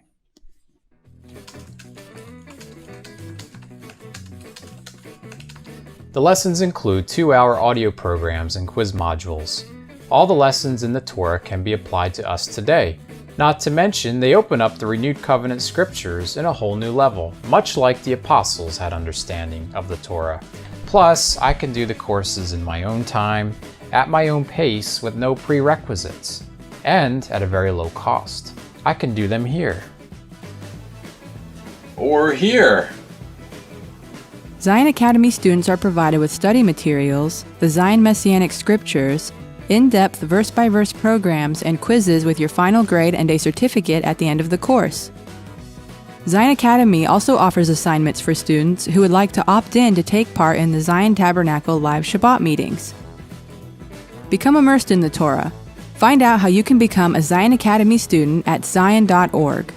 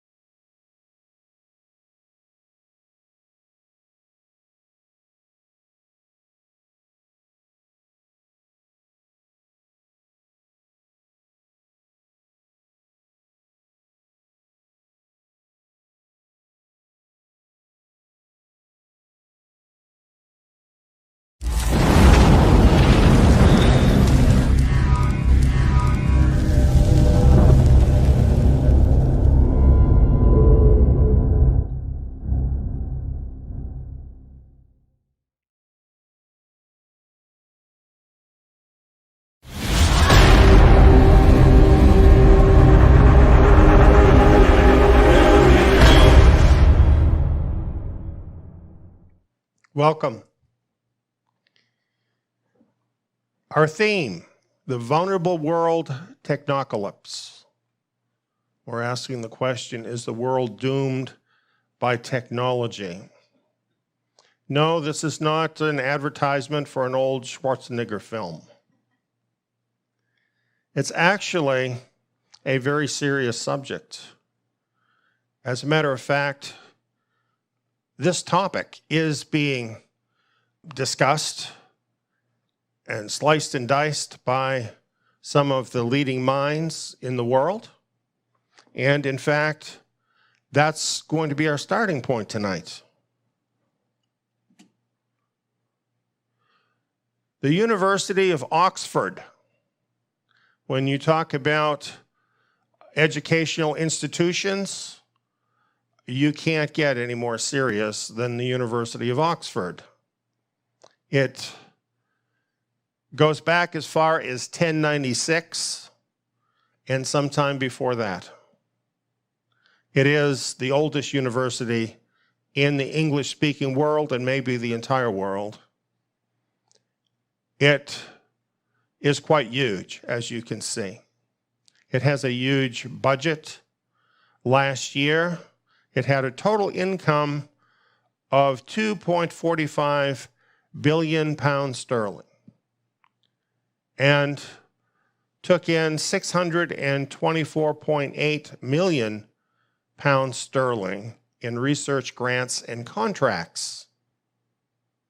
So many of the world's elite businesses, governments, turn to the University of Oxford for enlightenment. Oxford has a wide range of notable alumni,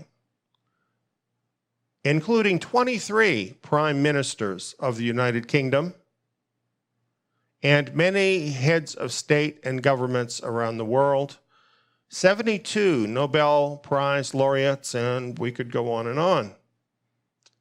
You couldn't find, I don't believe, a place that is more prestigious in the academic world or better connected with the luminaries of the world system.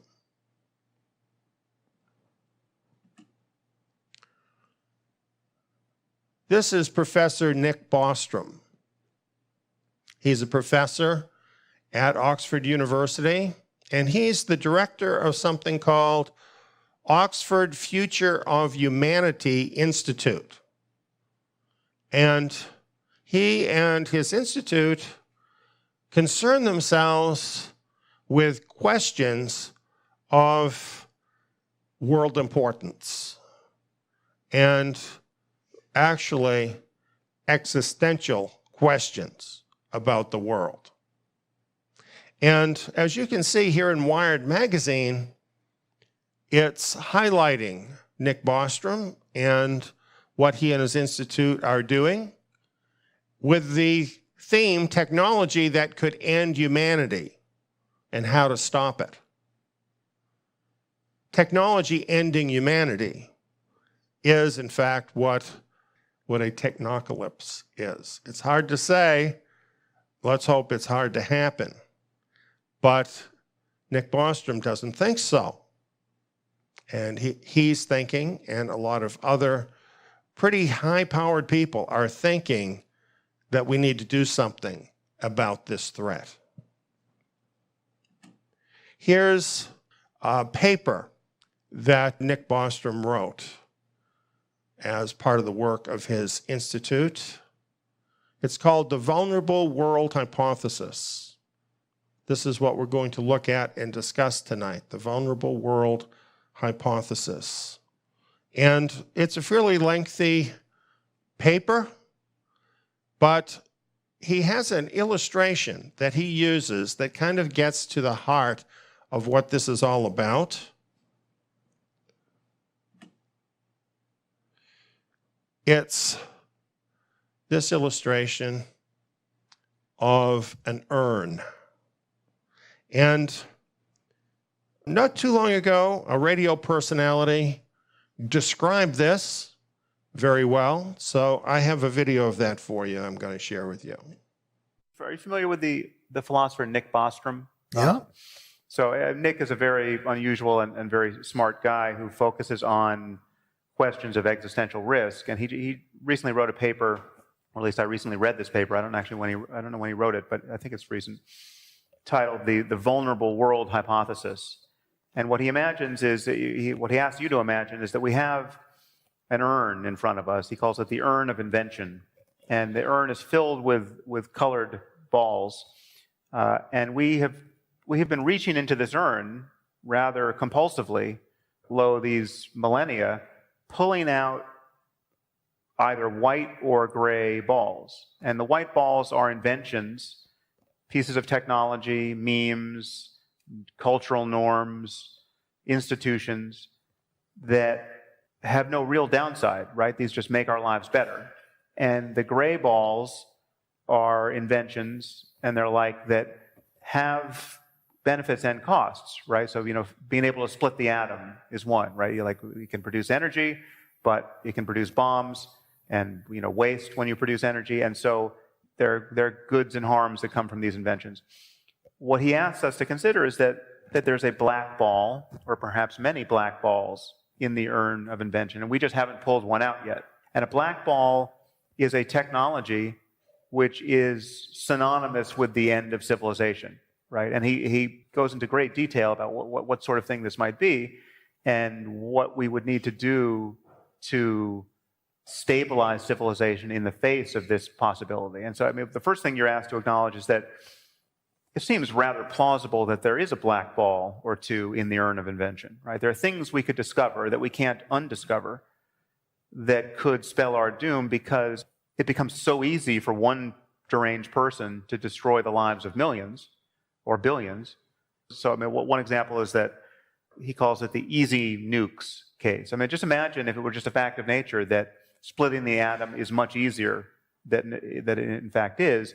And it turns out it only took taking two pieces of glass and a magnet and running some electric current through it. And then you've got an atom bomb, right? Now, if it were that easy to make an atom bomb, 1 in a million people would make one, more or less every day of the week, and we would just see cities going up in mushroom clouds, right? It would be the end of civilization if it were that easy to make an atom bomb.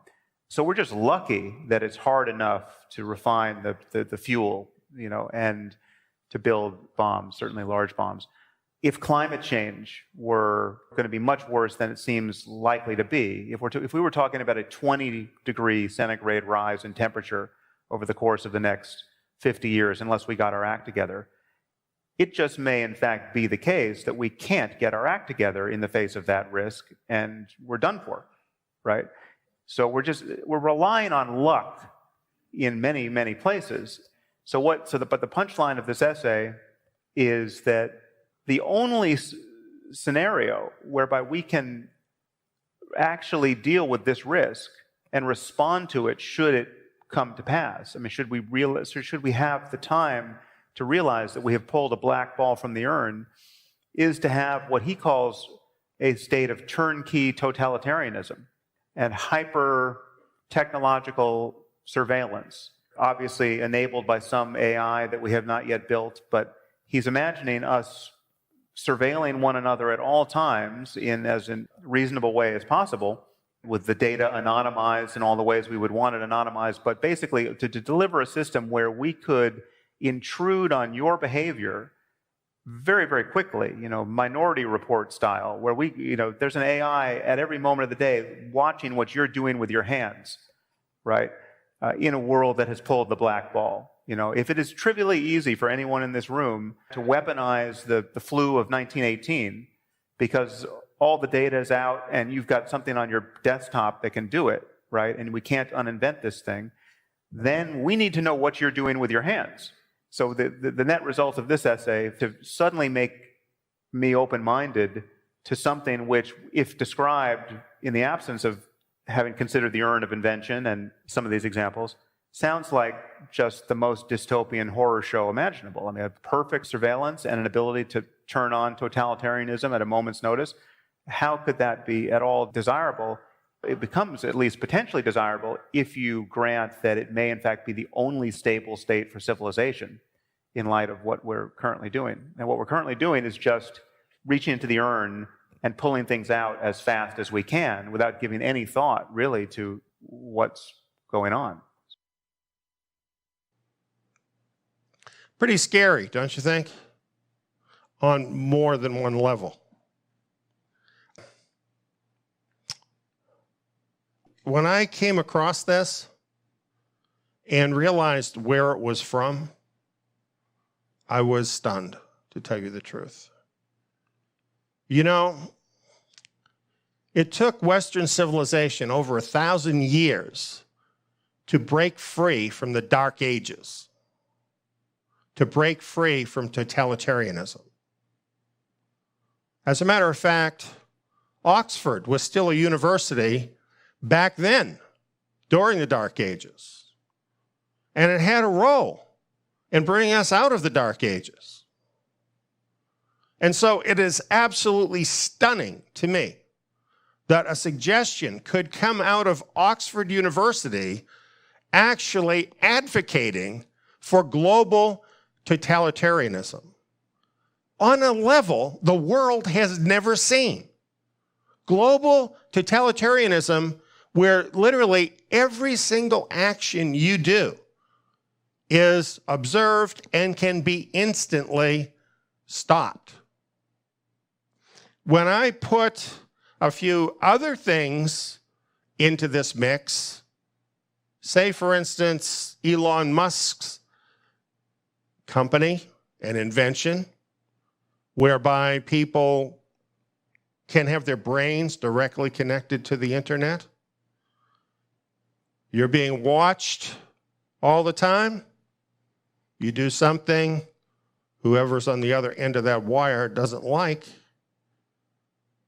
boom, the lights go out. Is that really a solution? Well, we're going to talk about that a little bit more a little later, but we want to take this thing in order. So let's talk about this entire proposal, to be fair about it. So we have the white balls, first of all, in this illustration. And these are being drawn out of the urn. These, of course, are discoveries, inventions that are supposed to be totally beneficial. And myself, I question whether there are any inventions that are totally beneficial. Certainly, many things have been designed to be totally beneficial. But I've seen mankind be so creative in the way that they can use things to cause harm and destruction. I don't think really there's anything that can be invented by man that cannot also be harmful. So I think the white balls are more of a hypothetical idea than a reality in our world. So really, I think most of the balls are gray. And these are discoveries and inventions that are both harmful and beneficial. So some things directly are that way, and you can tell that right away. Like, for instance, knives. Knives are very useful. We cut up vegetables, do all kinds of good work with knives. When I was a kid, I used to carry a penknife in my pocket and used to whittle sticks with it. But people also do bad things with knives, don't they? So it's kind of in the gray area. Gunpowder, the same thing. You know, for a long time, and even today, people have used and do use gunpowder as a means of securing food for their family. Not a bad thing, but I don't have to tell you how otherwise gunpowder can be used that's not so good. Money. Money can be a good thing if it's used wisely, but the love of money is the root of all evil. Computers. I spend a good part of my day in front of a computer, and I hate it every minute. I don't hate what I'm doing, but I hate the computer. I feel like I'm fighting with it all the time, and I feel like I don't really own it. Do you know what I mean? My computer seems to be always wanting to tell me what to do instead of doing what I want it to do. So I kind of see my computer as in this gray area. I need to use it for beneficial purposes, but trust me, I'm not in love with it. Then we have the black balls. We hope there's not too many in there because they're catastrophic. As soon as they get pulled out of the urn, they have the potential of destruction of our world. Now, when I heard this illustration, I'm thinking there are some existing technologies that may already be catastrophic to our world, and it's just a matter of time. For instance, I'm sure you thought of this one. This comes immediately to mind, doesn't it? Global atomic destruction. It could happen very rapidly. It could be a cascade effect with many nations participating.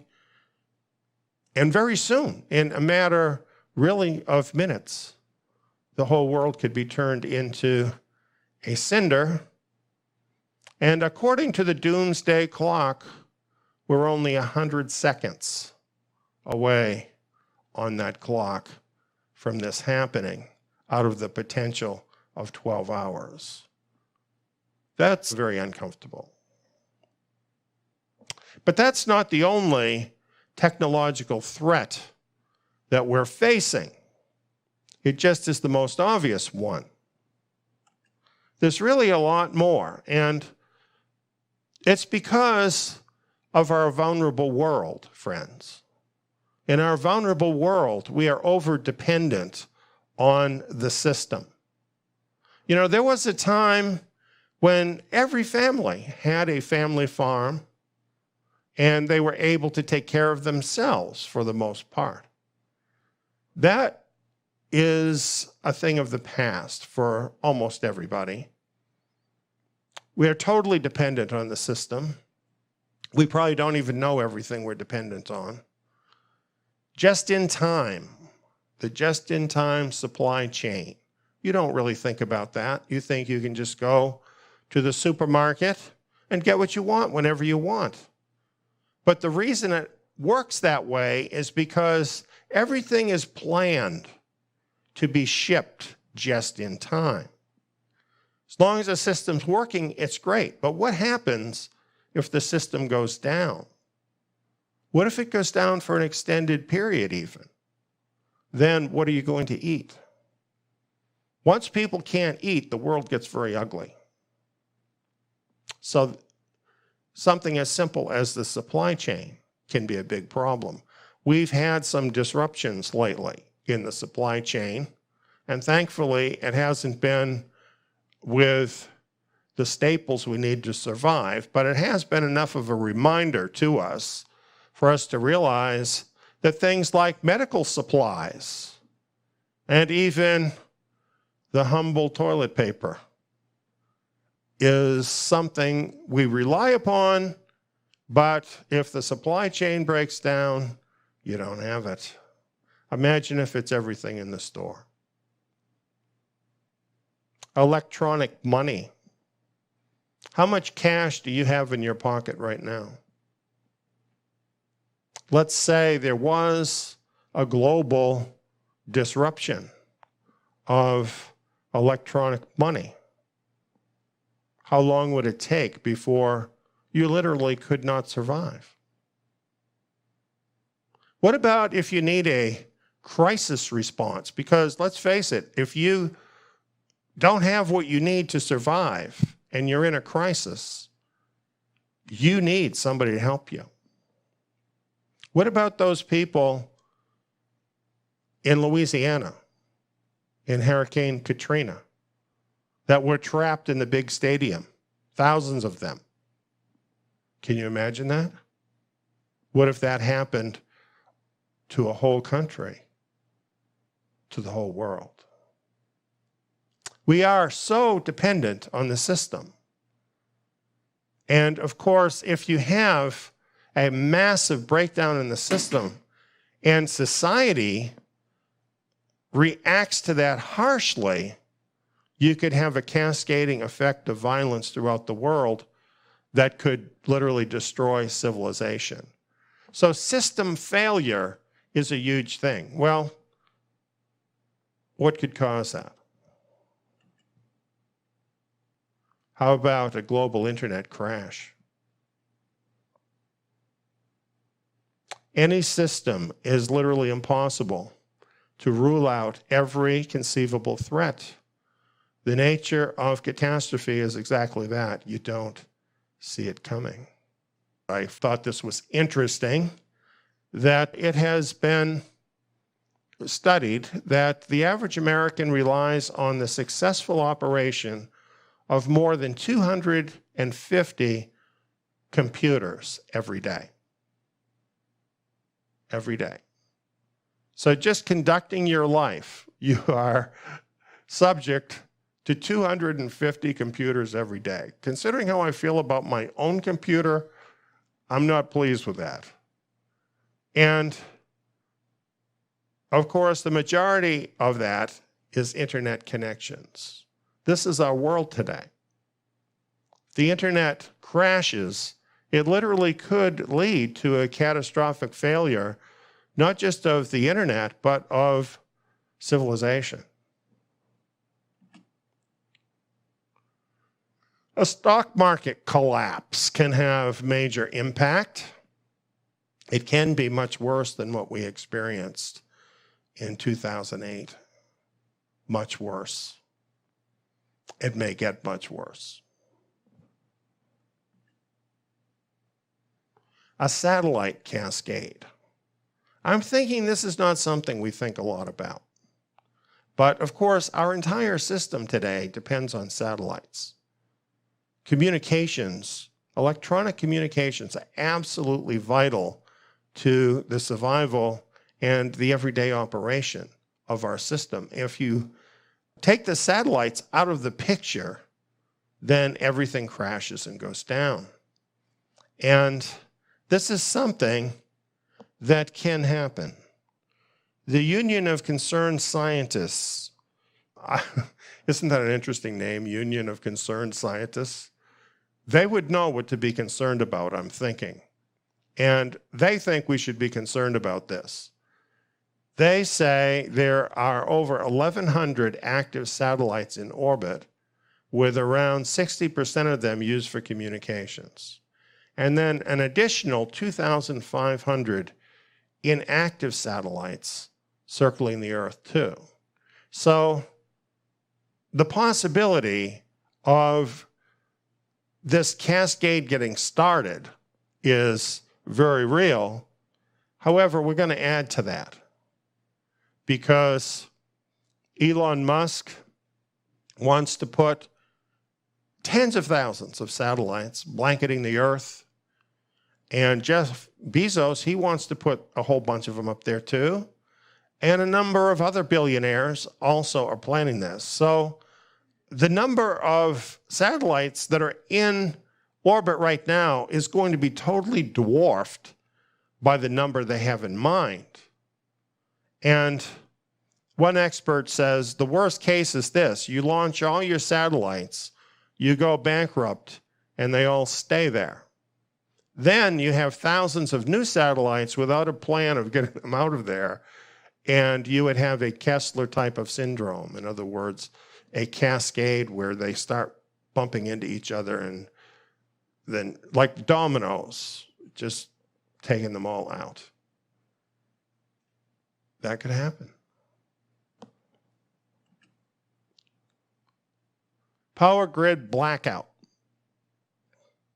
Well, we have these from time to time in different places, and they're never fun. People do die sometimes because of blackouts, because they don't have enough heat, or where they are is too hot and they don't have any cooling. A series of blackouts in India impacted 700 million people, 10% of the world. If you had a total blackout, that's a technocracy. Oil and gas disruptions. The world is dependent on oil and gas. What we've got here is a disruption from COVID-19. You've got all of these tankers just anchored off the coast because there's such a glut of oil, there's nowhere to put it. Imagine the opposite scenario. You know, things can change in ways that we never could have imagined. This picture is one of those things.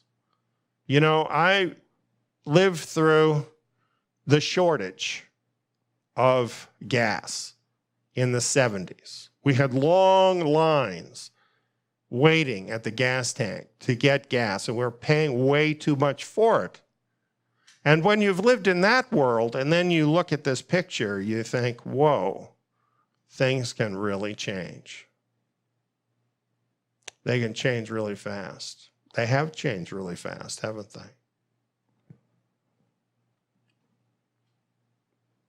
I always thought this was a very scary possibility. A water supply attack.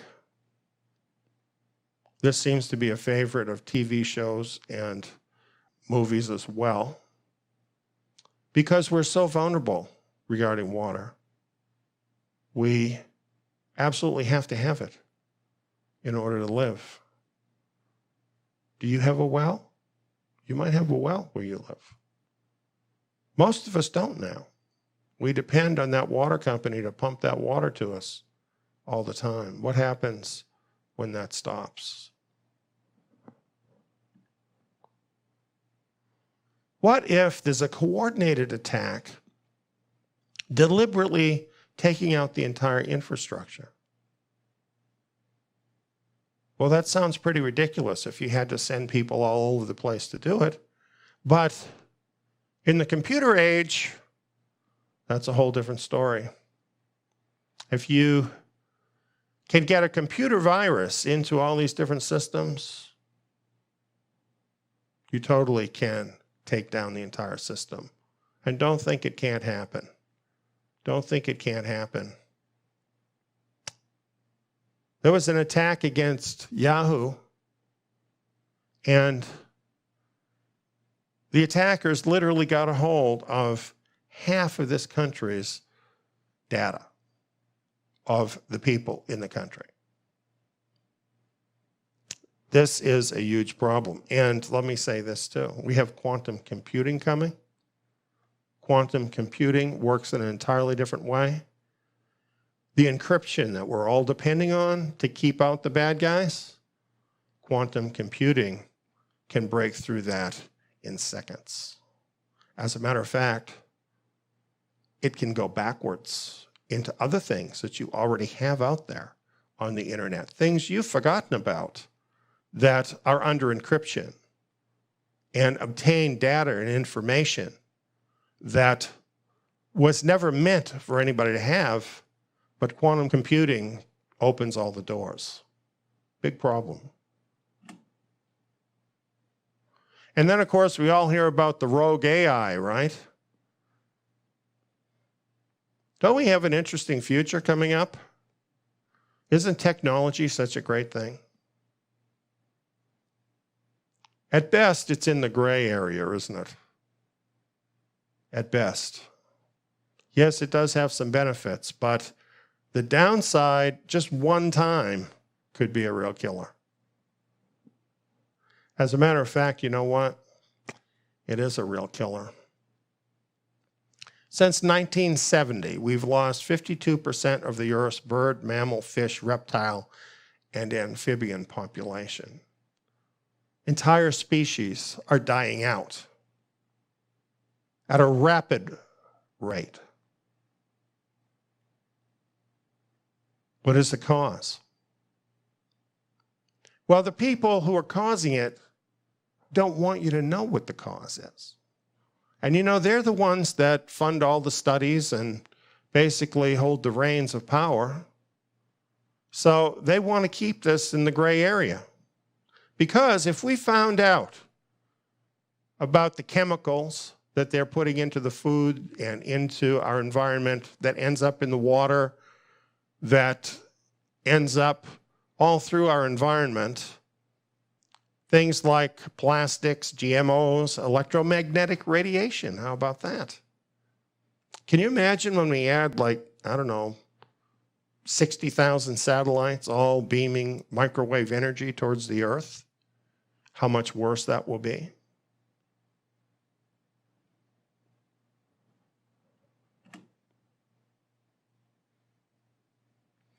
Here's just one indication of how dangerous electromagnetic radiation is. There was a study done. The scientific journal Human Reproduction published a shocking finding in 2017.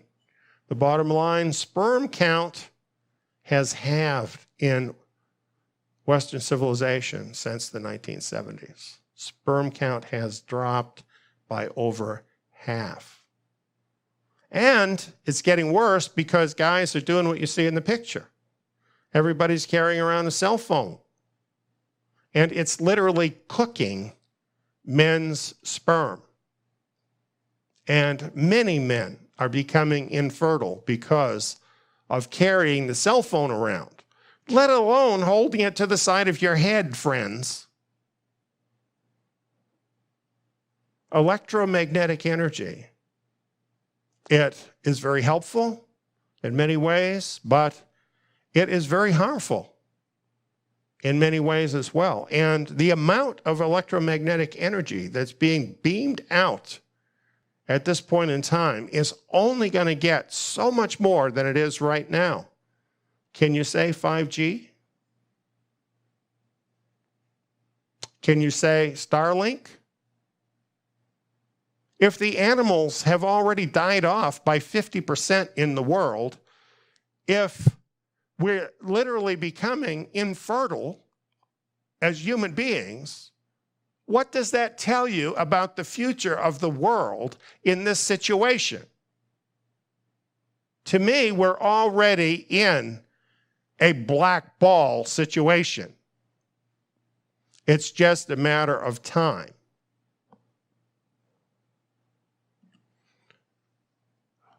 Then we have designer bugs. This is the new favorite because it's during this last decade that the ability to do this has been perfected. As this article points out, new tools from the field of synthetic biology could endow scientists with the frightening ability to design and manufacture maximally dangerous pathogens, leapfrogging natural selection. Leapfrogging nature is how I would put it. And it also says, no obvious physical or biological constraints preclude the construction of such potent biological weapons. According to biosecurity expert Piers Millett, if you're deliberately trying to create a pathogen that is deadly, spreads easily, and that we don't have appropriate public health measures to mitigate, then that thing you create is amongst the most dangerous things on the planet. I guess I should let you read it too.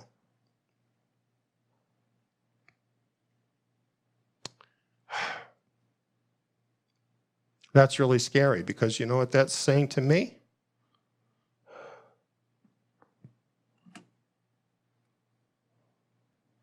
A year ago, we were warned. A year later, it happened. Humanity has drawn the black ball from the urn. At this point, we're all very fortunate, actually, because the bioweapon that was released into the world that brought the world to a halt isn't killing very many people in comparison to what could be happening. Now, I don't mean to minimize the deaths because they're horrible. But the truth is, to me, it looks more like a shot across the bow than the main event. Because it would be possible. The people who did this could do it. It would be possible to make a synthetic virus that was far more deadly, that would kill virtually everybody. That could happen. And we should be very concerned about this because this is something real. This is happening in our world right now. I can understand why they keep trying to put a lid on this to keep us from knowing that this is a synthetic virus. But if you dig, the information's out there. I have presented the information too. And there's no doubt that this was sliced and diced and put together for a specific purpose. This is the black ball, dealing with genetics, rearranging the building blocks of life. Why couldn't that destroy the world?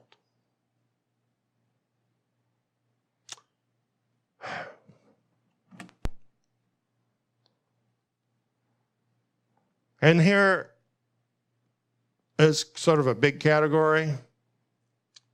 The black ball could be the catastrophic technology we don't know about yet. You see, there could be other things that we don't know. And when they're discovered, they could be immediately catastrophic. Because that's where we're at, friends. That's where we've come to in the 21st century. Nobody is controlling these people. Nobody is stopping these people. They're doing whatever they think they can make a buck on. This is a very dangerous situation. This is a vulnerable world.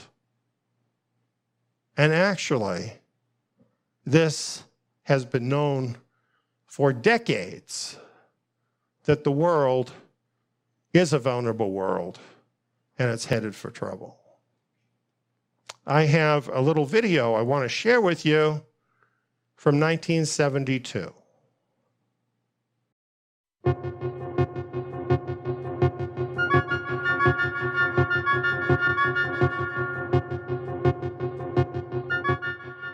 It's not some science fantasy effect from 2001. This electronic display, emanating from Australia's largest computer, is a picture of the condition, past, present and future of planet Earth.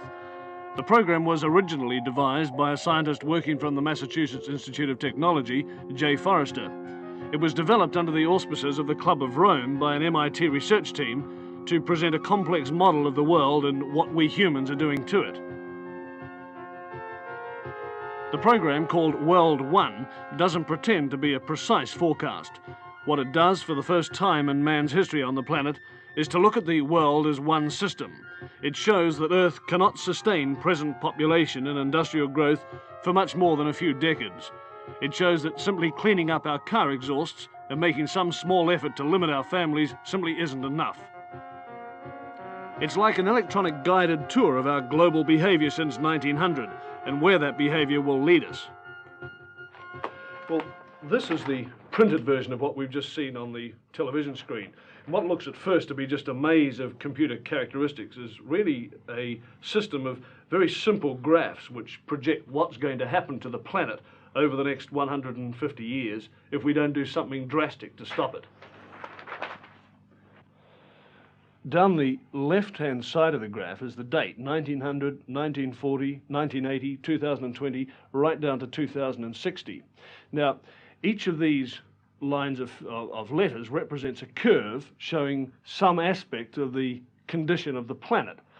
The further out this way they go, the greater that figure is, the further this way, the less. For example, P represents population. So here it is at 1900, and then it comes up to 1940, it starts to take off. Here we are at 1980, up to the turn of the century, and then it starts to peter off. Let's now have a look at this next curve, the Q curve, which is the quality of life. And this is represented by, for example, the amount of space people have, the amount of money they have to spend, the amount of food they have to eat. Now, it increases rapidly up to 1940, but from 1940 on, the quality of life diminishes. And here we are about the turn of the century, and we come up to the year 2020, and it's really come right back. More people, of course, means that you start to chew up your supply of natural resources. And this is this curve here, the N curve. And it shows that slowly but steadily, the pool of natural wealth in the world, natural resources, minerals, oil, and so on, is slowly but steadily diminishing. So this is the situation. As population increases, the quality of life decreases, and the supply of natural resources decreases. But have a look at this curve here. This is called the Z curve, and it represents pollution. Now, predictably enough, as the population increases up to 1980, pollution increases. There's more rubbish. But from 1980 to the year 2020, pollution really takes off. This is assuming, of course, that we don't do anything about it. So the year 2020, the condition of the planet starts to become highly critical. And if we don't do anything about it, this is what's going to happen. The quality of life is going to go right back to practically zero. Pollution is going to become so serious, right out here, that it will start to kill people. So the population will diminish. Right back here, less than it was in the year 1900. And at this stage, around about the year 2040, 2050, civilized life as we know it on this planet will cease to exist. Call it Apocalypse 2040. In the early 1970s, a computer program called World 1 predicted that civilization would likely collapse by 2040. Researchers at Massachusetts Institute of Technology, MIT, had programmed it to consider a model of sustainability for the world. As you have just seen, the bad news for us is that the model seems to be spot on so far.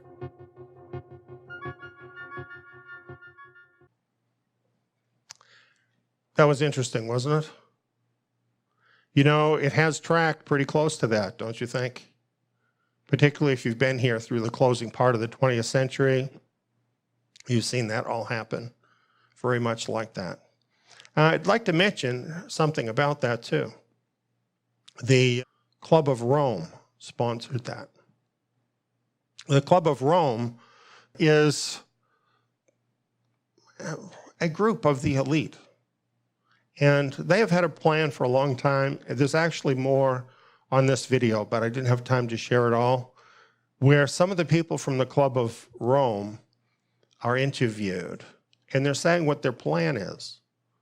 And amazingly, it's very, very similar to what Nick Bostrom is saying now. They've had the same plan all along. And it makes me wonder, as I look at that computer model, if that's actually tracking data or if it's tracking the plan of the Club of Rome and the rest of the elite. Just kind of an interesting question. Well, I'm a Bible teacher, and I've taught a lot about the passage of time and things that happen. from the standpoint of Bible prophecy. And what I've seen is that Bible prophecy has agreed with essentially the main things that we saw in that video as they have unfolded. And that video kind of shows us you get to 2020 and everything starts going to pieces. Did you notice that? Did you notice that happened? Did you notice the world kind of got a little shove right at the beginning of 2020? Connect the dots. The scriptures very much agree with this picture and show us to have entered into a very critical period. And the good thing is the scriptures offer a real solution, and it doesn't involve world tyranny. So we're going to get into that a little bit later. But it's interesting that the pattern that was set forth, sponsored by the Club of Rome, from this first computer to do this, has tracked so closely with what has actually happened and what the Bible has predicted for this generation. So we have every reason to believe, since everything else the Bible has predicted has come true, that the rest of it will happen too. So I just want to invite anyone who is with us right now. Soon we're going to put out a new edit of this Ages of the World series that I did. And particularly you want to look at the last age of the world, which deals with these very issues. We also have a lot of other prophetic material and seminars available at the site, and we invite you to come and see them. So that's pretty much the picture of what has happened. So I guess what I want to say is the first part of the illustration, I think, is true, that we have brought a lot of black balls, or I would say gray balls, out that could be good or bad. But I think it's arguable that we already have taken some black balls out of the urn too and set us on a course towards destruction. So I believe that part of the hypothesis is provable. I think it's correct and that it's provable. But then this brings us to this part of the proposition, that the solution is totalitarianism. Shocking. The solution is totalitarianism. This is amazing. There are 5 reasons that I'm going to share that totalitarianism won't work. Now, I probably could come up with a lot more than 5, but once I got to 5, I figured, hey, 5 stars, I'm done. Here's the number 1 reason. Who will watch the watchers? What stops the techie geeks who are running the tech from exploiting it to hack the black tech themselves? See, this is a big thing, isn't it? This has always been the problem. Remember Snowden, who worked basically able to spy on everybody's stuff? He's an employee there, can spy on anything. No controls for those guys. And fortunately, he blew the whistle on that. But that's the way those systems have to work. There have to be people who have access to the system, to all that information and how it all works. So those people are bound to find out about that black technology. All you need is just one of them to think, well, I could make that work, and then I could be the greatest person in the world. So watching all the people who aren't doing the watching isn't really going to help much. Watching the caretakers, that's a better proposition, and that never happens. Then, of course, we have the petty officials and enforcers of the system. We've had a lot of experience with them lately, haven't we? You give people a little more power than they usually have, and you're bound to have some of those people that go crazy with it. You know what I mean. That is happening. It doesn't take too long before those kind of people can make the cure worse than the disease. And of course, they're all going to skate too. So, you know what? It's really the worst people in the world that tend to gravitate towards those positions. Those are the people most likely to use the black tech against the world.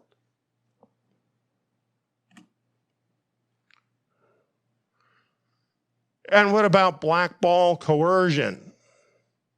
What stops our all-wise overlords from using the blackball scenario, even when it isn't real, to dominate people and control their lives? Nothing. And number 5, which happens to be my favorite, elites and governments always get a pass, yet they are far more dangerous than the common man. Here's what I'm talking about. Here's a man who made this his life study, studying death by government. And he published this book, which has great detail, well studied out. And in the 20th century, he found that governments murdered about 169 million people. Think about that. I'm not talking about wars here. I'm talking about intentional killing by a government of unarmed people. Governments are very dangerous. And statistically, they're more dangerous than anybody. The rulers are more dangerous than the people by a wide margin. And even if you factor in people like terrorists and criminals, the government is still way beyond them in terms of being dangerous. Now, there is a formula that can actually be applied to this. The best predictor of democide, that's the name given to governments killing their own people, the best predictor of democide lethality is total power squared. In other words, the amount of total power that government has over the people. So simply put, the more power the government has over the individual, the more murders of citizens occur. So in other words, a totalitarian entity that is all-seeing and all-powerful over the lives of people is itself the black ball. Off the charts. Totally off the charts. And who's controlling that?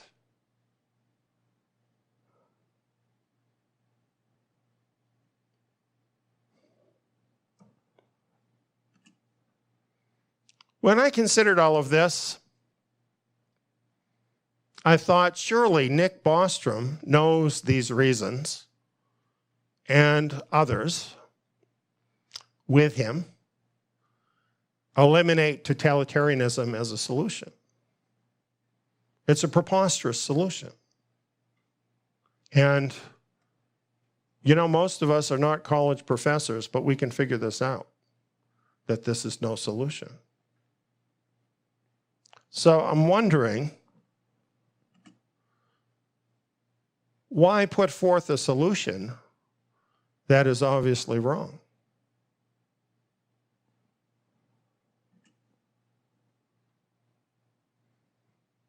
Well, I looked for an answer on the Future of Humanity Institute website, and I found that it was pleased to announce a contribution of up to £13.3 million from the Open Philanthropy Project.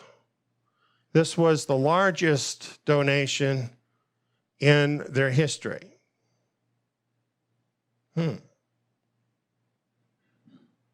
So what is this Open Philanthropy Project? I know I never got a donation from them. Don't expect one either. This is a foundation, a charity. You know, these billionaires all love to set up their charities. And this is one set up by Dustin Aaron Moskovitz, and he is the co-founder of Facebook. And what his foundation does is it identifies giving opportunities and makes grants. And of course, they get money from other billionaires too that they can give out. But Open Philanthropy is tasked with giving away the bulk of Moskowitz's multi-billion-dollar wealth. Now, they all say this, but they never use up all their money and they get richer every year. But anyway, they're funding this. These are the people that are funding Nick Bostrom's organization at Oxford. So I'm wondering about this. Would the co-founder of Facebook and all his elite billionaire friends like a solution giving them the right to spy on every person every minute of every day? Facebook would never want to do that, right? Oh yeah, and also to dominate the entire planet? Would they want to do that?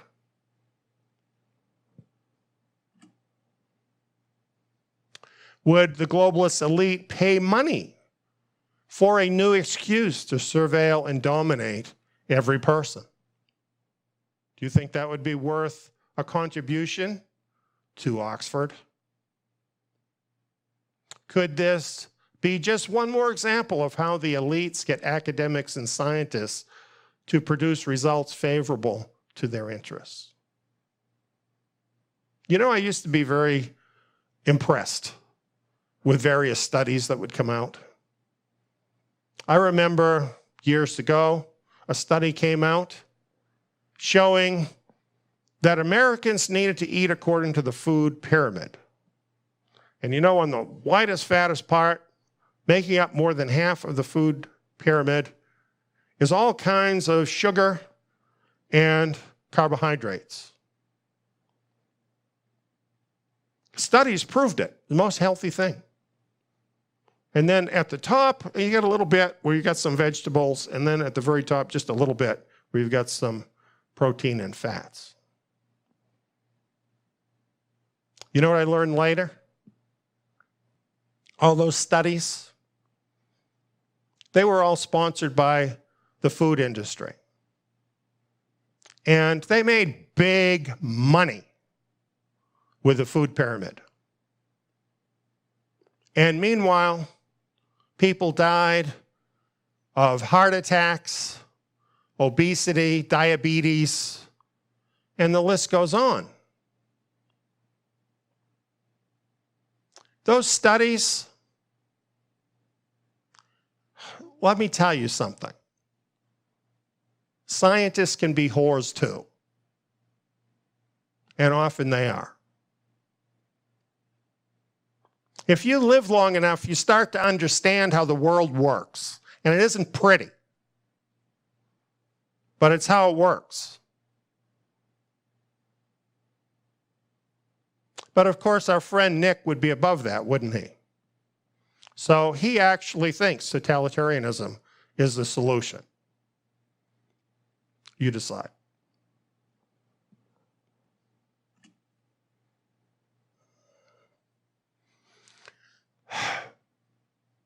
So why did they fund this? Why did the elite fund this at Oxford? the most prestigious institution on the planet, arguably. Why did they fund it? They need the support of this theory. And now that they have it, this vulnerable world hypothesis, it is energizing the elite. Because you know why? It gives these morally degenerate people who are totally selfish, but don't want to be seen by the world as being selfish, a moral justification to do literally anything to force humanity under a yoke of global tyranny powered by unprecedented technology. You see, now they can claim they're doing it for you. It's all for your safety, friends. Have you ever heard that before?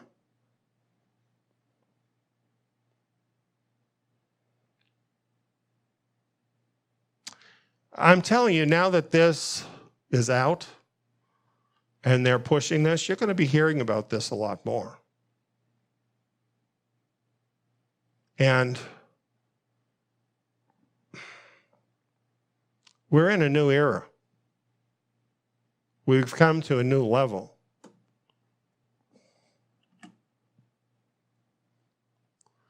The globalist elites are now making covert war on all ordinary people of this world to bring everyone under a global totalitarian technocracy. And most of us do nothing to defend ourselves.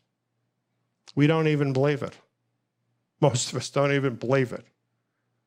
And I think even now, where most everybody that's hearing this, you may have lost your job, you may have lost your business, you have been isolated away by yourself, your life has been totally affected and changed by something that you had no control over. And yet you still don't know you're at war. This is a bioweapon, friends. You may not like it, but somebody is making war on you. Wake up and smell the coffee. Life is not going to go on like it always did. I know you want things to get back to the way they were. Well, they never are going to. Never.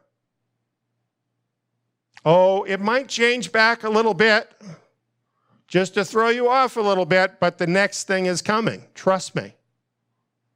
These people are absolutely determined to bring the world under totalitarianism and to do it soon. And they have means. They hold the keys to all the doors. They have all the levers of power. They have money, lots of money, control over the money. They have the technology. This is not a movie. This is real life. It's on, 100%.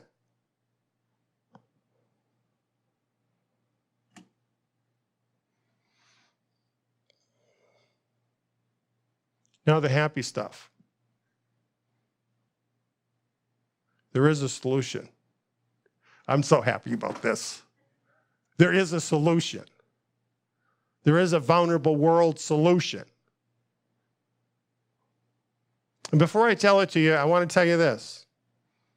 There's not a thing in the world you can do to make it happen. I'm going to tell you what I'm not going to say. I'm not going to tell you to contact your senator and congressman. You know why? They're on the take too, probably. And if not, they're powerless over this. And you're powerless over this. There will be opposition. There will be pushback against all of these would-be dictators. This is going to happen. Unfortunately, there will be gunfire and worse. Don't get connected with that because it's a lost cause. You know America? America's over. The America you knew, or thought you knew, or that you believed in, that's over now. It's just a matter of time. You can't bring it back because its time is over. I don't like telling you that. Somebody has to tell you. And if you happen to be a spiritual person, don't take my word for it. Talk to your Father in heaven and say, is this true? Is it really true that America's over? And have the courage to listen. Because you need to catch up with what's going on if you're going to get through this.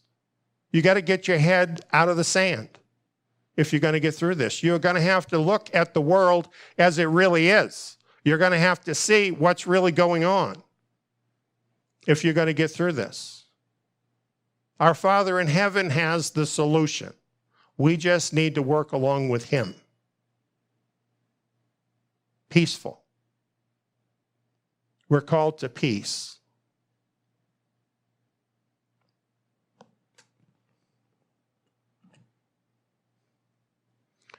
Well, here's a good place to start for a solution. Stop stealing from the Creator's urn without his permission. What makes these people think that they have a right to cross barriers that the Creator deliberately set up to break and enter into his areas to mess with his stuff?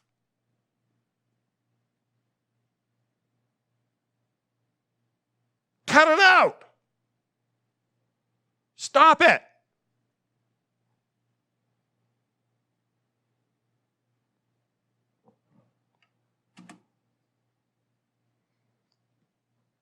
And I know what they'll say. Well, there really is no God. The fool has said in his heart, there is no God. They are corrupt and have done abominable iniquity. The things we're talking about are abominable iniquity. And the excuse, well, if we don't do it, somebody else will, doesn't work. There is somebody watching you. He who created the world is watching you. You are accountable whether you want to accept it or not accept it. It's still true. It's his world, not yours. Hands off.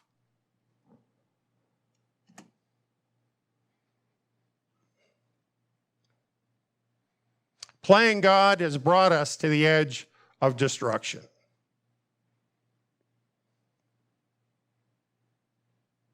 Right now.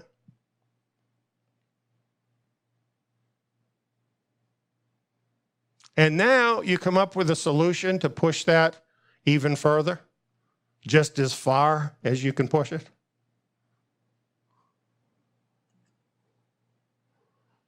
Which is to say, the fools will not turn back to God and repent. So the solution is not convincing these people to change their mind and be good people. They already made their choice. They wouldn't be who they are unless they'd already sold out to Satan, would they? So stop worrying about them. They're the enemies of God. They're the enemies of humanity. If some of them repent, all the better, but don't expect it.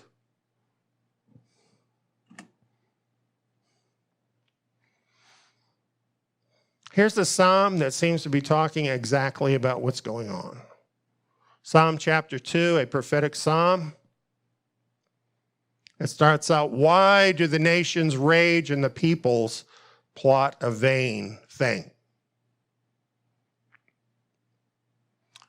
Taking over total control of the world, right down to every movement of every person. Taking the place of God is a vain thing.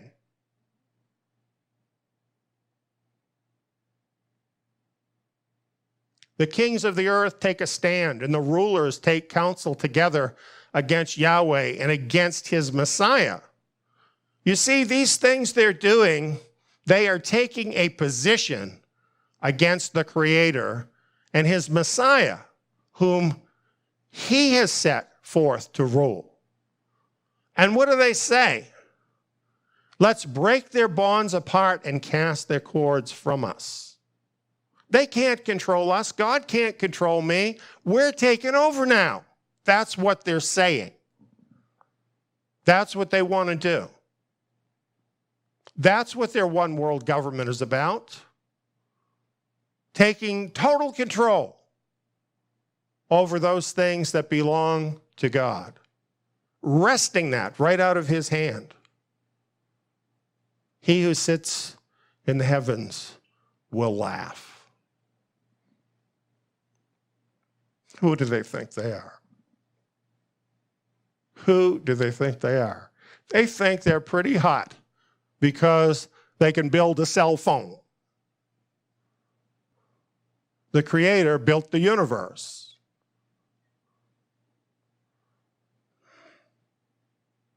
He will speak to them in anger. Yet I have set my king in my holy hill of Zion. Long ago, he determined who would rule this world. The only person who's worthy of that position, the only person who could ever do that and remain righteous, good, loving, kind, his son, Yeshua, who gave his life for us, who proved himself. He speaks here, he says, I, the Messiah, will tell of the decree. Yahweh said, ask of me, I'll give the nations for your inheritance. You shall break them with a rod of iron. You shall dash them in pieces like a potter's vessel. These people are forcing a confrontation, and they're going to get it. And here's the outcome. Messiah, he's going to break them in pieces. They're going to find out they're not the masters of the universe that they think they are. So the psalm tells them, therefore be wise, you kings. Give sincere homage to the Son, lest he be angry and you perish on the way, for his wrath will soon be kindled. Yes, some of them could humble themselves before him. Let's pray that happens. And it says, blessed are those who take refuge in him.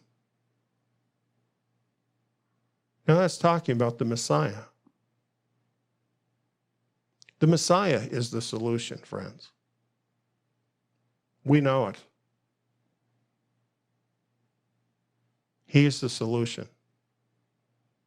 He didn't create us in freedom so these people could take over our lives and totally dominate our every move. He's not down with that. Because if we're giving them our entire lives, we're not giving him the service he deserves.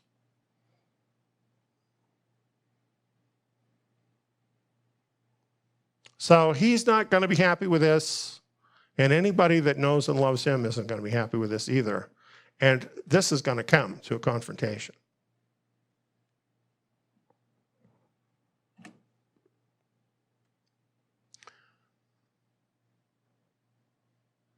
The book of Revelation talks about this.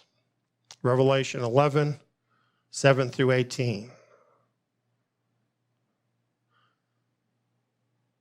Revelation gives us a look into the future of the end of these days, speaking this prophetic prayer.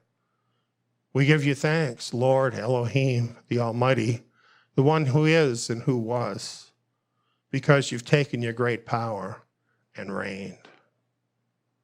The nations were angry, and your wrath came, as did the time for the dead to be judged and to give your bondservants, the prophets, their reward, as well as the holy ones, and those who fear your name, to the small and the great, and to destroy those who destroy the earth. That's the solution. Get rid of the people that are causing the problem. That's not our job. That's his job. And he says when he comes, he's going to do that. He's going to destroy those who are destroying the earth. And it is going to happen. Unfortunately, it's the only solution that will work. Because as long as people like this, who want to totally dominate everybody else, who want to rip off everybody, who want to take over all of the resources of the world, who want to dominate all the people, as long as those people are in the world, it can't be better. You know what? We could have a technological society right now, it would be possible, that didn't have these problems. Could totally happen. Think about how our world is organized. Like, for instance, we talked about the vulnerable world, right? Do you think it's by accident that we have been totally separated from all means of support of ourselves? Do you think that's an accident, that it happened that way? Couldn't we just as easily have technology so that each of us could have our own land, our own home, with our own energy, even with existing technology, like, for instance, solar panels to provide our energy or other ways? Is there any reason we couldn't do that? Is there any reason that families and extended families couldn't be raising their own food in their own community, trade for things? That's how it used to be for a very long time. There's no reason that couldn't be done with a technological society. Do you need a car? You know, it's proven that hydrogen cars are totally possible. You could actually use water as fuel. You wouldn't be dependent on Exxon, big oil, at all. Everything is set up in such a way that we're all dependent on the elite of this world, and we are all supporting them. And they are draining everything away from us. It's all set up that way. And it's all set up to make us dependent on them, because that way we have no means to fight back. You know, in the Civil War, the reason there could be a civil war is because people had their own means. Families had their own means. The Revolutionary War that made America a country, same thing. People had independence. In fact, that's why they made the Declaration of Independence. They were trying to keep the independence they had. We don't have independence anymore. We ought to change the name of that document, because we don't have independence anymore. It's gone. We've already lost most of our freedom. It's been taken from us. It's not necessarily government that took it. Think about it. It's the big corporations that took it. It's the big money and the banking interests that took it. And they did it very deliberately. They did it on purpose, and they did it with a plan. It didn't have to be that way at all. If they had had the interests of humanity at heart, it wouldn't be that way. No matter how much they act as if they actually cared about humanity. If you care that much, give up some of your billions to help people. Like all of it. They don't do that. They set up a foundation, and somehow they end up richer than they were when they started. This is what they do. It's not going to change. Not as long as it's like this. Some people have thought socialism or communism was the way to go. Then we'd all be equal, right? Except some are more equal than others in that system. These people that we're talking about always gravitate to the top. Trust me. They are actually empowered by Satan to get into those positions in order to rule the world the way he wants it done. That's what's going on.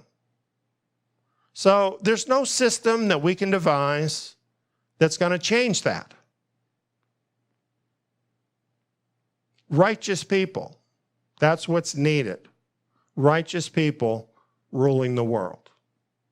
There's no system for that. There's no system that can accomplish that. Only the Messiah can accomplish that. This is not a pie-in-the-sky dream. So much in the Bible that has been foretold and prophesied has occurred, much of it during our generation. And it is unfolding. Messiah has a plan too, and he is unfolding it. And that is the solution.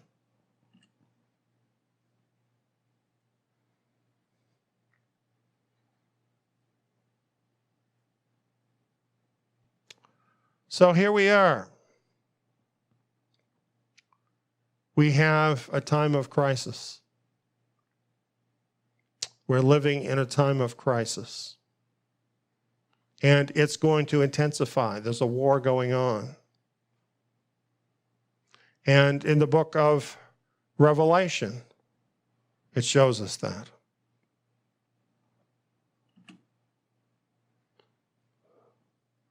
Global totalitarianism. That's what we're looking at. You know, there's never been totalitarianism like this. They've wanted to do it, but they haven't been able to do it. Just imagine what they're proposing. Being able to use technology to track every person's movements in real time all the time. And whatever they don't like, to be able to instantly censor. And of course, the very worst possibility is if Elon Musk's vision goes along with this, and we have our brains actually wired into the system. Imagine that. What they're envisioning, there's nothing like this. There's never been anything like this. Yeshua talked about it in Matthew 24. He says, "For then there will be great oppression." Isn't that a good name for this? Great oppression, such as has not been from the beginning of the world until now, no, nor ever will be again. Could you describe this any better than that? Unless those days had been shortened, no flesh would have been saved. But for the sake of the chosen ones, those days will be shortened. Isn't that exactly what we've been talking about? Facing the possibility of the end of all life on earth. And we're there. And we're reassured. For the sake of the chosen ones, those days will be shortened. Messiah will step in. He'll put an end to that. He is the solution.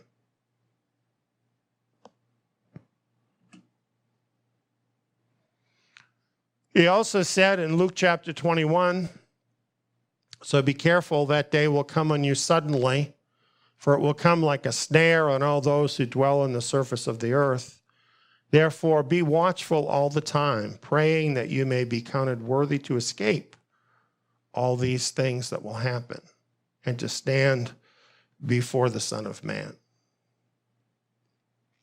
We have a time that we've entered into that is going to get progressively closer to that totalitarianism until it actually totally takes over.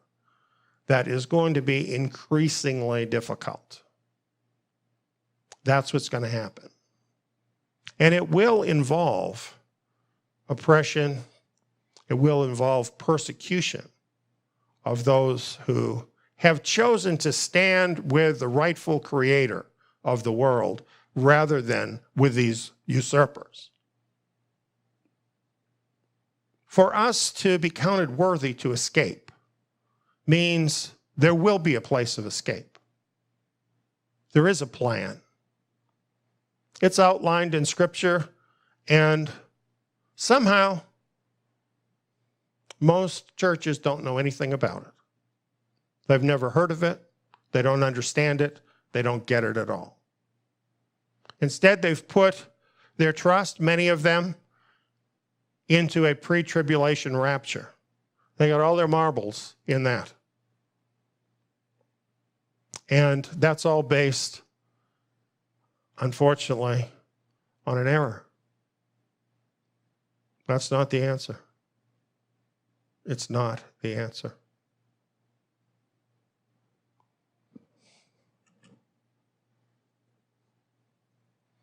We must escape out of all the nations where the global totalitarian regime will rule before it comes to total power. You see, if you're still in the situation you're in right now, where you are just totally dependent on the system, wherever you live in the world, how are you possibly going to resist this global totalitarianism? Well, I'm sure you have to give me that. But you're probably thinking, yes, but we're talking about the whole world, so how can you escape that? Well, there is a plan for that. There is a place, in fact, that some 4,000 years ago, the Creator promised us to be our safe place in this world. If only we would side with Him. If only we would honor Him. There is a plan. There is a place. Pray that you will be counted worthy of being part of that.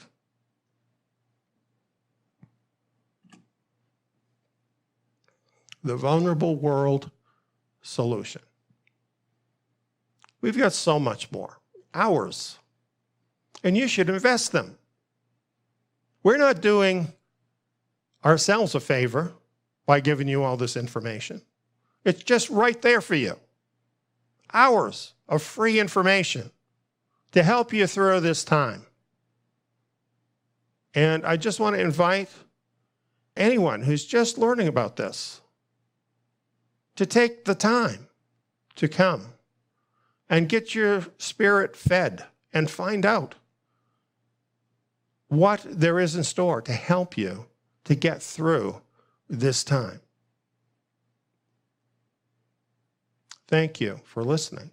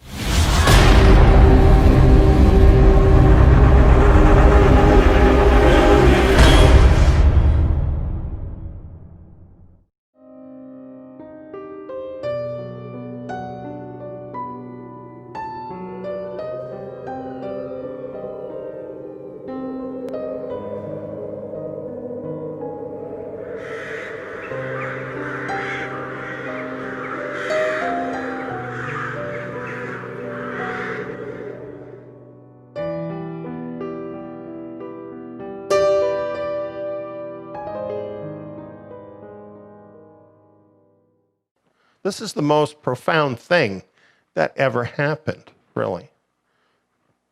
Now, look at the picture that I prepared regarding the sufferings of Messiah. Some people would look at that picture and they'd say, oh, that's really awful. You know, you really shouldn't choose a picture like that. And I have to tell you, I've really toned it down. You know, the actual picture was in living color. And there's a lot of blood. And you know what? The picture is probably not anywhere near true to life, as bloody and as horrible as it really was. And when we talk about what happened with Messiah, we're talking about something that is visceral and on a certain level repugnant to us. I think most of us by nature hate violence, don't we? One of the things about this picture that I thought kind of helped understand what was going on is this Roman who is applying the lash here to the back of Messiah, and how deranged and even gleeful this face really is to be causing this suffering.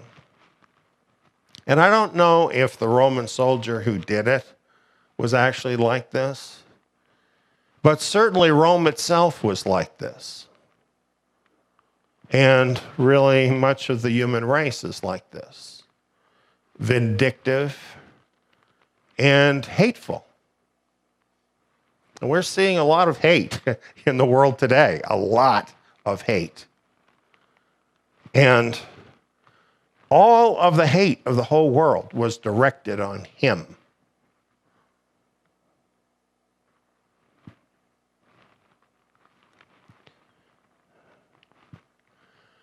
You know, he was not a helpless victim.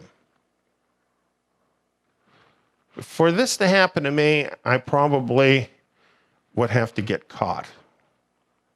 I probably would be hiding out somewhere, trying to get away from these people. And at this point, I probably would be someone that had been captured, and I would have no control over what they did, right? I mean, that's what would happen with most of us. I'm really talking about most of us here. Of course, we know Messiah knew ahead of time this was going to happen. And as we've been going through Mark, we've had numerous occasions where he told his disciples this was going to happen. He did not go and hide. He didn't have to let this happen. He showed up for this on purpose. That is really, I think, the most astounding part of the entire story. He showed up for this on purpose. So when we think about that and we think about what he went through, here's the big question. Why? You know, it's very easy to just kind of,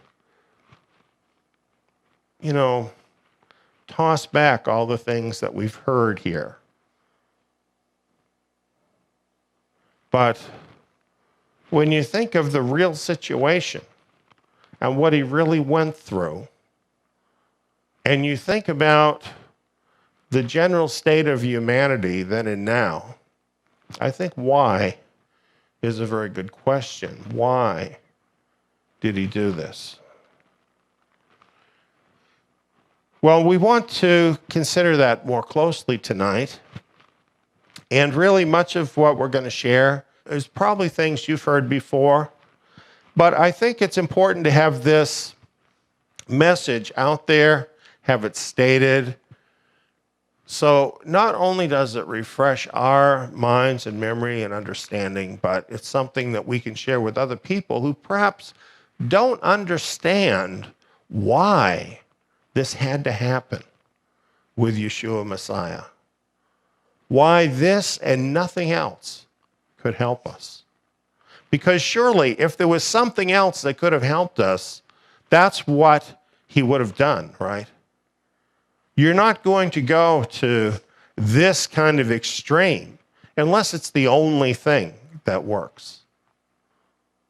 What possibly could have required this? Well, it really has to do with good and evil.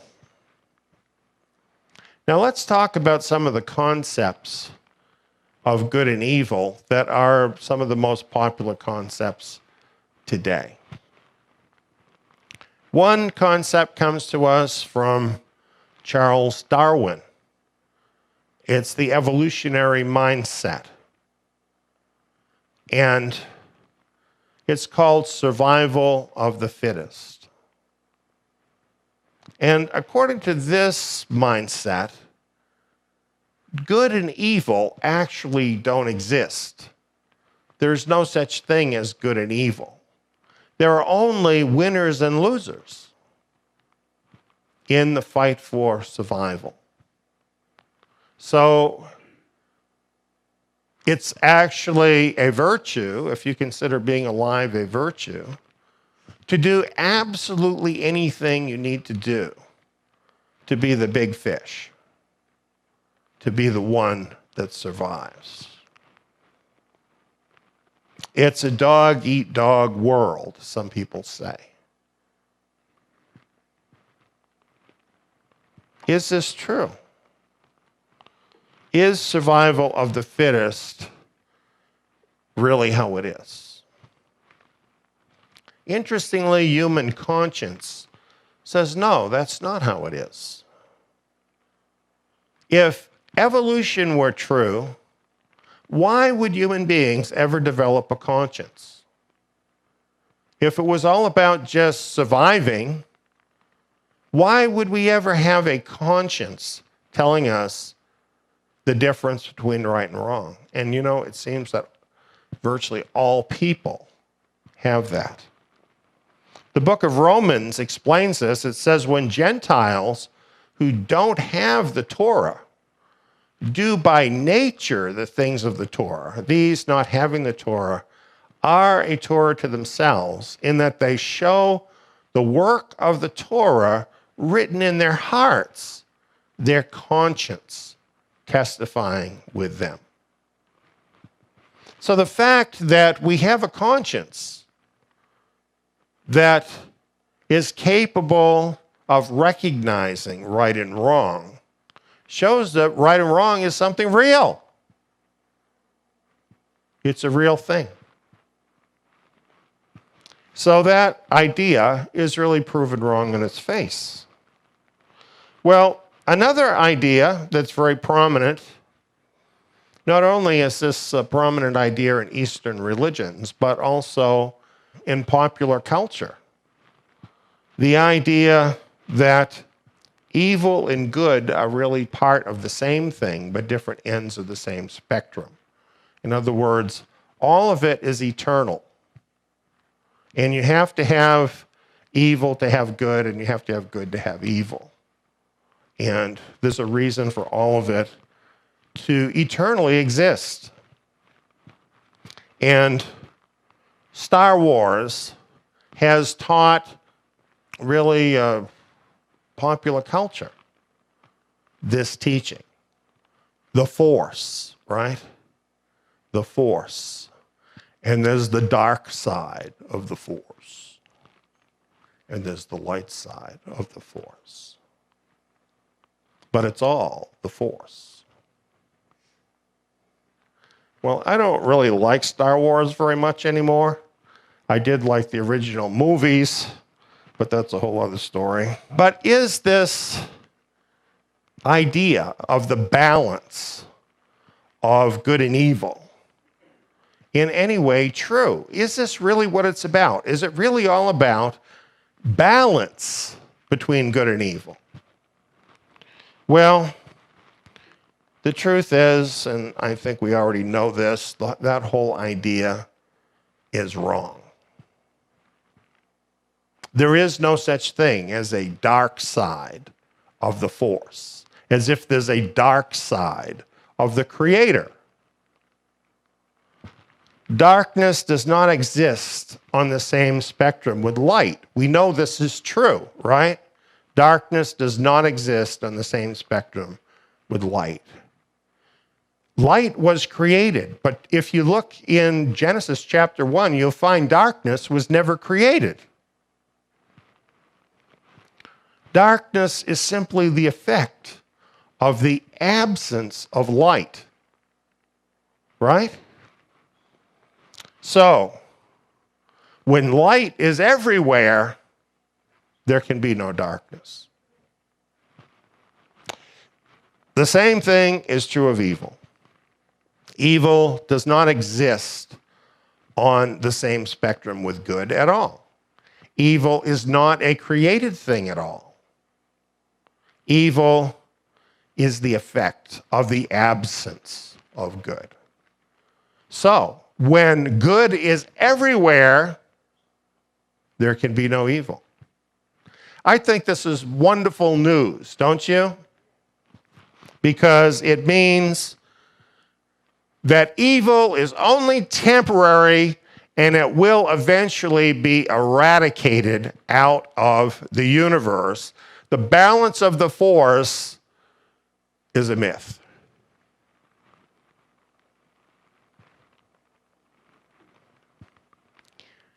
Every light must have a source.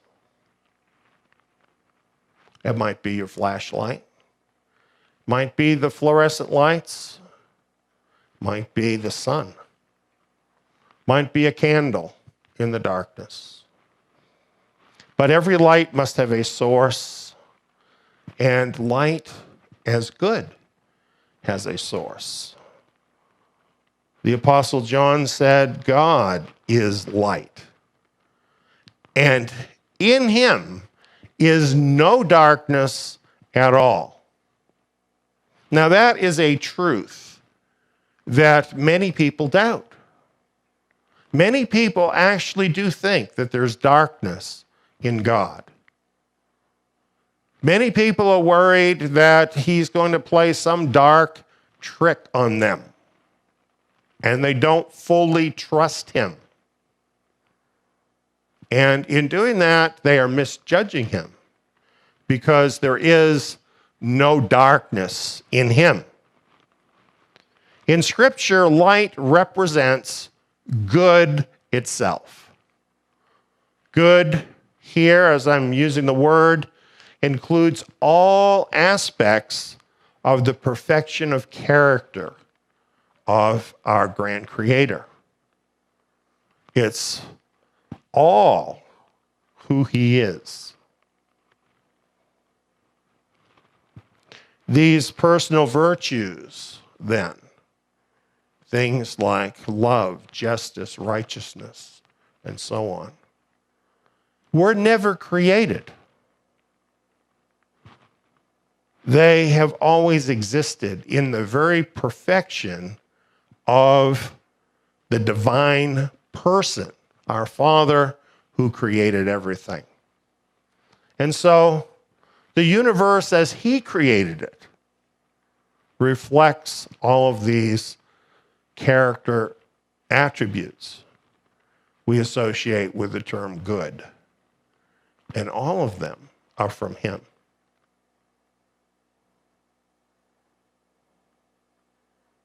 You know, that's a big thing to begin to understand. Because what this means is that things like love and justice, these are more real than rocks and trees. Because they have always existed within the Creator. They're not even created things. They are, in fact, eternal. Those character attributes of our Father. And they will always exist because he will always exist. It's really an amazing thing to think of that. So to equate that with darkness and evil is stupid, isn't it? When you think about it. Well, here's what happened. Our Father created man and woman in his image. Now, we often hear that term, man was created in the image of God, but what does it mean? It means that human beings were created embodying the virtues of the divine character. In other words, mirroring those virtues. And since there is no evil in God, we just read that, right? There's no darkness in him. Then there was no evil in man when man was created as a direct creation of our Father in heaven. Human beings, when first created, were absolutely perfect in every respect. Isn't that amazing? I can really understand why some people find that hard to believe in today's world, because it's far from a perfect world. But that's not how it started out. The image of God includes free will. Our Father in heaven has free will to make choices.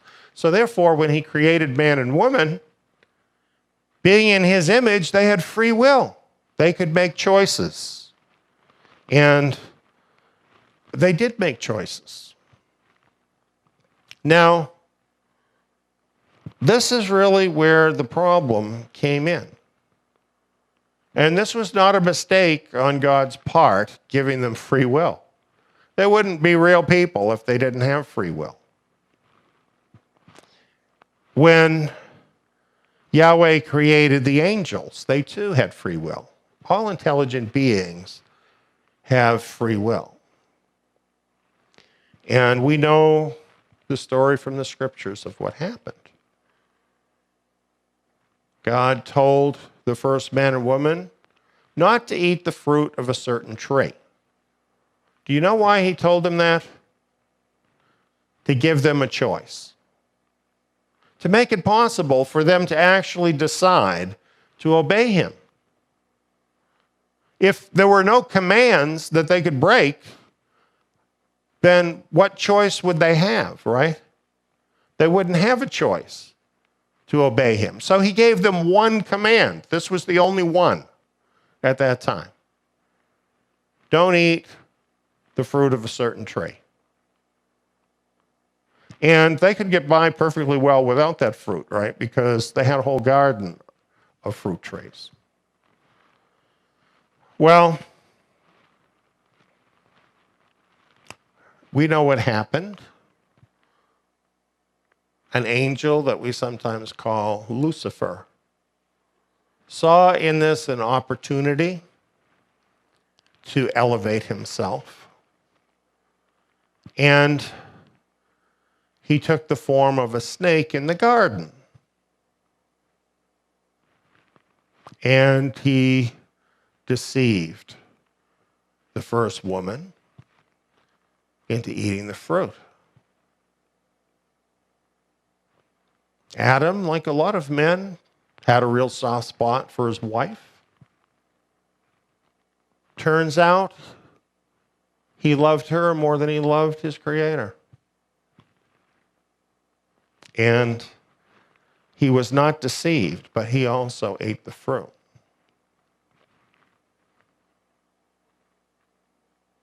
Who is the more guilty here? Adam is. Because what he did was willful. And of course, that wicked spirit being, he became wicked by choosing to set up his own rival kingdom. And of course, we call him the devil and Satan. The Bible calls him that. it's interesting what happened to him is kind of different than how things happen with people because he's a different kind of creature. When he chose to go against his creator, he was flooded with total darkness. He was like totally separated from the creator, and therefore he was totally cut off from the source of all goodness and light and became the very epitome of darkness and evil. As for our first parents, things work a little bit different in human beings. Through what they did, sin came into the world. You know, people often feel more comfortable using the word evil than they do sin. Sin is not a popular word. People don't like the word sin. The Bible uses the word sin for this. And sin simply means to miss the mark. I shot at the bullseye, but I hit the barn door. That's sin. And that's in relation to the Torah. 1 John 3:4 says, everyone who keeps sinning is violating Torah. Indeed, sin is violation of Torah, which is to say, sin is breaking commandments of God. To sin is to fall short of the perfect image of God embodied in his commands. Our first parents sinned, and by that sin corrupted themselves and their offspring. Sin is a terrible thing.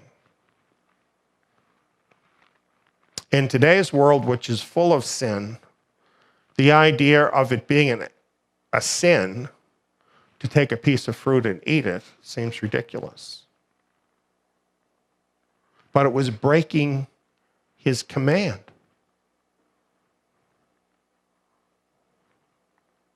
When we see the results of sin, we have to say that sin is the most toxic thing that ever came into the created world.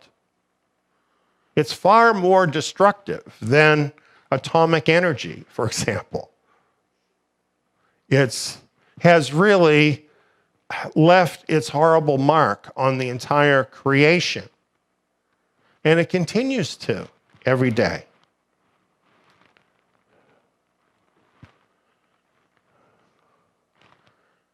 The sin of the now imperfect man separated him from the perfect creator.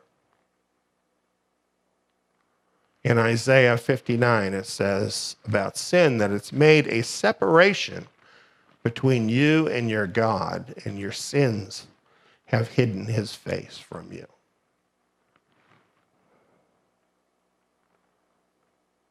I think that's understandable, because we were created to reflect the perfect image of our Creator. And now, because of sin, that image has been irreparably marred, cutting mankind off from his Creator. So what we see happen is that a spiritual problem, the problem of disobedience resulting from sin, caused physical problems. You know, this is something the scriptures tell us that people don't seem to get, that pretty much all of our problems are spiritual problems. They originate because of spiritual issues, and these are manifested in the physical world. And this is very much what has happened regarding sin. The scripture says that the wages of sin is death. And we see this in our own lives. and in the lives of people around us. Sin brought imperfection, suffering, and death to us all. While that's always been a biblical truth, we haven't always known how that happens. Only in this 21st century have we had scientific inquiry on such a level as to actually confirm this truth of Scripture and to tell us how it happens.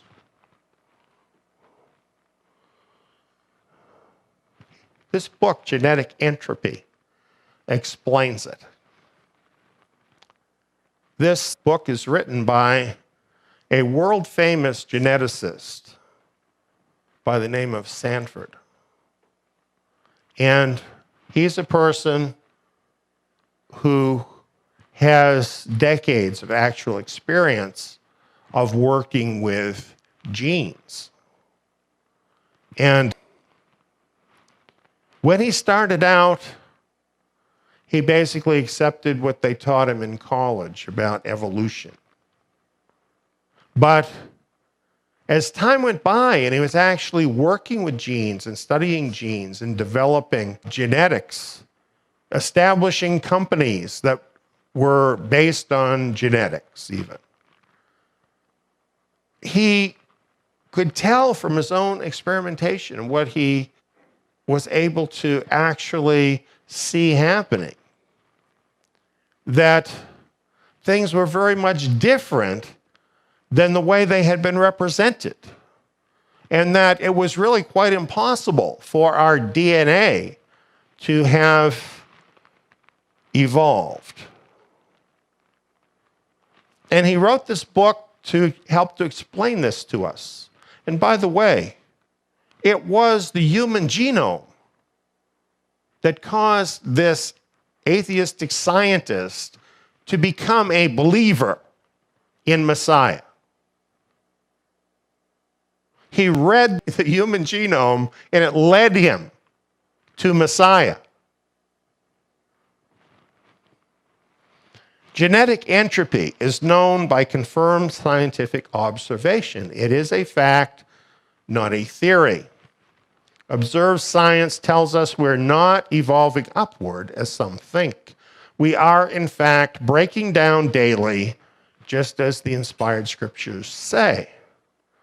Genetic entropy is the actual mechanism by which sin causes aging, disease, and death. And we have a little graphic here of our genome. And you notice it shows a mutation. Now, what this really is all about is your genes are really like a computer program. And imagine a computer program maybe on your computer at home. And have you ever noticed that after you've had your computer a while, it gets slower and you have lots of errors and stuff? Well, the reason that happens is there are mistakes in the data that enter in as time goes by in your operating system. And some of the data gets lost for a whole bunch of different reasons. It gets corrupted. And eventually it gets so bad you might buy another computer. That happens. Or at least you might install another operating system, which is not possible for people. Here's how it works. Sin and imperfection equals genetic entropy. Genetic entropy works on a personal level. In our bodies, there are roughly 3 new mutations, that's DNA write errors, for every cell division. And you have cells dividing off by the thousands all the time. So every one of them is producing new mutations, breaking down your DNA. Our cells become more mutant and more divergent from each other every day. By the time we are old, each of our cells has accumulated tens of thousands of mutations. And you know what? We don't have a pill for this, because your DNA is in every cell of your body. We don't have an elixir for this. You can't get an operation for this. There is no cure for this problem. Mutation, accumulation is the primary reason our bodies break down and we grow old and die. Another way of saying this is imperfection. Imperfection is continually multiplied within your DNA. That's what's going on. Exactly what the scriptures tell us. This is what's going on. This is what is killing you right now.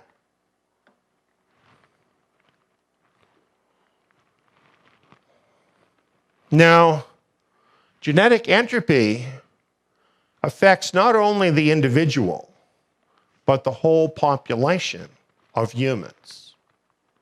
As mutations arise in all of our cells, we pass many of these new mutations on to our children. And this is easy to see, because if what is really happening in your DNA is mistakes are entering into your DNA, then when you reproduce, what are you passing on? So you're passing on all those mistakes, right? And as these imperfections accumulate, each generation becomes more imperfect than the last generation. And we are undergoing genetic degeneration as a population from generation to generation to generation. And as I've said, this degeneration cannot be stopped by any known scientific means. What does that mean eventually happens to our species? The same thing that has happened, by the way, to other less complex species already. And that is, we get to a point where our species can no longer successfully reproduce, and mankind will die. There will be no more people if this just keeps going this way. That is the effects of sin.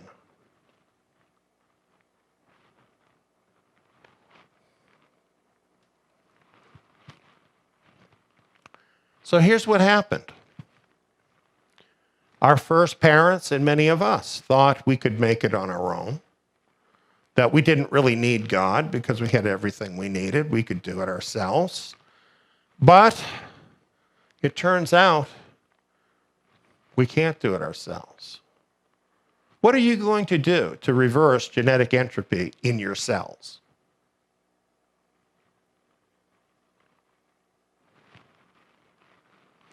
Both spiritually and physically, we were and are completely lost. That's just a fact. A lot of us don't want to believe that.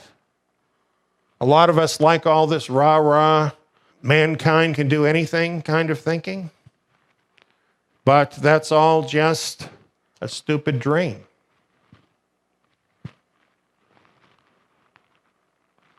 The real truth, the real scientific truth, is that on our own we are lost. And we're just marking out the inevitable. Passing time till we finally get to that place. That's where we're at on our own. The only thing that can save us is if the connection with our estranged Creator can be restored. That's the only thing that can save us. But how? Well, a lot of us don't like the answer to that question. I'm not thrilled about it either, to tell you the truth. The answer is blood atonement. Doesn't that sound barbaric?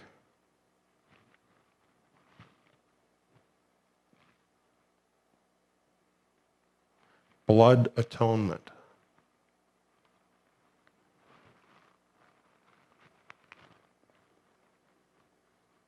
Do you know, blood atonement is a gift from our Creator. Solving a problem that can't be solved. Isn't that something? That's why even if it sounds repulsive, we need to understand the truth about it.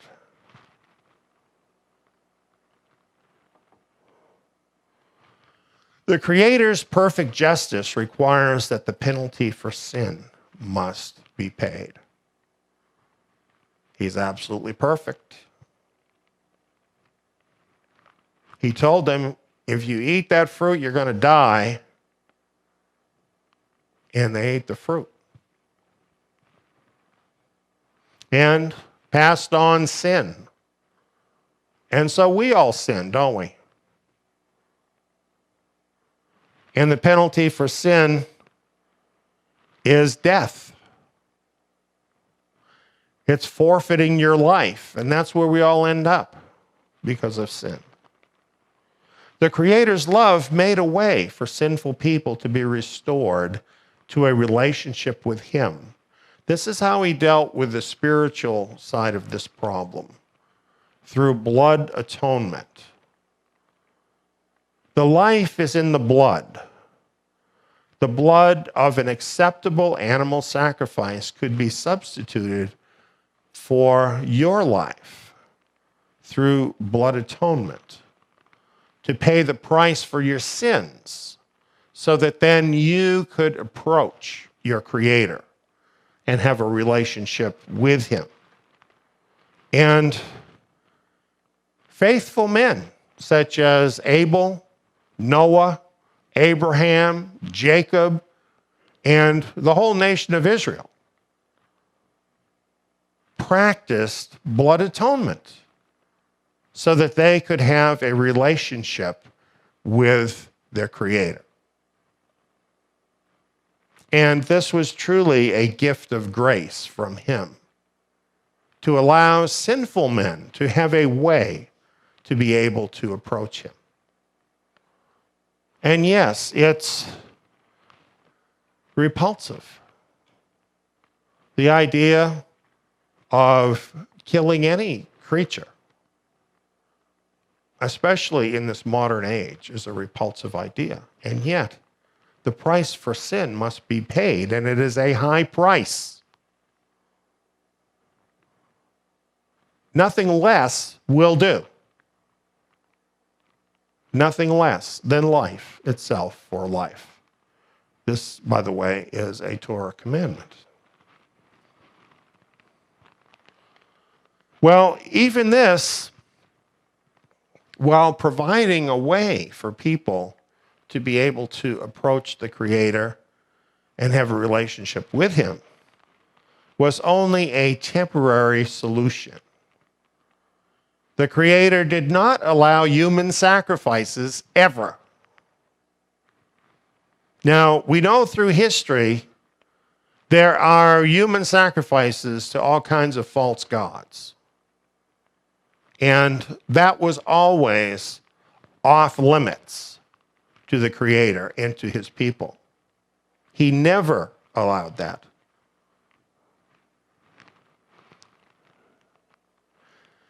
Animal sacrifices don't equal the life of a human. So they had to be continually repeated as a person continued to sin throughout his life. Blood atonement through animal sacrifices made a relationship with Yahweh possible for thousands of years for His people. Yet, animal sacrifices were not effective to permanently reverse the effects of sin: imperfection, suffering, old age, and death. sacrifices of animals could never take those things away.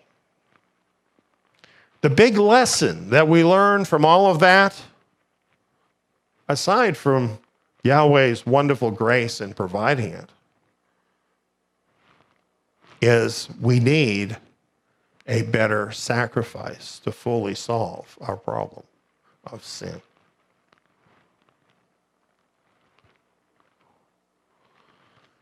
And a better sacrifice was promised through the prophets. Here in Isaiah 53, we have a prophecy speaking of the Messiah hundreds of years before he actually came into the world. And I'll read some of these verses. Surely he has borne our sickness and carried our suffering, yet we considered him plagued, struck by God, and afflicted. But he was pierced for our transgressions. He was crushed for our iniquities. The punishment that brought our peace was on him, and by his wounds we are healed. All we like sheep have gone astray. Everyone has turned to his own way, and Yahweh has laid on him the iniquity of us all. My righteous servant will justify many by the knowledge of himself, and he will bear their iniquities. This was the divine plan. A better sacrifice. One that would be sufficient to solve the entire problem.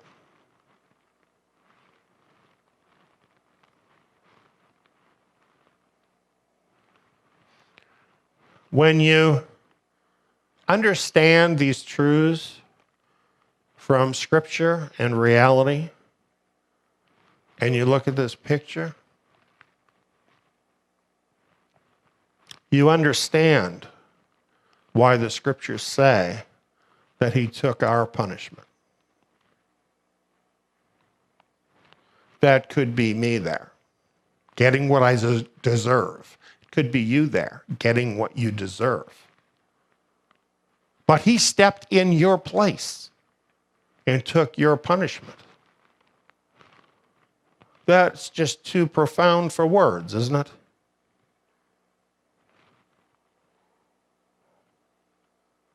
A better sacrifice. The Son of God became a human like us, but without sin. He gave his perfect human life as a better sacrifice to pay the penalty for our sin.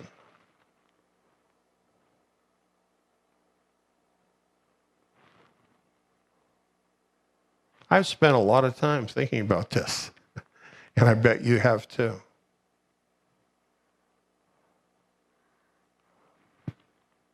It's kind of hard to wrap your head around, isn't it? The big question I've thought about a lot is this question. Why?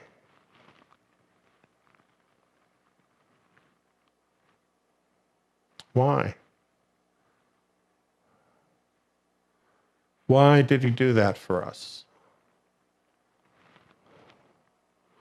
I don't think we can fully grasp all of it.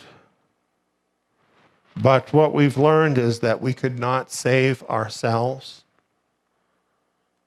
And in his amazing love, he stepped in and paid the price to save us. We talk a lot about truth here at Zion. And I think probably like me, you love the truth. And you love all of it. But I don't think there's any truth that we ever look at that is more profound than this truth. Because this was backed up with something real.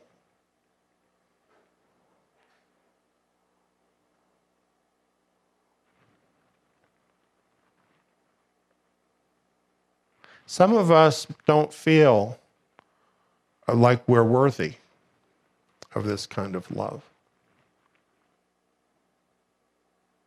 And we're probably not. This is not about us, is it, really? It's about him. It's about who he is.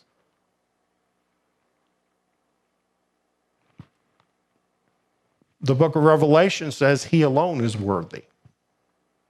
It's really about him, not us. He saw our need, and he had this love. His Father had this love to do what we needed. It was the one thing that would work, and he did it. And that's what love is. That's love. That's how we know what love is. And this is so much more than just those gushy emotional feelings, isn't it? There's nothing gushy about this. This is real love, doing for us what's needed.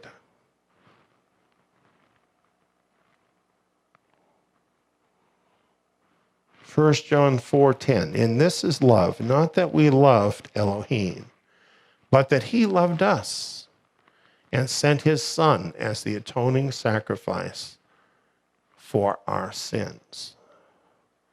It's not really about our love for him. It's really his love for us that explains this to us. But where does our love then fit in? Is there any other response that's appropriate with what he has done for us, but for us to love him?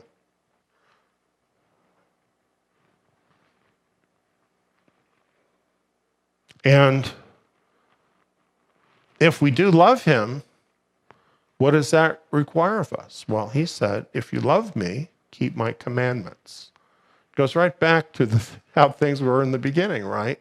Live like a person who has been redeemed. That's what he's saying. Live like a person who's been redeemed. Turn your back on the practices of sin and live like a person who has been redeemed. And there's power in the blood of Yeshua Messiah. That's not just an old gospel song. It happens to be the truth. There's wonder-working power in the blood of Yeshua Messiah. Genetic entropy, you know how that problem's going to be solved? The new creation. Isn't that neat? He's going to recreate the heavens and the earth without all those mistakes that sin has brought in to the universe. And it's going to be perfect and new and beautiful and filled with the character of God. We can be there. We can be new. For whatever things were written before were written for our learning, that we, through the patience and comfort of the Scriptures, might have hope.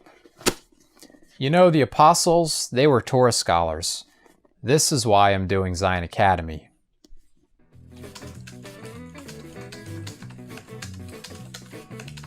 The lessons include 2-hour audio programs and quiz modules. All the lessons in the Torah can be applied to us today. Not to mention, they open up the renewed covenant scriptures in a whole new level, much like the apostles had understanding of the Torah.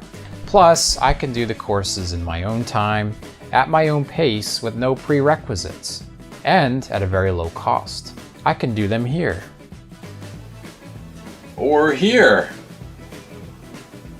Zion Academy students are provided with study materials, the Zion Messianic Scriptures, in-depth verse-by-verse programs, and quizzes with your final grade and a certificate at the end of the course. Zion Academy also offers assignments for students who would like to opt in to take part in Zion Tabernacle live Sabbath meetings. Become immersed in the Torah. Sign up at zion.net today for your free trial.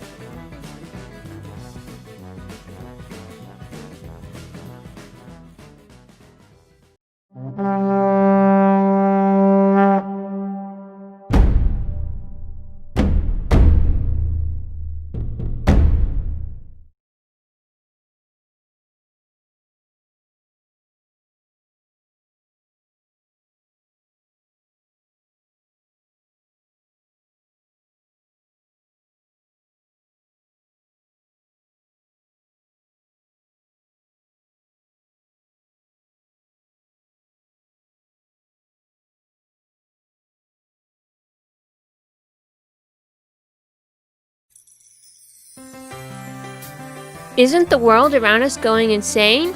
Do you want to return to sanity and establish order in your life? Return to the sturdy foundation that Yahweh established in the beginning. Torah is the foundation. It is Yah's standard of righteousness that He established in the beginning. In the Torah, the first 5 books of Moses, we are introduced to our Creator. We learn who He is and what His name is and what it means. His moral standard, His ways as a person, how He interacts with His people, and what He wants from us.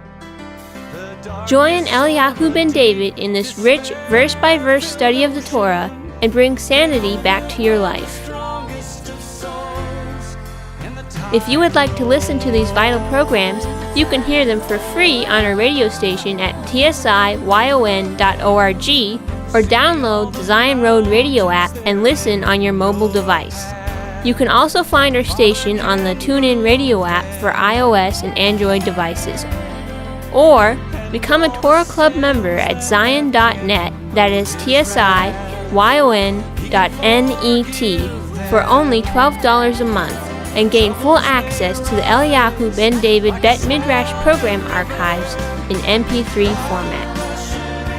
Join us this Sabbath for the Eliyahu ben David Bet Midrash and bring order back to your life.